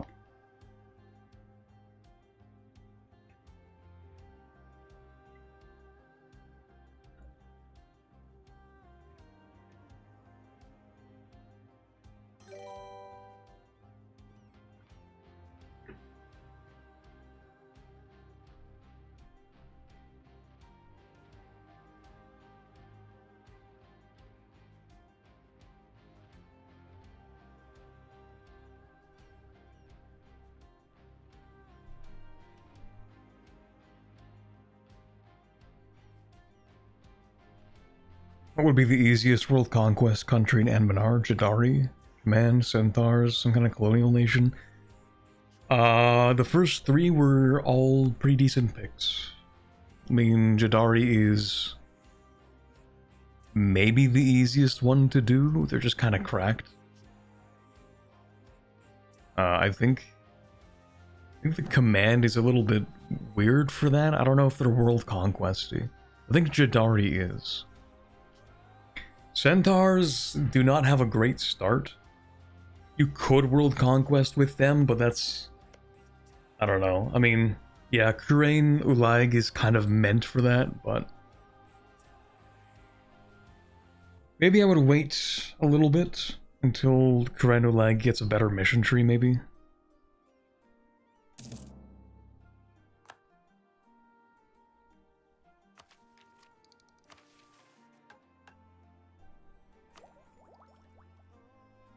Zoka as well, that's true.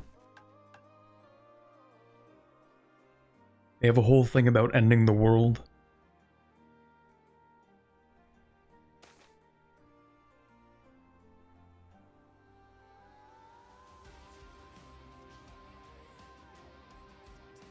"10 years of mana regeneration, that's fine.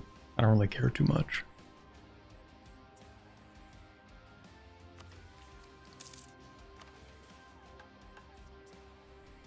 Masked Butcher is actually a decent pick.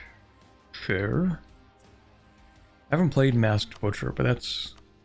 They're the decolonize everybody one, right? Or maybe that's Chain Grasper. Maybe.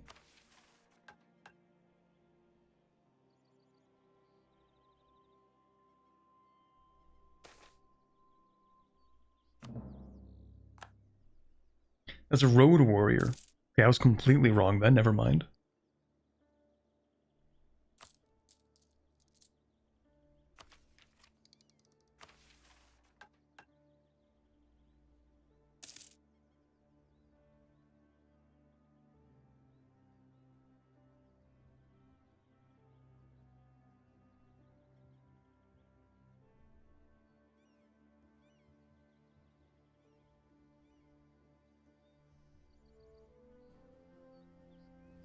Road Warriors decolonize, Masked Butcher is some freaky blood-obsessed murder frenzy orcs or something. Average orc playthrough?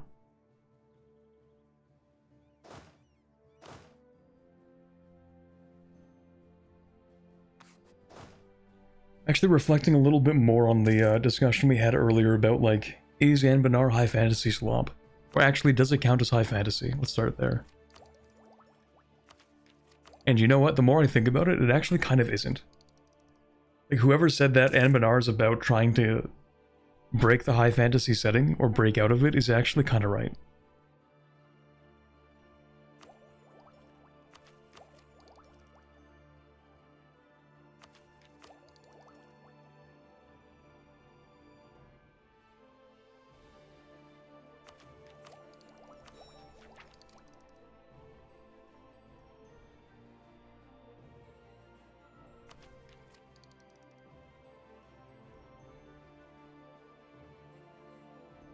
It looks high fantasy. It kind of does.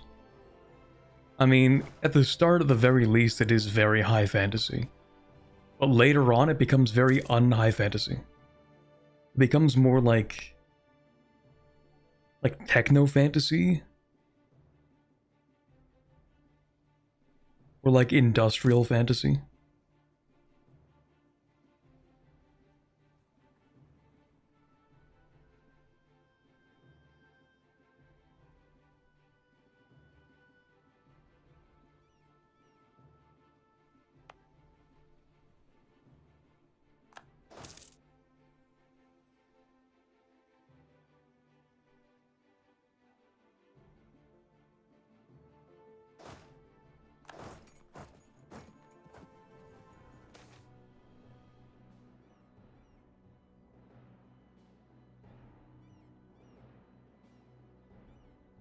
Okay.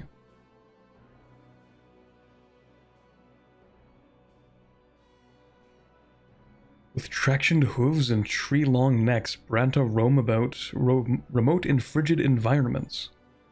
So they're like the giraffes of woolly mammoths?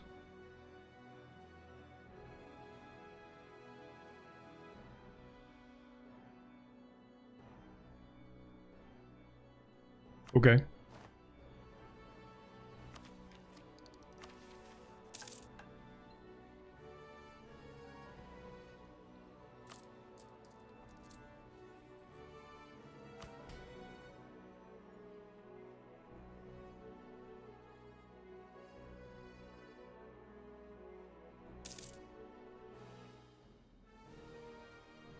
Too many fantasies just have that one kingdom of knights, the Republic of Merchants and Blandness, and like the Evil Nation. That's kind of true, actually. A lot of high fantasy really is just like, alright, so we have the kingdom of good guys. And then we have the evil bad guy empire, and we need to go kill the evil bad guy empire and be the good guys and save the day. It is kind of one note in that way. But Anbennar really is like, actually, every country has its own story, internal and external politics to tell.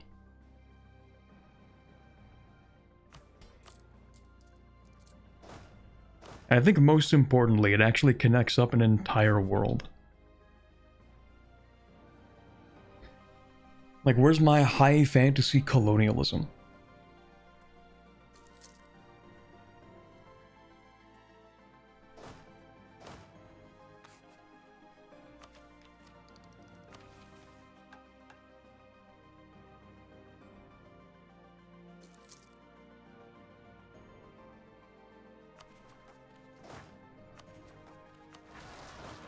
First, we should ask, actually, what is the most genre-defining high fantasy? Like, when we think high fantasy, what is the #1 high fantasy? It's gotta be like the D&D setting, right?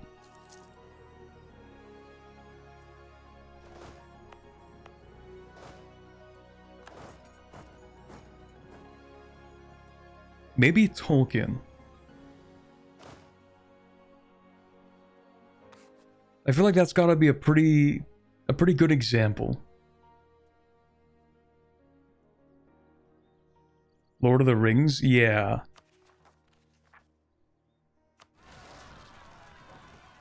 Tolkien is not high fantasy? Isn't it though? Is it not? Lord of the Rings is low fantasy? Okay, hold on. Let me look up my terms for low fantasy and high fantasy. Low fantasy to me is something like Harry Potter, where it's not like the entire world is completely different with like the elves and the dwarves and the what and the whatnot, you know? Like, low fantasy to me means that like there is some elements of fantasy, but it's not like entirely world changing, you know? Yeah, I feel like if you were to ask anybody what is the most defining high fantasy, it's gotta be Tolkien. Like, it has to be. Also, I've been messaged a whole lot.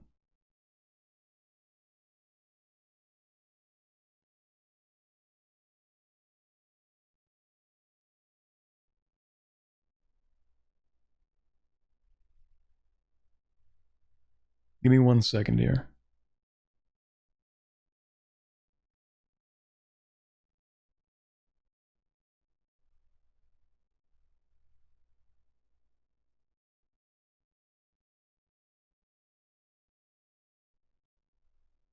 Let me see here. High fantasy. Let's see what they I I typed in high fantasy and the very first image that showed up was Lord of the Rings.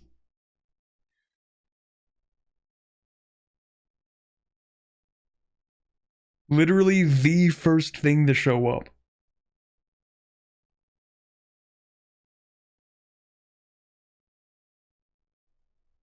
Let's see. High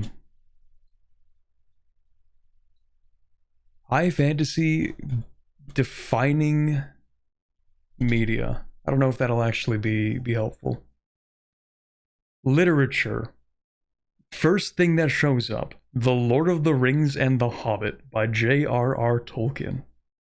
The undisputed foundational pillar of the genre.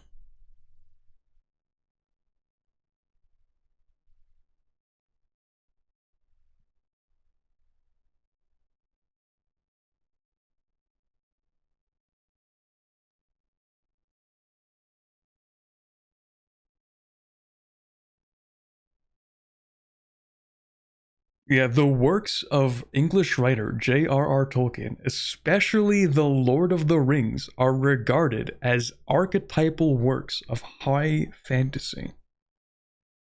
It does appear to be the most high fantasy to ever high fantasy ever. So, I think that might be our baseline.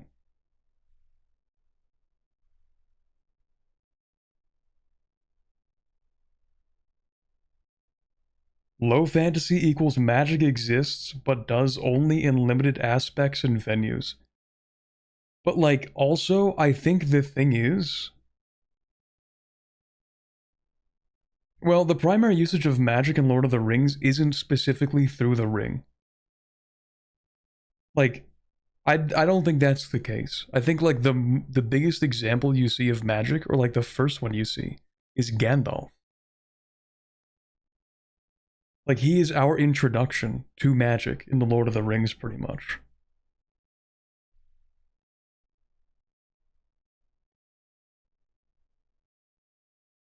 And high fantasy definitely isn't just a magic thing. I also consider it, like, defined by its setting as well.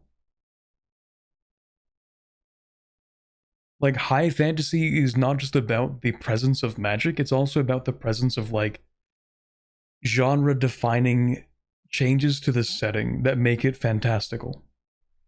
Like, having all these fantasy races, having, like, magic is one part of it, but I think you can have high fantasy while limiting magic, as long as you have, like, the distinguishing features of high fantasy settings.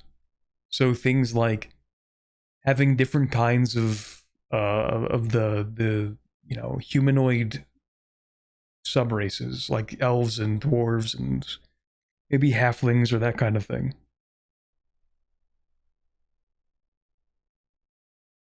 I think it also, yeah, high fantasy does need to have, like, the good versus evil plotline as well, I think. Like, the adventure, good versus evil, the main character. I think it's also, like, a story archetype, not just a setting. But maybe that's just me.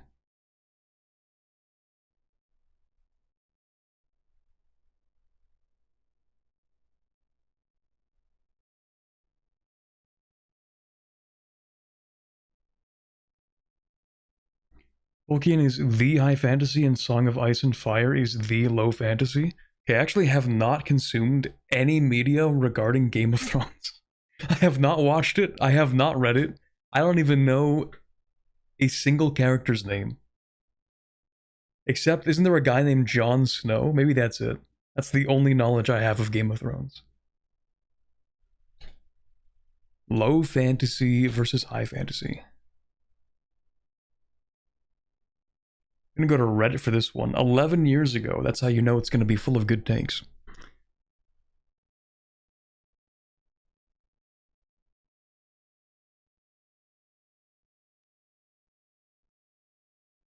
Low fantasy takes place in a fantasy world that can be compared to ours. Okay, I suppose. There's a guy saying he wrote a dissertation on world building. So this distinction was very important for him. Okay. That's crazy. Some people are saying that A Song of Ice and Fire does count as high fantasy.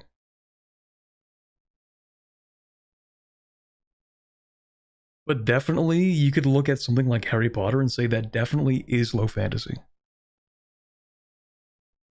I would agree with that, actually.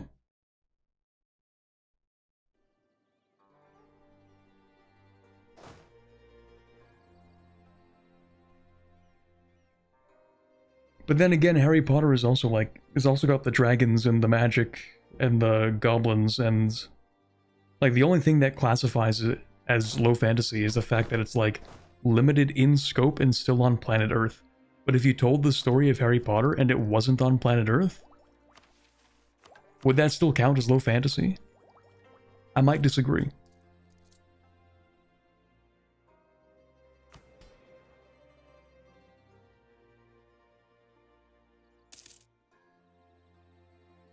Like, if you kept the exact same plotline, but instead of Hogwarts being in Britain, it was just, like, on some continent, but there's actually still no geopolitics in Harry Potter.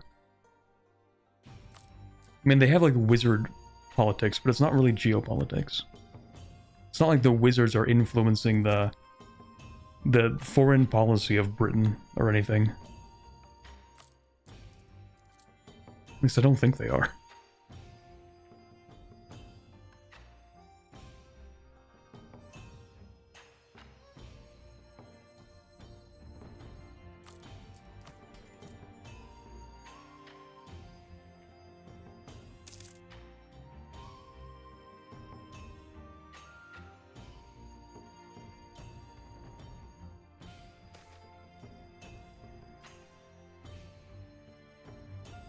Assassination of nobles. Oh no.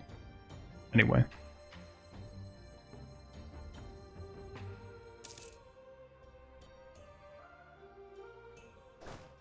Okay, I should bring somebody over here. Actually, what are you doing up here? You have nothing to do up here. So you can actually go over here, and you can stay here.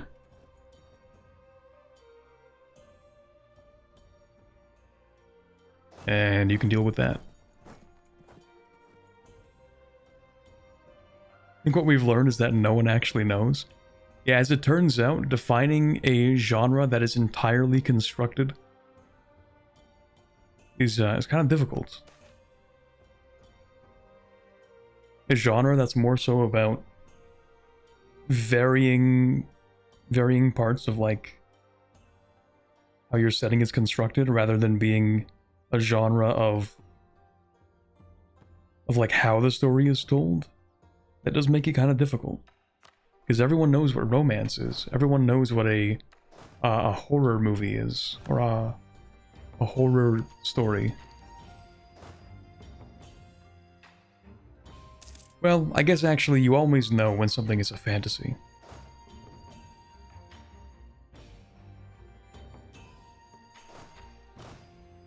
It's just the subgenres. I think the easiest fantasy subgenre to define is probably dark fantasy.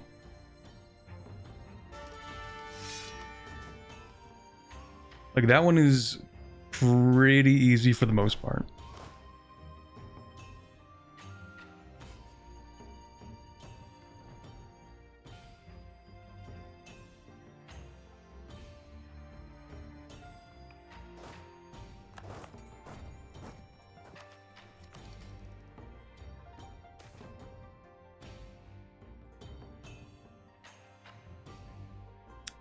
Actually, I cannot have the merchant guilds get upset right now. I kind of need them to not be. Sorry, philosophers.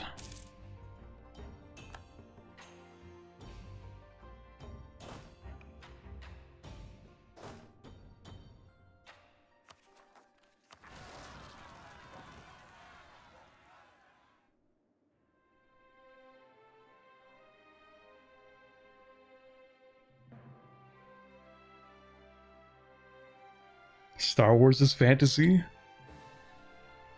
Well, every sci-fi is in a way kind of fantasy, a little bit. Just a little bit.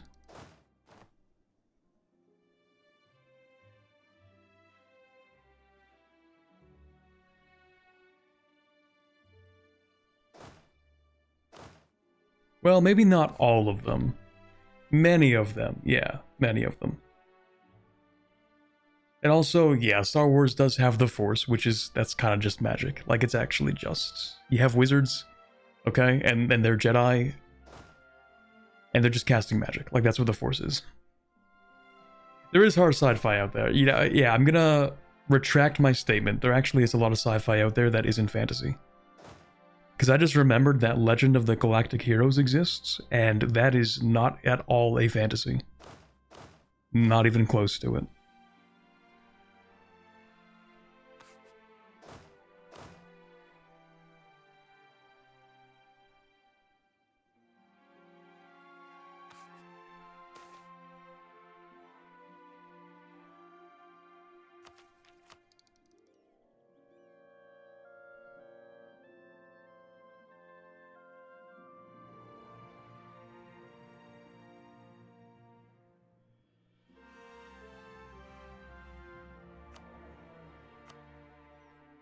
I think I would take the half-cost guy, actually. That's pretty useful.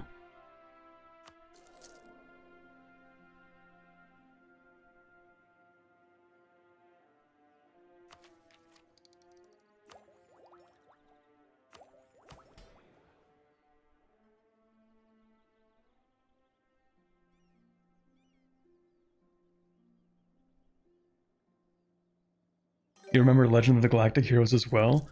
I started watching it in the past year. Not the old one, the new one. The remake. The Neue These. Why are my things getting messed up so bad? What the hell is this? What is happening? Okay, anyway. There's a new one? Yeah. They remade it. It's not done being remade, but yeah, they've been remaking it since, I think, 2016, maybe?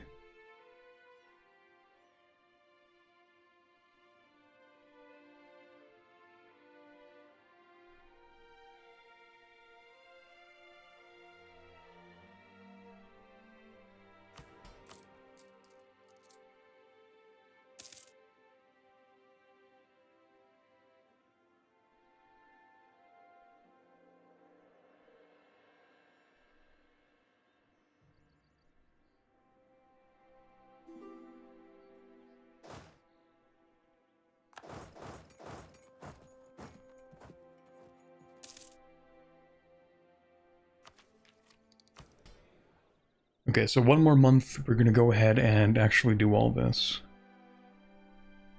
Hopefully I have enough points. I think I do. I guess I might as well go ahead of time for this, just so I can get reduced corruption and increased trade efficiency. Because we are not getting colonialism for a while. I should actually try to spawn it though, shouldn't I? Probably. But we will do this for now.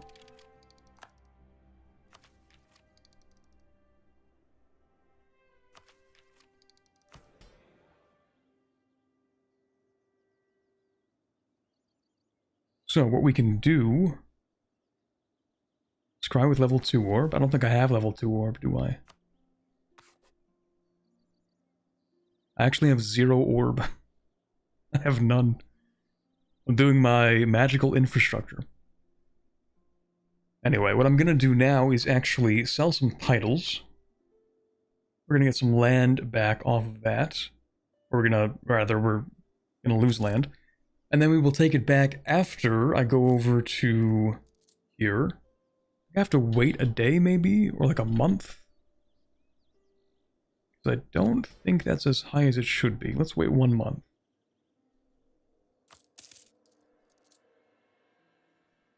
Okay, well, it's not that different. We're going to reduce inflation, so we now have a bunch of points.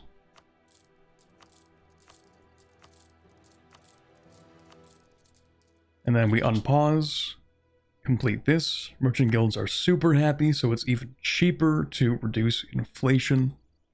We're going to do that twice more. And then, oh, I actually thought we might be able to do this. Never mind. We might make the philosophers a little bit upset. Perhaps.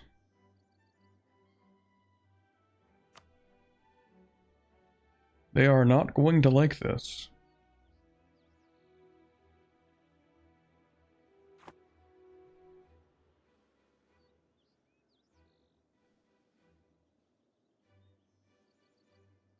And I don't think I feel like waiting that long. Who cares about philosophers? I very slightly care about the philosophers. Just a spoonful. Okay, give me 1 month and then I'll make them upset. Oh yeah, speaking of loans. We can maybe pay off these 1%. Maybe.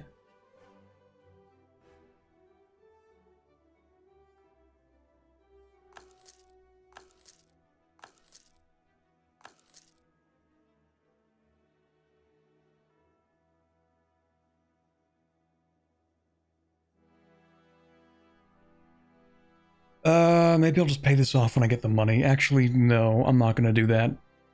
I have priorities.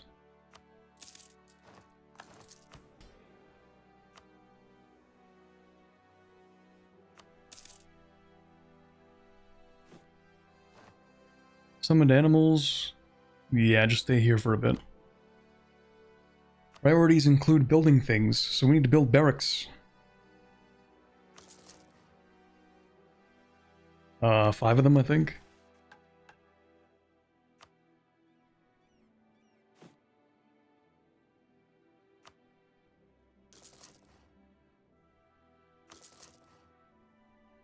Where's that? Maybe not that one.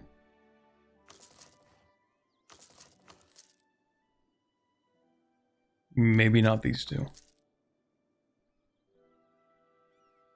That one's fine. 1, 2, 3, 4.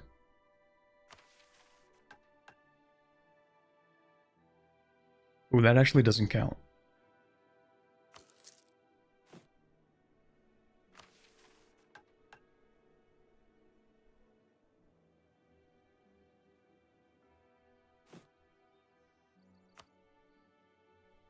There aren't really any more good spots, so we're just gonna do this, and maybe that. Does that count?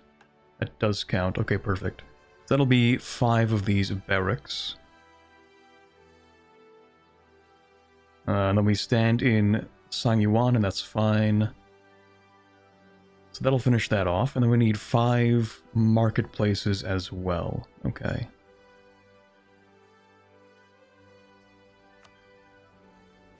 We do also need 5 provinces in Moduk to have temples. Where is Moduk? That is up here. Okay, that is not going to happen for some time.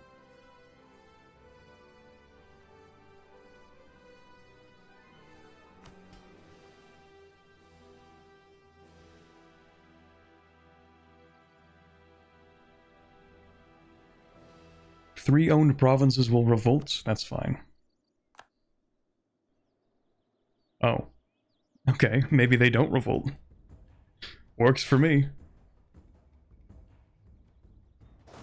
That's cool.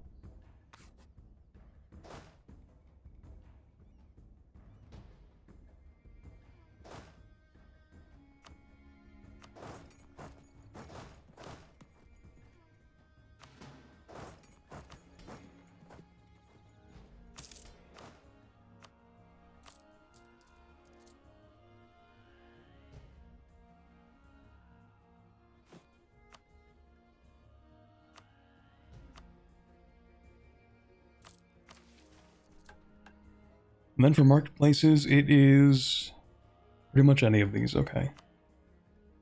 So where do we actually have these? We'll get one here. Marketplace, we'll get one here. Marketplace. Marketplace. Actually, does that count? That does not count.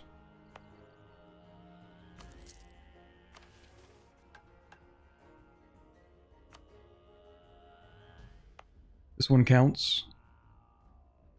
No room. What?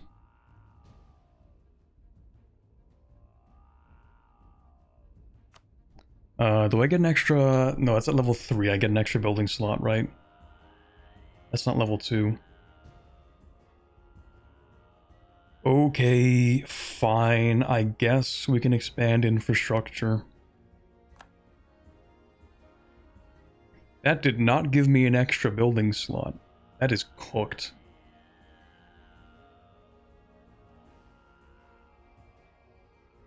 How did this even happen?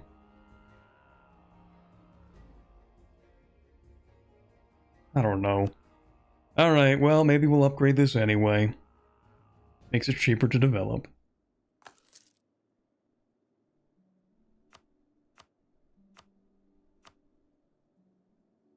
We will throw a handful of points. Maybe it is a free mage tower from an event.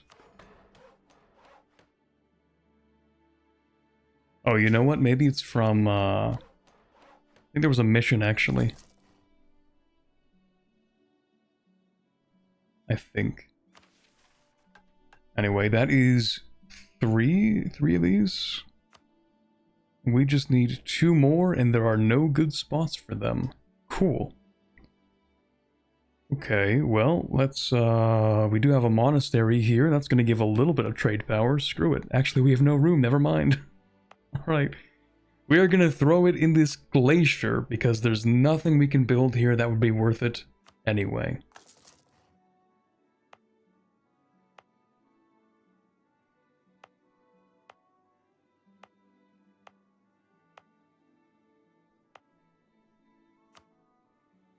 This, we could at least build a workshop and it would mean something. But not over here, so we're going to put this here too. 1, 2, 3, 4, 5, I think.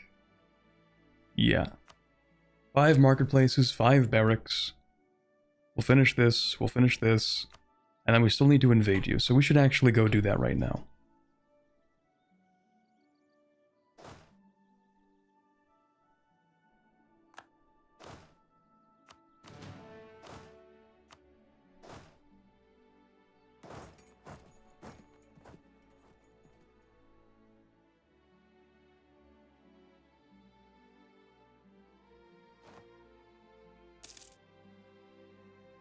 When you think about it, EU4 kind of counts as a low fantasy game because it has mana.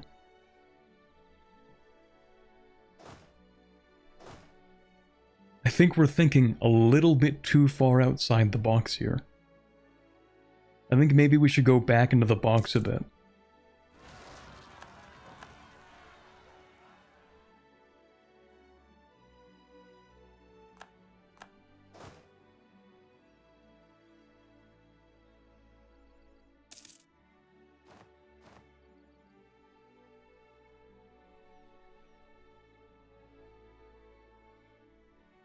Watch out, Modok usually gets colonized by the Canorians and Lake peoples. Yeah, I'm sure we have something for taking it first. Probably. Bring us back in the box during Pride Month? I said the box, not the closet. You can keep the box outside of the closet. Face stealers. And a stab hit. You gotta be kidding me. Take your stupid stab hit.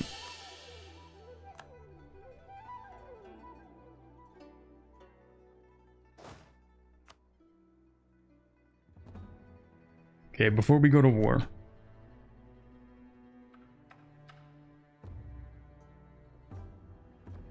Those rebels, these rebels. Okay, we're gonna deal with these first.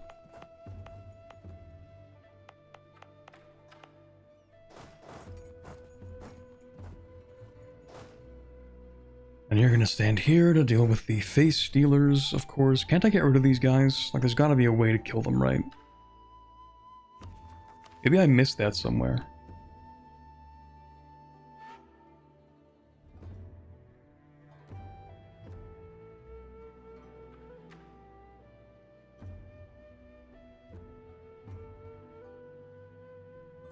Maybe not.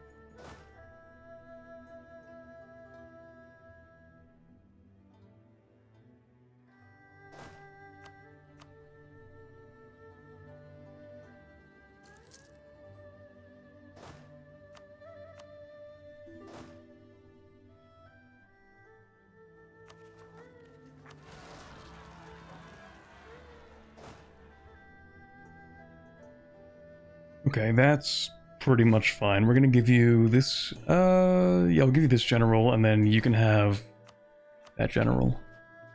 And then we go to war.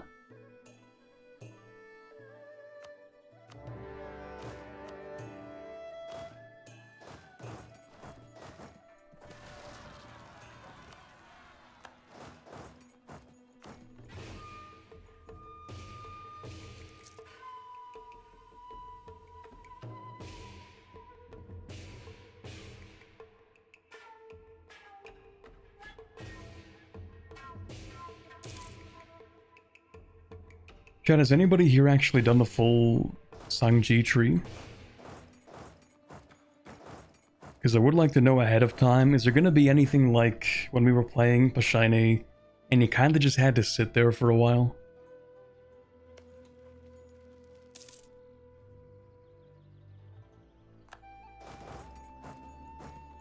And hopefully I don't encounter that in this mission tree.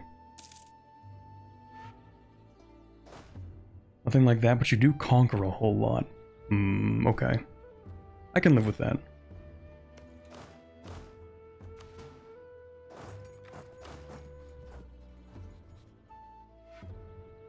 already have 9,000 people. Oh, you own that. Oh, that's a problem though, because I need Oinokuri to not exist at all. Oh boy, here we go again. Okay, so we're gonna go ahead and actually steal some maps from you of the Nuzurbook. Sure. And then we're actually gonna declare war on these guys too. Yeah, we're gonna go ahead and do this real quick.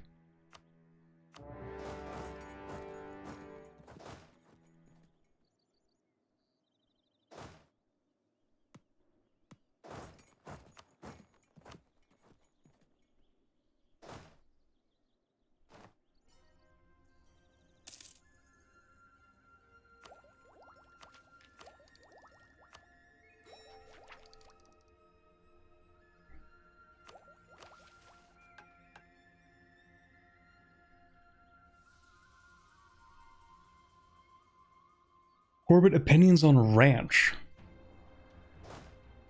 Like the salad dressing ranch? I don't really like it, to be honest.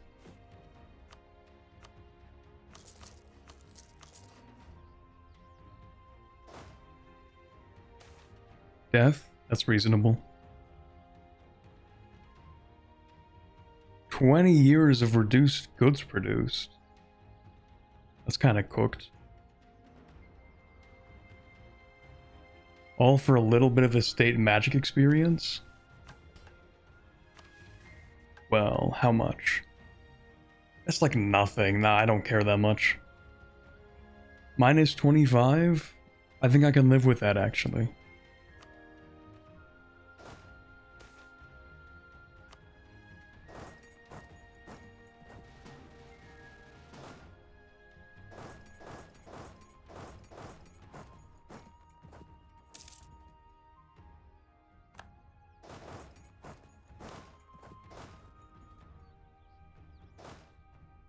Oops. We might be fine, actually. You have Tech 5.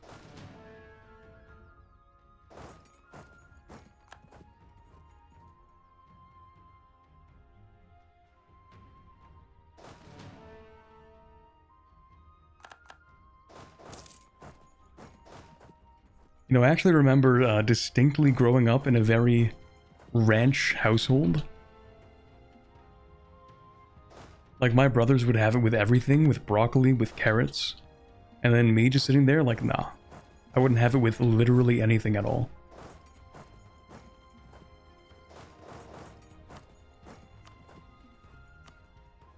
Oh, we have a catch-22. I love those. So we can't actually fully annex Oinokuri because we need to take over Anarkuri, but we can't take over Anarkuri unless we annex most of Oinokuri. Fantastic. Wow, we love this. Vassalize? I don't want to vassalize.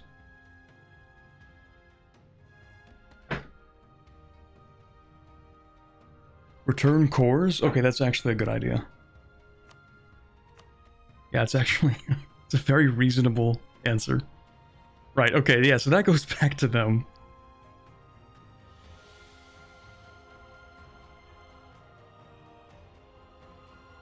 Okay, yeah, it's actually not that bad. Let me save first. Paranoia. Alright, give that back. I get this. Cool, you get that back. And then guess what? I'm gonna take that too.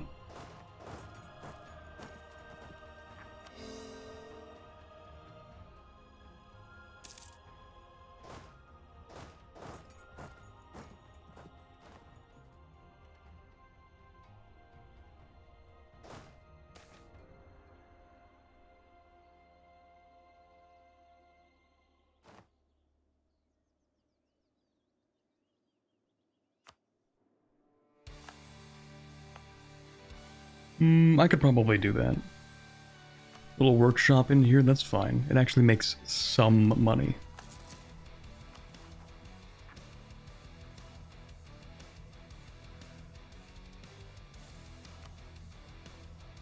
Yoink.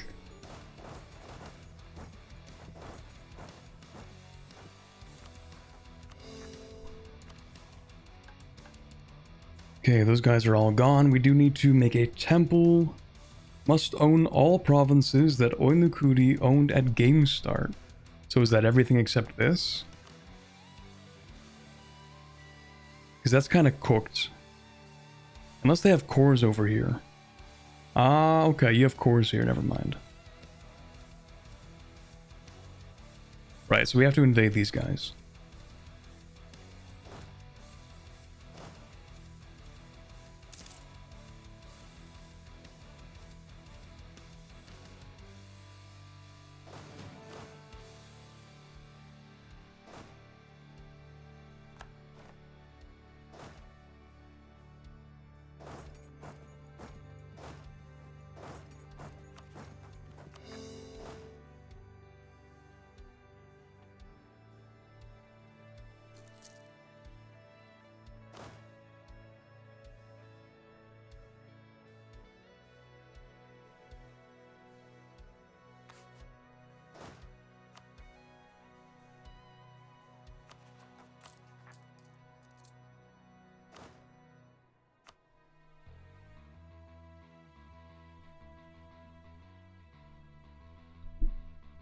Oops.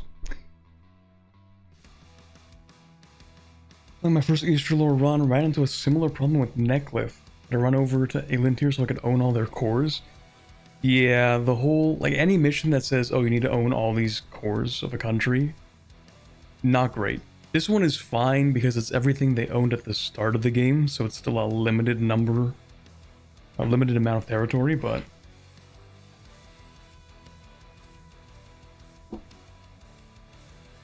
yeah, that kind of requirement that can become very dynamic is maybe not great.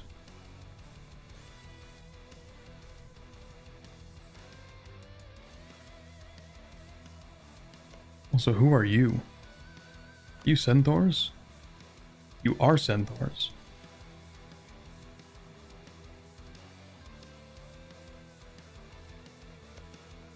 Not like any centaurs I've seen.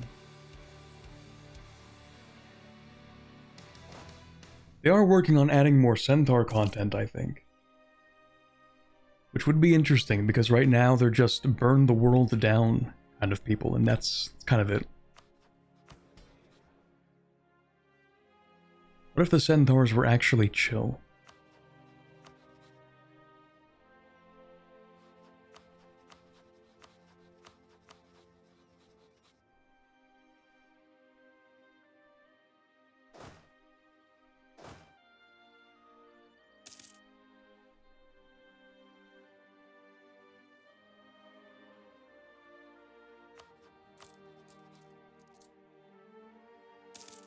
Never thought I'd see the day, chat.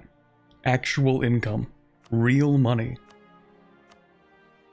In this desolate wasteland. We make more money than Kurenulag. That makes sense, though. Those guys are also broke.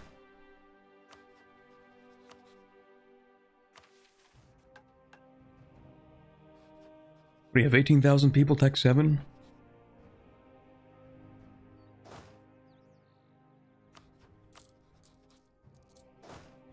We'll bring 2 armies, I guess.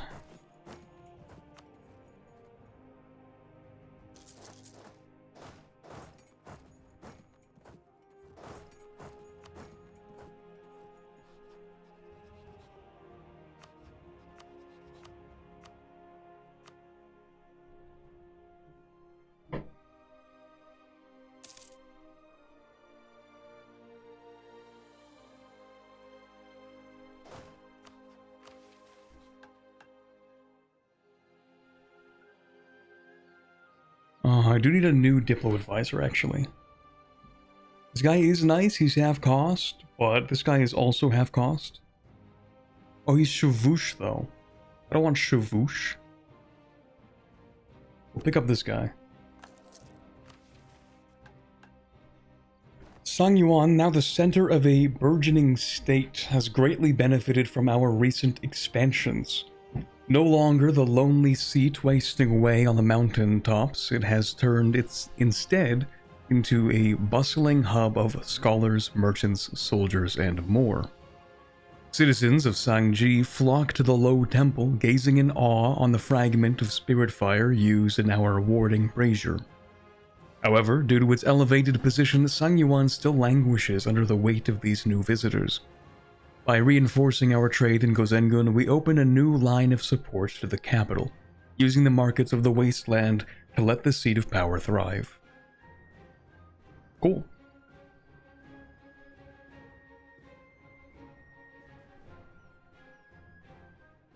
So we get, in the capital, more trade power, 0.5 local goods produced, and basically 1 monthly tax income, modified by whatever our tax income there is. Then we get glass in a couple of provinces. I don't know which ones, but sounds good. I mean, we can just take a look.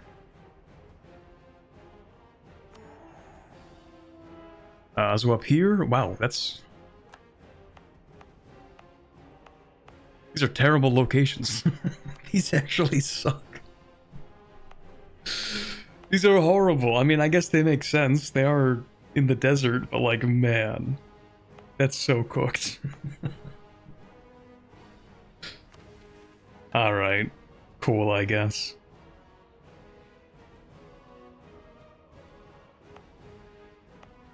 Who knows, maybe I'll go and dev these. Maybe I'll end up putting one of the monasteries. Maybe I'll put one here. So it has 1, 2, 3, 4, 5, 6, 7 adjacency. Technically 8, actually. Anyway. Centaurs being not chill either makes less sense or more when you consider that they are half prey animal. Well, the centaurs have enough sapience that I don't think they're really driven by instinct.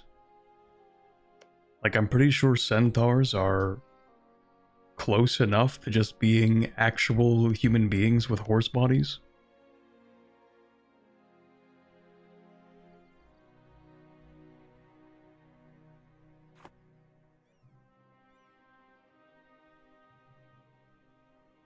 That's a lie. Half the humans I know are driven by instinct. Okay, that is kind of a fair point.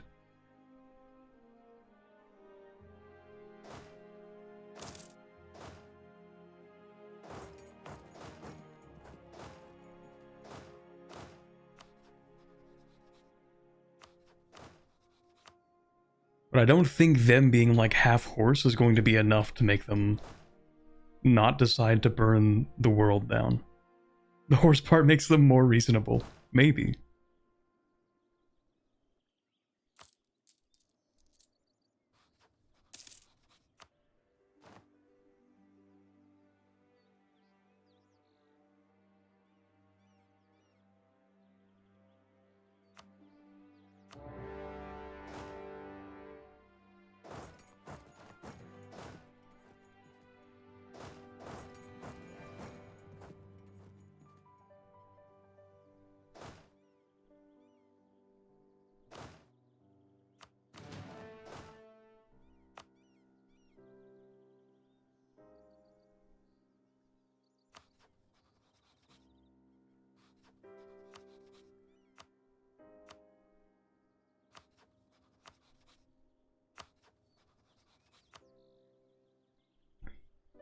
Do you have any maps I can see? Any maps I would like to see?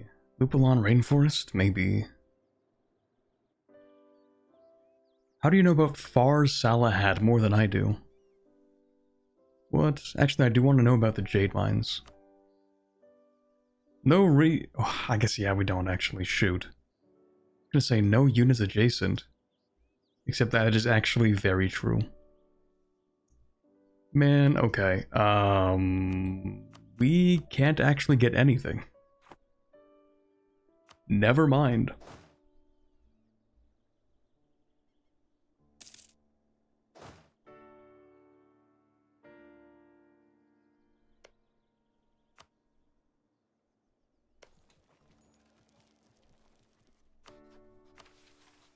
You know what? We have the mana. We'll do it for fun. We're gonna go over to...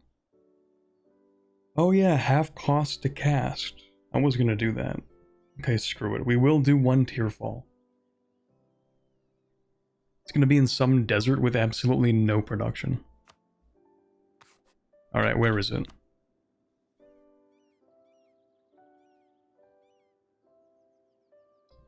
Nowhere. Excellent. Okay. I actually have no idea where that was supposed to find or supposed to fall. Me when the tier fall is not falling.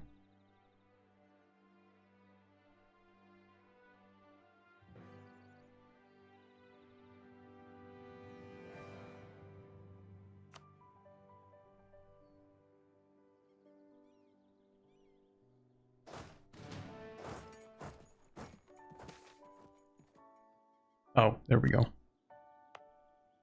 Yep. Yeah, really not a great province. Yeah, we knew that was gonna happen. Okay. Well, hey, we got some Danes tier. Let's go. Cool. I guess we'll build a little workshop there. I'll have to decrease autonomy too.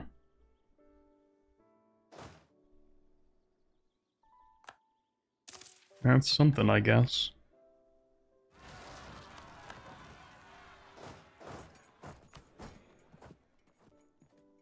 I do need enough power projection to get a third general, so I'm just gonna insult these guys.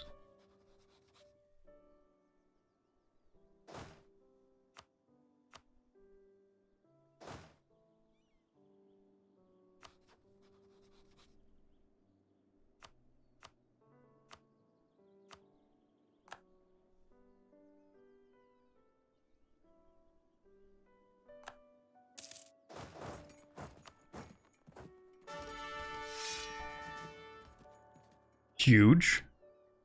We take that.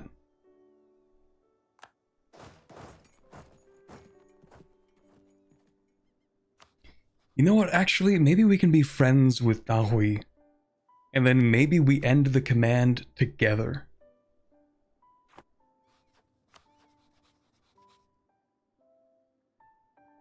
I think we should do that.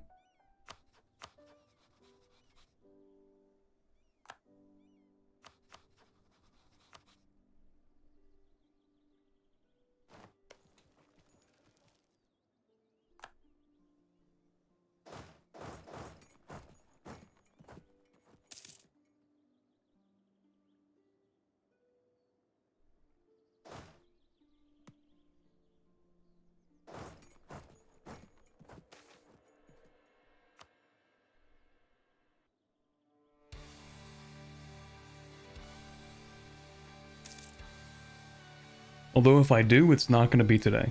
I don't have that much time. What I would like to do today is probably finish this war, finish up maybe 2 missions. Oh. That's going to be a tough one. Reducing the devastation in this place kind of sucks. Okay, we'll see about that. We finish that off. We do have to do that at some point. We do have to take this stuff. We might as well take a good number of these provinces. It'll be done soon enough, sure. We do need to study more conjuration, and then it'll be fine. Level 2 Eternal Cinder Monastery. How do I get level 2?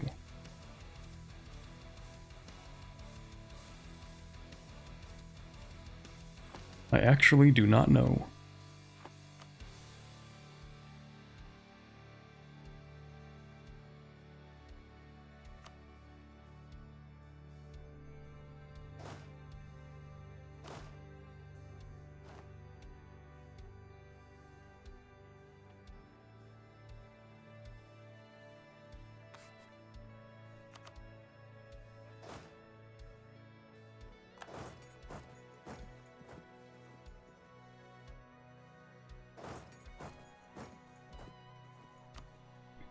Need 3 level 1 monasteries in a region. Okay, that makes sense. So, like, I have 3 in this region.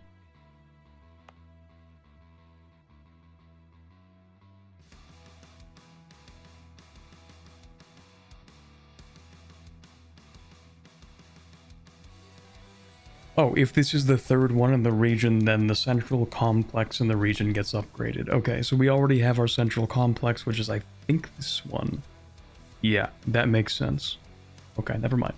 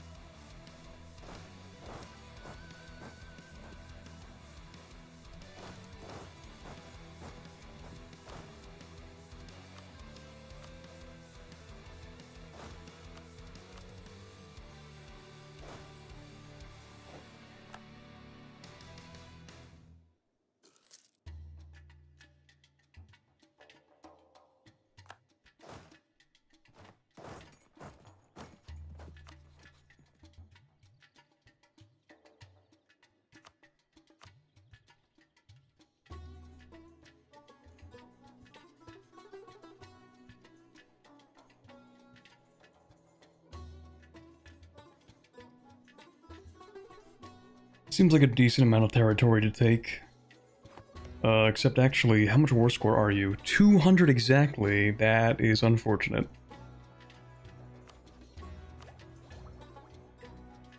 Wow, that is really unfortunate.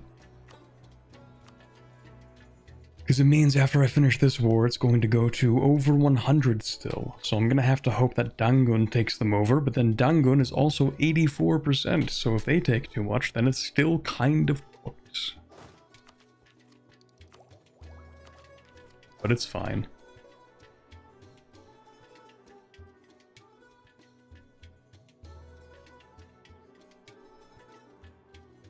We'll be building temple complexes up north as part of the mission tree in case you want forts to lower devastation. Probably am going to want at least one in this province here, because this one has devastation and so does this one. And maybe this stuff up here too.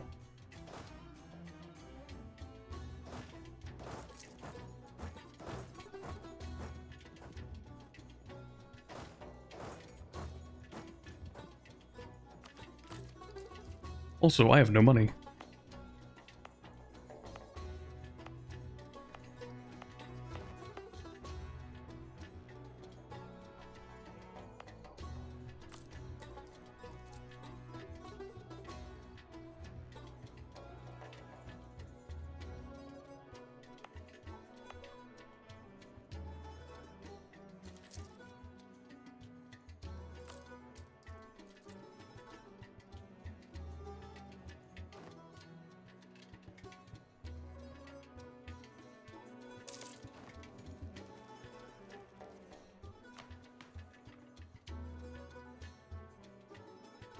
Okay, tier 5. I'm inclined to pick up environmental protection charms, but maybe that's not actually that important right now. National supply limit modifier is actually a lot more important, I think. I mean, I could get the special unit force limit increase. Maybe that's worth it more. Because my special units are kind of my bread and butter, they're pretty good.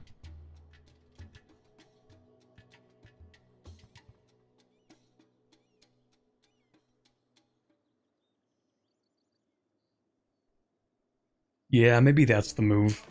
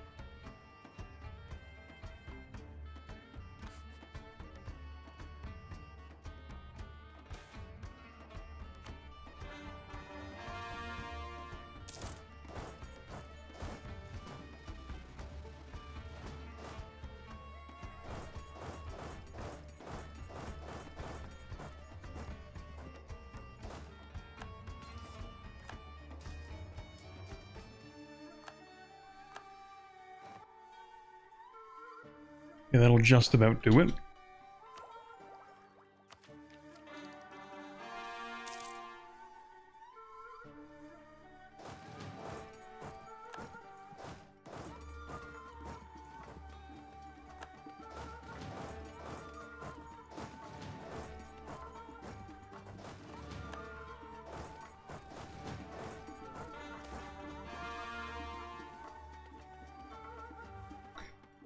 Right when I have no money, of course it's like, you want to lose just enough money to take out a loan? How about that? Wouldn't that be funny? I think it would be even funnier, actually, if we would just take money and then use that. I mean, it's gonna be 3 wars anyway, right?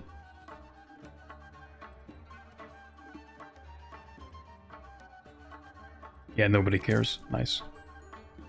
Okay, and then we'll pay.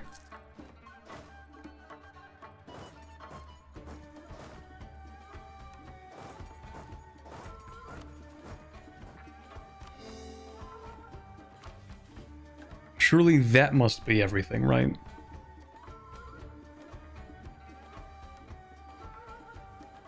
Yes, okay, perfect. And then this needs to have a temple in it, so we need to wait until we have enough money. But other than that, I think we can go ahead and send a bunch of infantry over to the capital. That'll be enough to finish off another mission.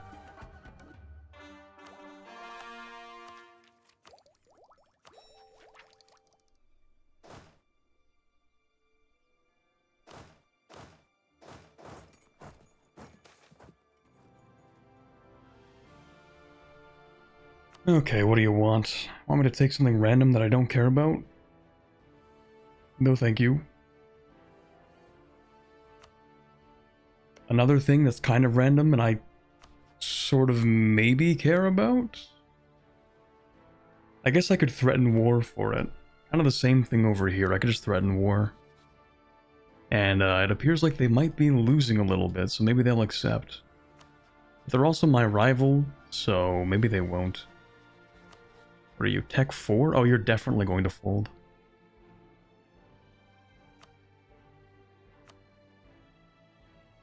This province? Yeah, you're gonna fold. What's this? Ooh, Mage Tower in here. No, we must stay focused. It's not worth all that.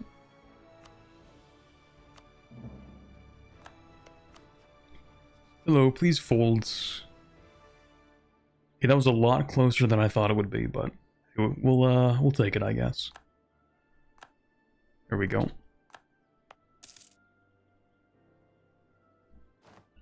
Can't core, though.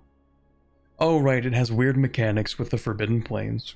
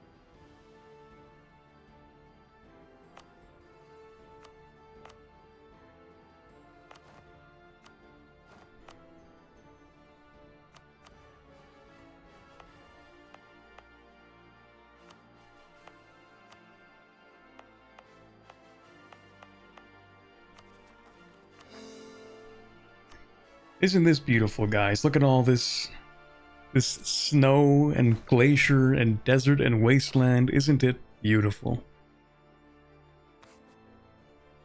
Although I think there are a few trees over here, maybe. No, these are steppes, actually. Never mind. Steppes actually being the best terrain we've had all day, all run. The largest 3 development country, real. Oh man, yeah, everything else sucks. We do have some forest up here. That's something. It's also, that's actually not Arctic. That's crazy.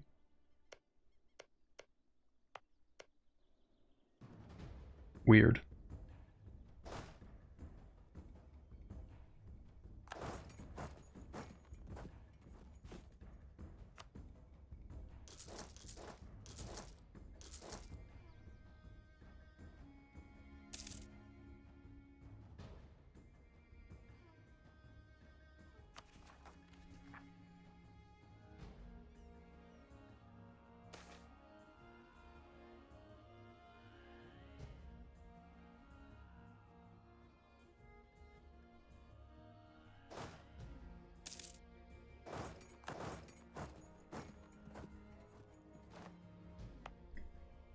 I may have messed up slightly.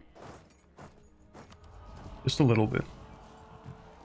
So yeah, 15-11, and I'm now with 10 years left to go. Now I can pick up my little bonus.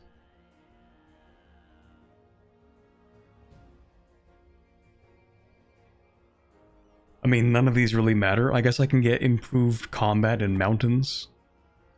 It's maybe the only thing that matters to us. 10 years, we're not conquering that much. How many face stealers infest it? That's a really good point. That's a really good point. We have no face stealers. So it's actually kind of habitable, except for here, because we can't deal with that yet.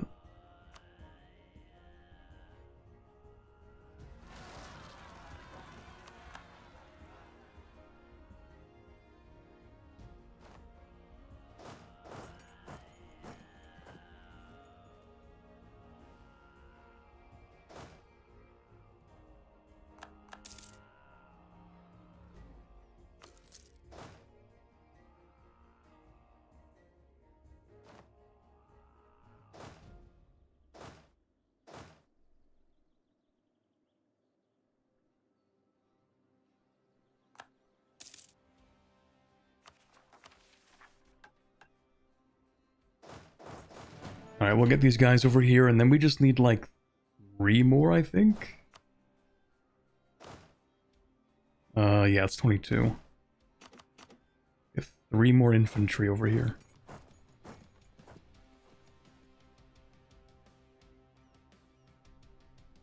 Also, I just remembered it's kind of late to be replying to this, and I don't know if this guy is still here, but somebody asked me if I'm going to turn these into actual, like, stream series, or, like, videos.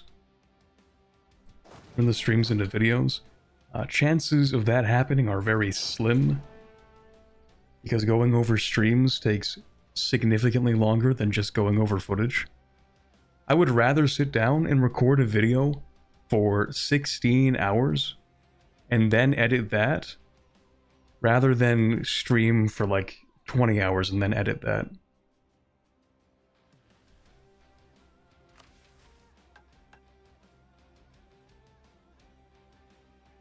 Actually, if I were recording instead of streaming this run, I would probably be where I am right now in like 6 hours of recording, rather than being on like hour 14 of the streams. So it's faster, and also the editing is just so much easier.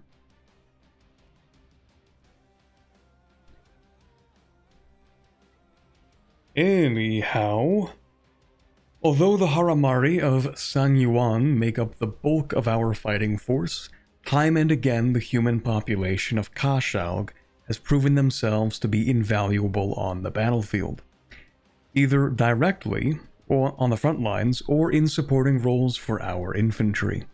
This show of bravery, prowess, and tactical ability runs adjacent to an issue that grows more dire the further we expand. The Haramari of our lands are a minority, and we cannot field an army composed mainly of Haramari warriors for much longer. With this issue in our minds, and the aptitude of the humans on the field, the solution to this problem is clear. All that is left is to prepare the humans for the coming tide. We make him slow, he hates chat. That's not true. I prefer to play slower while I'm streaming, because it means I actually get to interact with chat. It's actually the opposite. I love chat so much that I choose to play slower, to read and respond to your messages, and have 20-minute long discussions about what counts as high or low fantasy.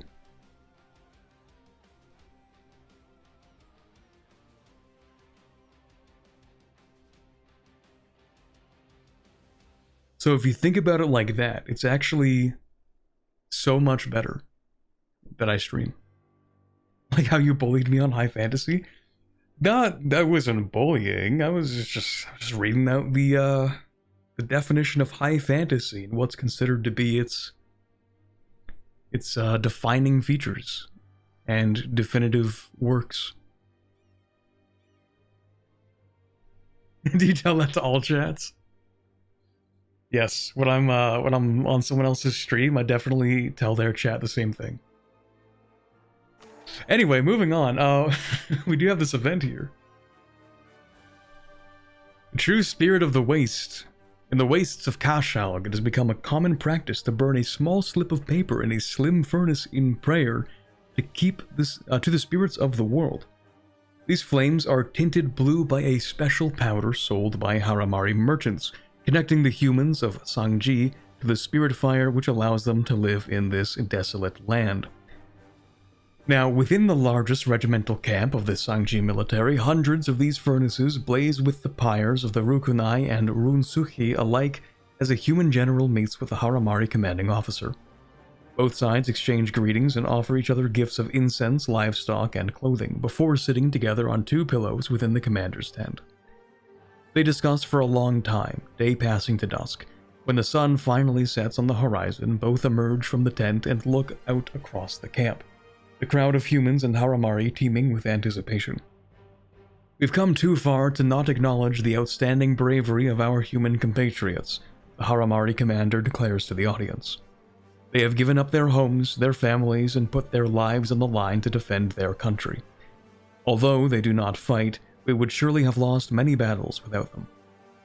He gestures to the human at his side as he continues.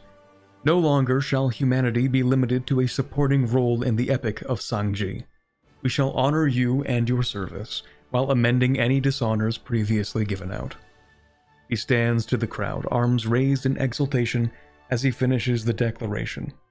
Humans are the lifeblood of the wastes of Gozengun, and we shall recognize their critical importance by allowing them to serve on the battlefield, or by learning from their many tactics of war. Okay, so we have two choices here. Haramari military is removed, and we get human military for the rest of the game. Now this would actually matter in EU5 Anbennar, but actually it doesn't matter too much to us, because as far as we're concerned, we have infinite Haramari to draw on for the military.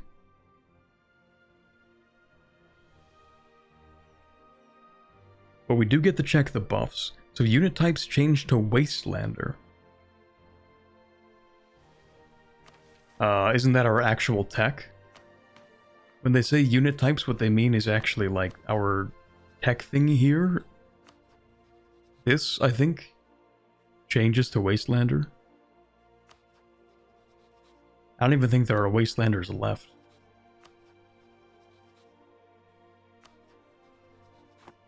Anyway. We get Haramari officers for prestige and army tradition from battles plus shock damage. Ooh, that's really good. That's really good, guys. I don't know. We get permaclaims on Shuvu, Shudi, and Gowon. Get an accepted culture, okay. Or we get Tiger Strike, infantry cost reduction, movement speed, land fire damage. That is much better in the late game. That scales significantly better. Same permanent claims, we still get the accepted culture. Okay, so it really is a toss-up between...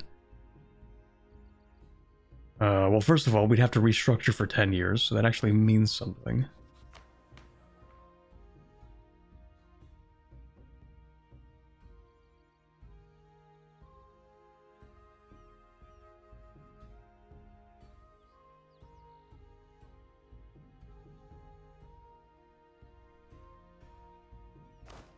The reduced artillery fire is actually kind of crippling, I'm not gonna lie. For now. Like, late game it's not that bad, but right now it's kind of bad. Tech 16, it'll become not quite negligible, but it won't matter that much. It'll be like minus 10% or something. Less than. Do the Wastelanders have good unit pips? I have no idea. They are kind of giving us the top option as if it's better, right? Because it's like, you have to restructure the military. So you have to pay for that.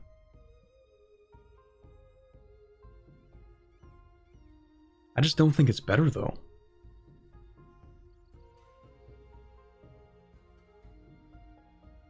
Even if the pips are better, I mean, does that beat getting 10% land fire damage? I don't think so. And the movement speed? Yeah, I don't know how those Wastelander units do, but I think I'm gonna keep the Haramari.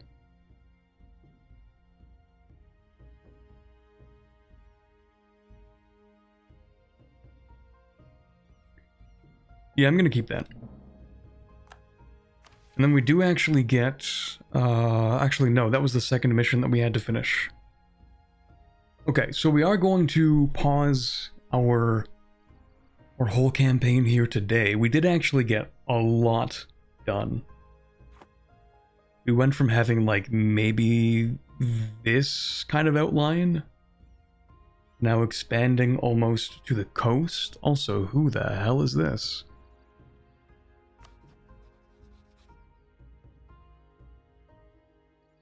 Okay. Weird. Anyway, is it like Jeju? The equivalent of Jeju Island?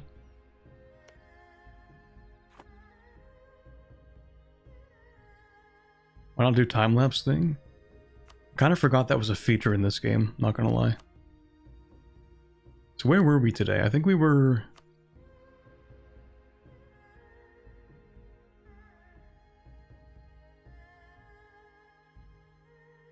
here. This is where we started off today. 30 actual years in a whole Corbett stream? No way. 30 full years?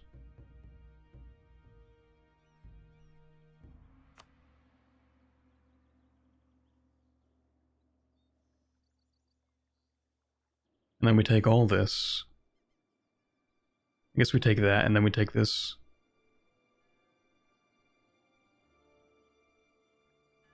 And then we take this. In 1507? No. This is 1507, maybe. Okay, maybe not. And then we take that. Nice.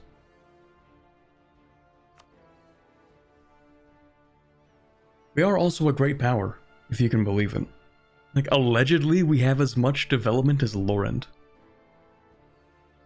We actually have more development than Laurent. They just have subjects. Like, in theory, we have a country. It's just in practice, we don't really.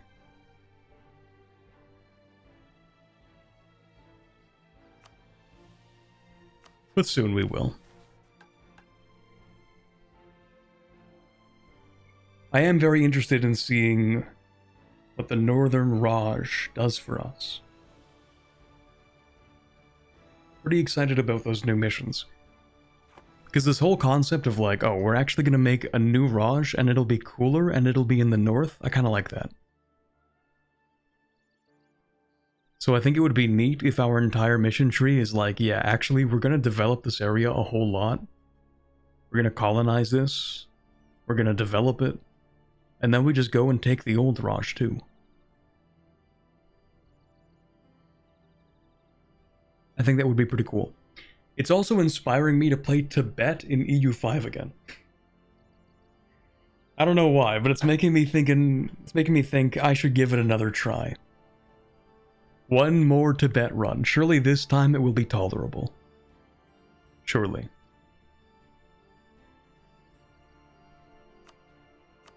Anyway, we are going to call it there for today. Why would you do that to yourself? Because I think it would be funny. That's like half the videos I release. I do something because I think it would be funny.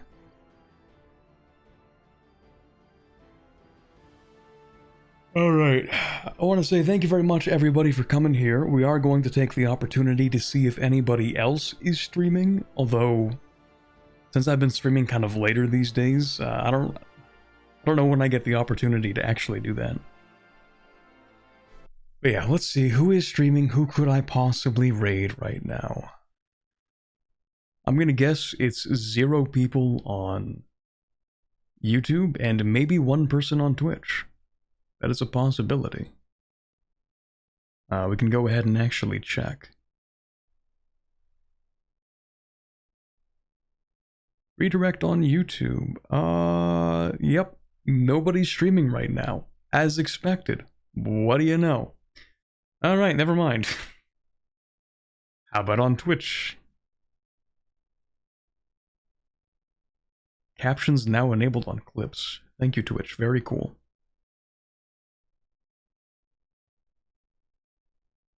Let's see here. You know what? Tarkus is streaming some Victoria 3.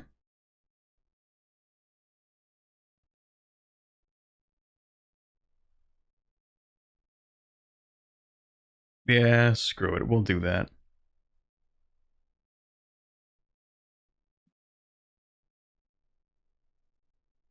I think he has the cat cam going too. That's actually peak. Yeah, we're doing the Twitch raid to Tarkus, and I should actually open his stream real quick. Because I'm going to let people on YouTube also raid. Here, let's do this. And then I have to actually open Twitch. Funny how it doesn't give me a link like that. And then I actually have to search in Tarkus' name. What? Maybe... No, actually I'm following him. That's weird. Okay. If you're on YouTube, here's his stream link. We're doing a raid. Other than that, thank you very much for being here. I will see you, honestly, probably tomorrow. I'm not going to lie. Like, I might actually just stream tomorrow, too. But we'll see about that. Anyway, have a good night. Goodbye, everybody. Goodbye, and bye, bit, of course.